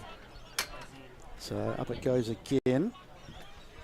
Up they fly. Ball knocked to ground. Almost getting his hands on it. There was Skeen, but there's a free kick going to be paid. No, holding just another ball up, sorry. So this doesn't help Scoresby's cause at all. This is just wasting time. Up it goes. Chirnside win the head out that time. And it's going to be a sling tackle, is it? No, holding the ball. Holding the ball. So the free kick does go. Well, I tell you what, it's on again here. And there's a player on against Skeen is down, and he got thrown down pretty heavily too. He's okay. Just a bit winded, perhaps. Oh, no, it was reversed, I believe. No, so Skeen does get the free kick, and he pokes it forward, and the mark is taken. Over the Slattery just pops it over the top, Joe, the goose, and a goal. So the goal, and that just about puts it out of reach. You'd think it's McKenzie who's put it through. So absolutely, that's his third of the day too, so he's done it right. He's just popped up when he's needed to, so a bit of indiscipline again, which has been largely the story of the day. Good work by Skeen to set it up, and that really does put it out of reach now. 89-63, 13-11-89, 9-9-63, and we're 28 gone in the last term. Well, we said the clubhouse end was the scoring end. Scoresby couldn't capitalise on that this quarter, and Chirnside now have kicked 3 goals to that end this quarter. It's 3 goals apiece in the final quarter. Well, what should have been a momentum goer was a momentum stopper, that goal by Amin in the end. And good to see Chirnside Park really answer that challenge as well, under pressure. And then a few goals, being able to answer that challenge and put a few late ones on the board. Nearly 29 minutes gone here in this final term. Fresh air shot by both ruckmen that time. Scoresby go forward. They're not giving in, that's for sure. As the kick by Denny goes inside forward 50, it goes deep. Over the back it goes. They've got the numbers at the fall here. Well done, Gray. But the old 1-2 now. Kick towards the broadcast side, but chopped off by McBean, who's had a good game and kicks it inside forward 50, and he spotted up his teammate there in Musa Amin, who found space nicely, knew where the kick was going, and he'll go back and have a ping from about 40. Going to waste no time either, as you wouldn't, knowing that there are only a couple of minutes left on the clock. Margin 26. Margin is 20. So late goal there by the Scoresby side as we encroach on the 30-minute mark of this final term. But as you could tell by the crowd reaction there, it is going to be a little bit too little too late. But it has been an entertaining game, guys. It's been a very entertaining game. I think, credit to Chirnside to stabilise and push out to, I guess, what they did in the first quarter. But Scoresby definitely not shied away from the contest. Finally got an update from Bayswater Reserve. They have won there at home, 15-13, 103-7-7, 49, Wanturna South.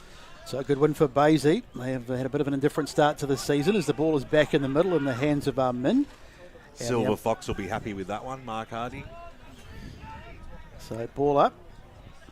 I don't know where that noise is coming from, but it's driving me insane as the ball is knocked out again.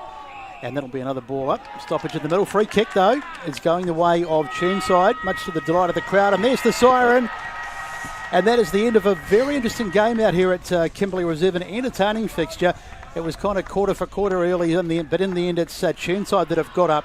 Final score out here, 13-11, 89, 10-9, 69. Here's Ben Warren-Smith to tell us all about the goal kickers. Major goal kickers on the ground today. Well, they spread them around, and plenty of players for Chirnside Park getting multiple goals. 4 goals to Trent Castledine, a 4-quarter performance, 1 in each, as we heard earlier there by Scott.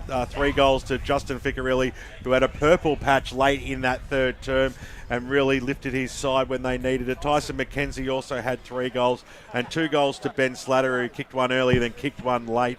And Billy Finley also with a single. McBean had 3 goals for Scoresby. He was their leading goal kicker. Adam Min kicked 2, one of them an absolute pearler. The rest were singles, Besto. So there you have it, Chirnside Park. We thought it would be an interesting game out here today, and it largely was. Chirnside Park got off to a cracking start on that first quarter. Scoresby came back, but then after that, you just felt that Chirnside always had the running. And boys, how did you see it today? Chirnside Park in the end deserving the win, but Scoresby had their moments, but they just couldn't get the job done with their inside 50s.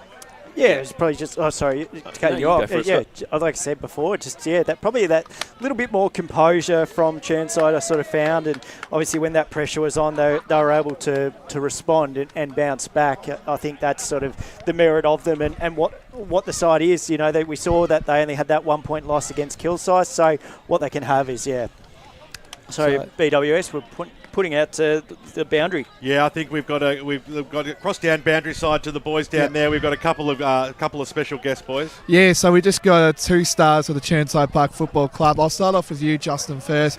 Mate, that third quarter, it was just like you had it on your own there. You got into the game a lot there. Talk about that third quarter, because it was a crucial quarter heading into the final break there, mate. I think it was brilliant. We went into half time and we gave away a few free kicks that were pretty undisciplined. So we managed to come out and bring the heat, which was one of the main focus points. And once you start bringing the heat, it just changes the game and you get scoring opportunities. And to the credit of the boys, we all lifted. And obviously the third quarter is usually the premiership quarter, they say. And it's worked out all right. Tyson, a big game from you as well, mate. How good was it to get a win in front of the home crowd? Well, first game here for the year, so you want to get it and get that early win on the board, especially against Scoresby, a good team. So we put our structures in play today, and it's the first time we've probably put close to 4 quarters on the park, which is good. Even managing to break the scoring side and kick a few goals in the non-scoring side of the game as well. Well, that's the most important thing. If you can get a few goals into the wind, it helps. It goes a long way. Yeah, back to you, Fico, as well. Start of the competition, coming across to Chirnside Park this year. How have you found the club? Coming from, Sylvan, who, of course, you won a big flag there about 2 years ago there. But how's the difference coming in back to, Division 4, of course, but coming to Chirnside? Must be pretty good about how Chirnside's going at the moment, mate. Definitely, it's definitely a family club. I reckon there's about 7 or 8 different senior women's, men's, veterans, women's. It's unbelievable. Like, obviously coming from Sylvan, more countryside at club, but here you can see how many supporters there are, and it's a real family club, and you're happy to bring your kids down here because there's kids running around everywhere, and I'm really enjoying it. New facilities, obviously, first game of the year, so it's been brilliant. No worries, I'll let you get back to the song, boys. I know you guys want to get in there. All the best for the year. Back to you, boys. Fantastic stuff there, Blake. Tell Fico he's a legend, because that's exactly what he is. Great effort to get 2 boys out there on the park. I know we'll run out of time, so we won't be able to go to any more interviews. But to get 2 at the same time was really good. 2 guys that spoke really well about the club. The club's going places. The club's a place to be, and we talked about at the start of the day how it's a really strong club, whether it's through the netball club being affiliated, through all the women's teams, the veterans as well, that real family feel about the place. This is Panther Park is the place to be down here at the moment. Yeah, it's been really enjoyable coming out here today. As I said, we hadn't been out here for a long time, but the ground is superb, the facilities are magnificent, and in the end, a pretty cracking game. And of course, a great day weather-wise too, just to cap it off as everyone... Oh. There's a fight going on in front of us. No, don't worry about that. Let's just keep talking about the game. And we probably need some opportunity to look at some around the ground scores, guys. Might if be we've a good got some idea. of those. But I'll quickly flick those up for a moment. So as I just said, Bayswater 15-13-103 have defeated Wantirna South for 7-7-49. Just looking at other... Oh, goodness me. I'm not sure if that's correct, but I'll go with it. Beaconsfield 18-15-123 have destroyed Mooralbark 2 straight 12. That can't be right, surely. I always I'm a little suspect of these scores that we get sometimes through on the website. Yeah, we can hear the boys going in for the song, which is going to be... Going to be pretty raucous, I'd say. I'd say that's a really good way to describe it there, Besto. Some raucous word of the day, toilet paper. Take it away, Here we boys. go. When you're ready. Just finding out what key it's going to be in. There we go. I don't think I've heard Chirnside's song before. Not sure that I have either, to be honest. We're going to hear it eventually. Oh, dear.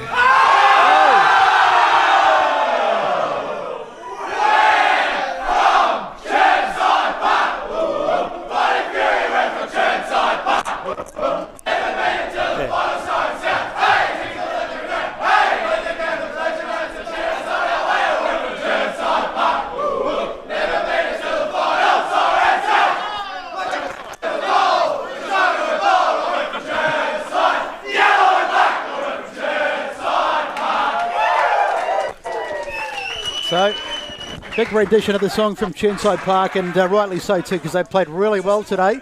They were put under pressure. We got Bruno trying to get an interview here outside the caravan. They were put under pressure at different times, but they've got the victory today. It's turned into a bit of a raucous afternoon, actually. We've got spectators trying to have a chat to us and all sorts of things going on. Boys, so let's just reflect on the game, though, today. Scotty, good win by Chirnside Park. Scoresby had their moments, but you kind of felt for most of the day that Chirnside they were just going to get up at the end. Yeah, I think so. And you know, credit to Scoresby to respond in that second quarter and really make it a contest. You know, we were questioning, up against what they've played previously, and this is probably setting the bar for them. It then gives them at least a little bit more sort of, I guess, they can go back to the drawing board and sort of see what worked, what didn't, whether they need to make any sort of further changes or not, or just sort of stay the course and have backing that, they've got the right sort of, I guess, football in place. It just didn't work for them today. Yeah, Jared, I don't think it's a complete disaster for Scoresby, though. I mean, the scores sort of blew out a bit at the end. 20-point margin, but they did have their moments today, and they showed enough to suggest that going forward, they're going to be reasonably good. Yeah, I feel like they were trying a couple of different things. That slow play that I spoke about a lot during the game that I didn't particularly like. It is more results-based oriented thinking that the reasons that I didn't like it. I do like the fact that they are trying something different, though, and if that's a gear that they want to add to their game, then all power to them for trying it. They'll just get better at it as they keep going throughout the season, and it's always good to have different game modes in your arsenal, especially in Division 4, where some teams might end up being a little bit rigid, don't have that plan B, and won't be able to respond, I suppose, in the right way to different game plans being presented to them. I don't like it personally, but it's up to each individual coach. I mean, you've got to look at the players, you've got to look at the opposition and think to yourself what suits. And it didn't work for them today, but then next week they might try it against someone else, and it might come off. Either that or Craig McKenzie might say, look, let's forget about that. It didn't work for us at all. Let's go to plan B, which is obviously his prerogative. So it'd be interesting to watch them play next week and just see if they did change it up a wee bit. Time to start thinking about our votes, boys, for the Sportsco Eastland Best on Ground Player of the Day. There was a lot of great players.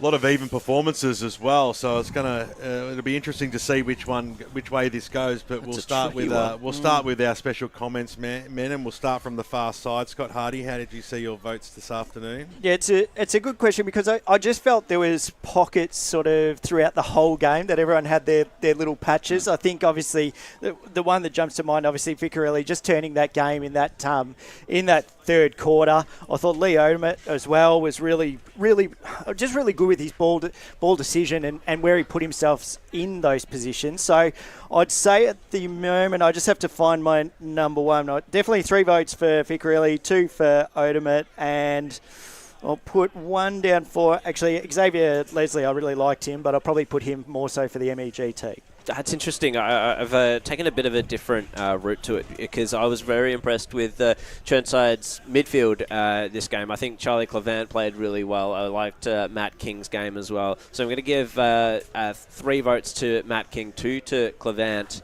and 1 to Todd Berger. Because doing a job like that against Adam Amin, I know Amin got 3 goals in the end, but he could have been a lot more dangerous, and that was just that one option, especially during the first and third quarters, that Scoresby didn't have. It really showed that they weren't able to link up that well with their forward line, and Todd Berger was a big part of that. Is anyone keeping score here? I was just thinking that.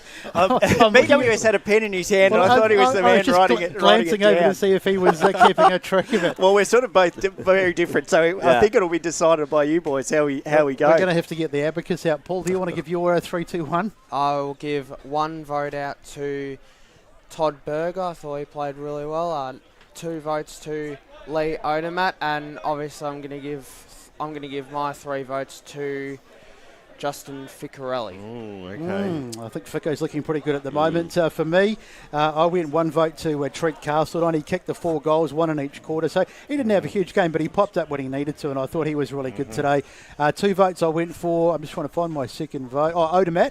Lee Odermatt, obviously a terrific game from him today. Again, just showed his class, and again, so he just popped in when he needed to and did some really, really good things. And just generally, sort of almost the general of the side. He just makes sure that everything goes to plan. And Justin Vicarelli, you couldn't go past him because the third quarter was the quarter, the premiership quarter when the game was on the line, and he really did turn the game. And he kicked 3 goals as well, which is not the reason I gave him the 3 votes, but he was outstanding today. Well, I feel like it's the only reason you could give him the 3 votes because he doesn't even get in my votes today. That 5-minute purple patch of 3 goals is a great performance, but it's not enough to get a vote on my board today. I gave 1 vote to Dale Hare from the Scoresby Football Club. I thought he was sensational 4-quarter performer and worked tirelessly right across the ground. I gave 2 votes to Xavier Leslie from Chirnside Park, who I thought was absolutely super all day. Really impressed me. A lot of go about him, a lot of class, a lot of poise, and a young guy who's going to play a big role in this side into how far they can go this year. And I gave 3 votes to Todd Berger down back. I thought his task today was going to be huge to go up against Adam Amin, who's in red-hot form, come to the club this year, a known goal kicker, a known power goal kicker, and to be able to hold him and to hold his own all day just to the 2 goals and a couple of... He had to work for those 2 goals too. I thought Todd Berger was absolutely sensational, so I gave him 3 votes today, but it means nothing because at the end of the day... I do like that, though. That nearly turned my vote, the way you spoke about him just then.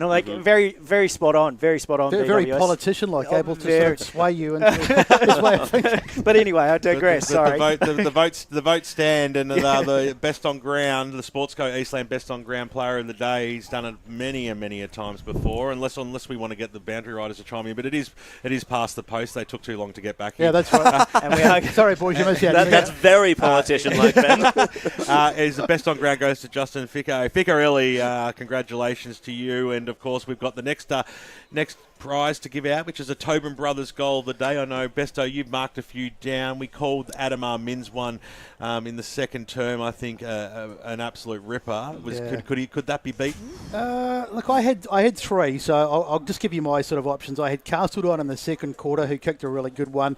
Min, obviously, who you mentioned in the second quarter, and Justin Ficcarelli in the third, but probably sticking with Min. I thought that was probably the best I'd one. go Min. Yeah.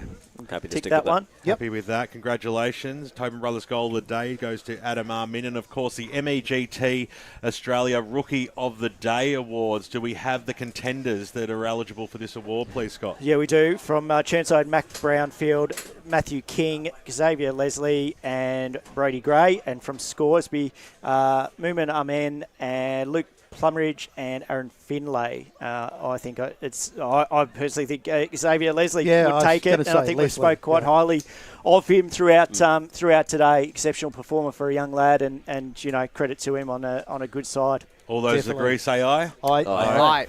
Well done to Xavier Leslie, a great performance. The MEGT Australia Rookie of the Day. Fantastic stuff here. Well, it's almost time for us to wrap up out here at Kimberley Reserve. What a great afternoon it's been. What a delightful weather day to watch the football. We heard Besto compliment it all afternoon. He had an absolute it's been superb. I've loved it. Got to love every minute on it. I'm not enjoying this view on the camera. God, I look bald. It's ridiculous. But anyway, I've got to just live with that, don't I? Maybe we'll get some hats for the media team. You never know. Asking for beanies. Beanies, I reckon, are the key. That's the way to go. We are a boundary rider. Oh, really? Oh, a testing. I'm happy to be the second tester. Maybe BWS. I've still got my beanie from the Motor Neuro round. Well, I was going to say thanks and a great job by our boundary riders, but they've thrown the mic. They didn't get to give their votes, and they've thrown the mic and they've left. They've stormed. But a fantastic effort today by Blake Martin and, of course, Blake Tennant, the two Blakes on the boundary line, riding shotgun to what was happening up close and personal all day. A great effort by them. Of course, it was a sensational effort, as always, in the stats chair with Paul Uconi. Thank you, Paul. Thank you. Great work, mate. And he wins the prize for the coolest dude of the day, too, with his Tom Selleck Sunnies. Fantastic stuff. Scott Hardy, great work by you today, mate. Good Thanks, to be in the box with you. No, it's a pleasure. And Jared Beanland, always a pleasure with you, mate. Great stuff. Cheers, mate. Besto, I've been looking forward to calling with you all week. It's been too long, and it's just an absolute pleasure. Thanks, mate. Yeah, it was absolutely reciprocated. Great to have you back, and really enjoyable day today. Thanks to Ryan Long for pulling together the media team and putting on this show today. And nice to be added a Division 4 game, mate, today, wasn't it? And good to have you back in the cause chair as well, BWS. It's good to be back, mate. Thank you very much to Megan Green from LKLM Media, and of course Leroy Green and Kate Green, who put it all together. It's been a great afternoon out here at Kimberley Reserve. Thanks for putting your scores through. Hope your team won. If your team didn't, that doesn't matter, because they'll always be next week. This has been the EFNL Media Team out here at Chirnside Park, and I'm going to keep winding it up a little bit, because I've realised that there was a 30-second mark that I've got to get through as well. I thought I'd timed it to perfectly, but that's okay. And we can talk about the Cats in Brisbane tonight. Go the Catters! Who cares about who cares about Geelong? But next week we've got two games. We'll be out at Anzac Day, and we'll be back out here on next Saturday afternoon. So a week of nothing but quality EFNL football. So stay tuned for that. 98.1 Radio Eastern and streaming live around the globe on YouTube and Facebook. Now he's hit the post.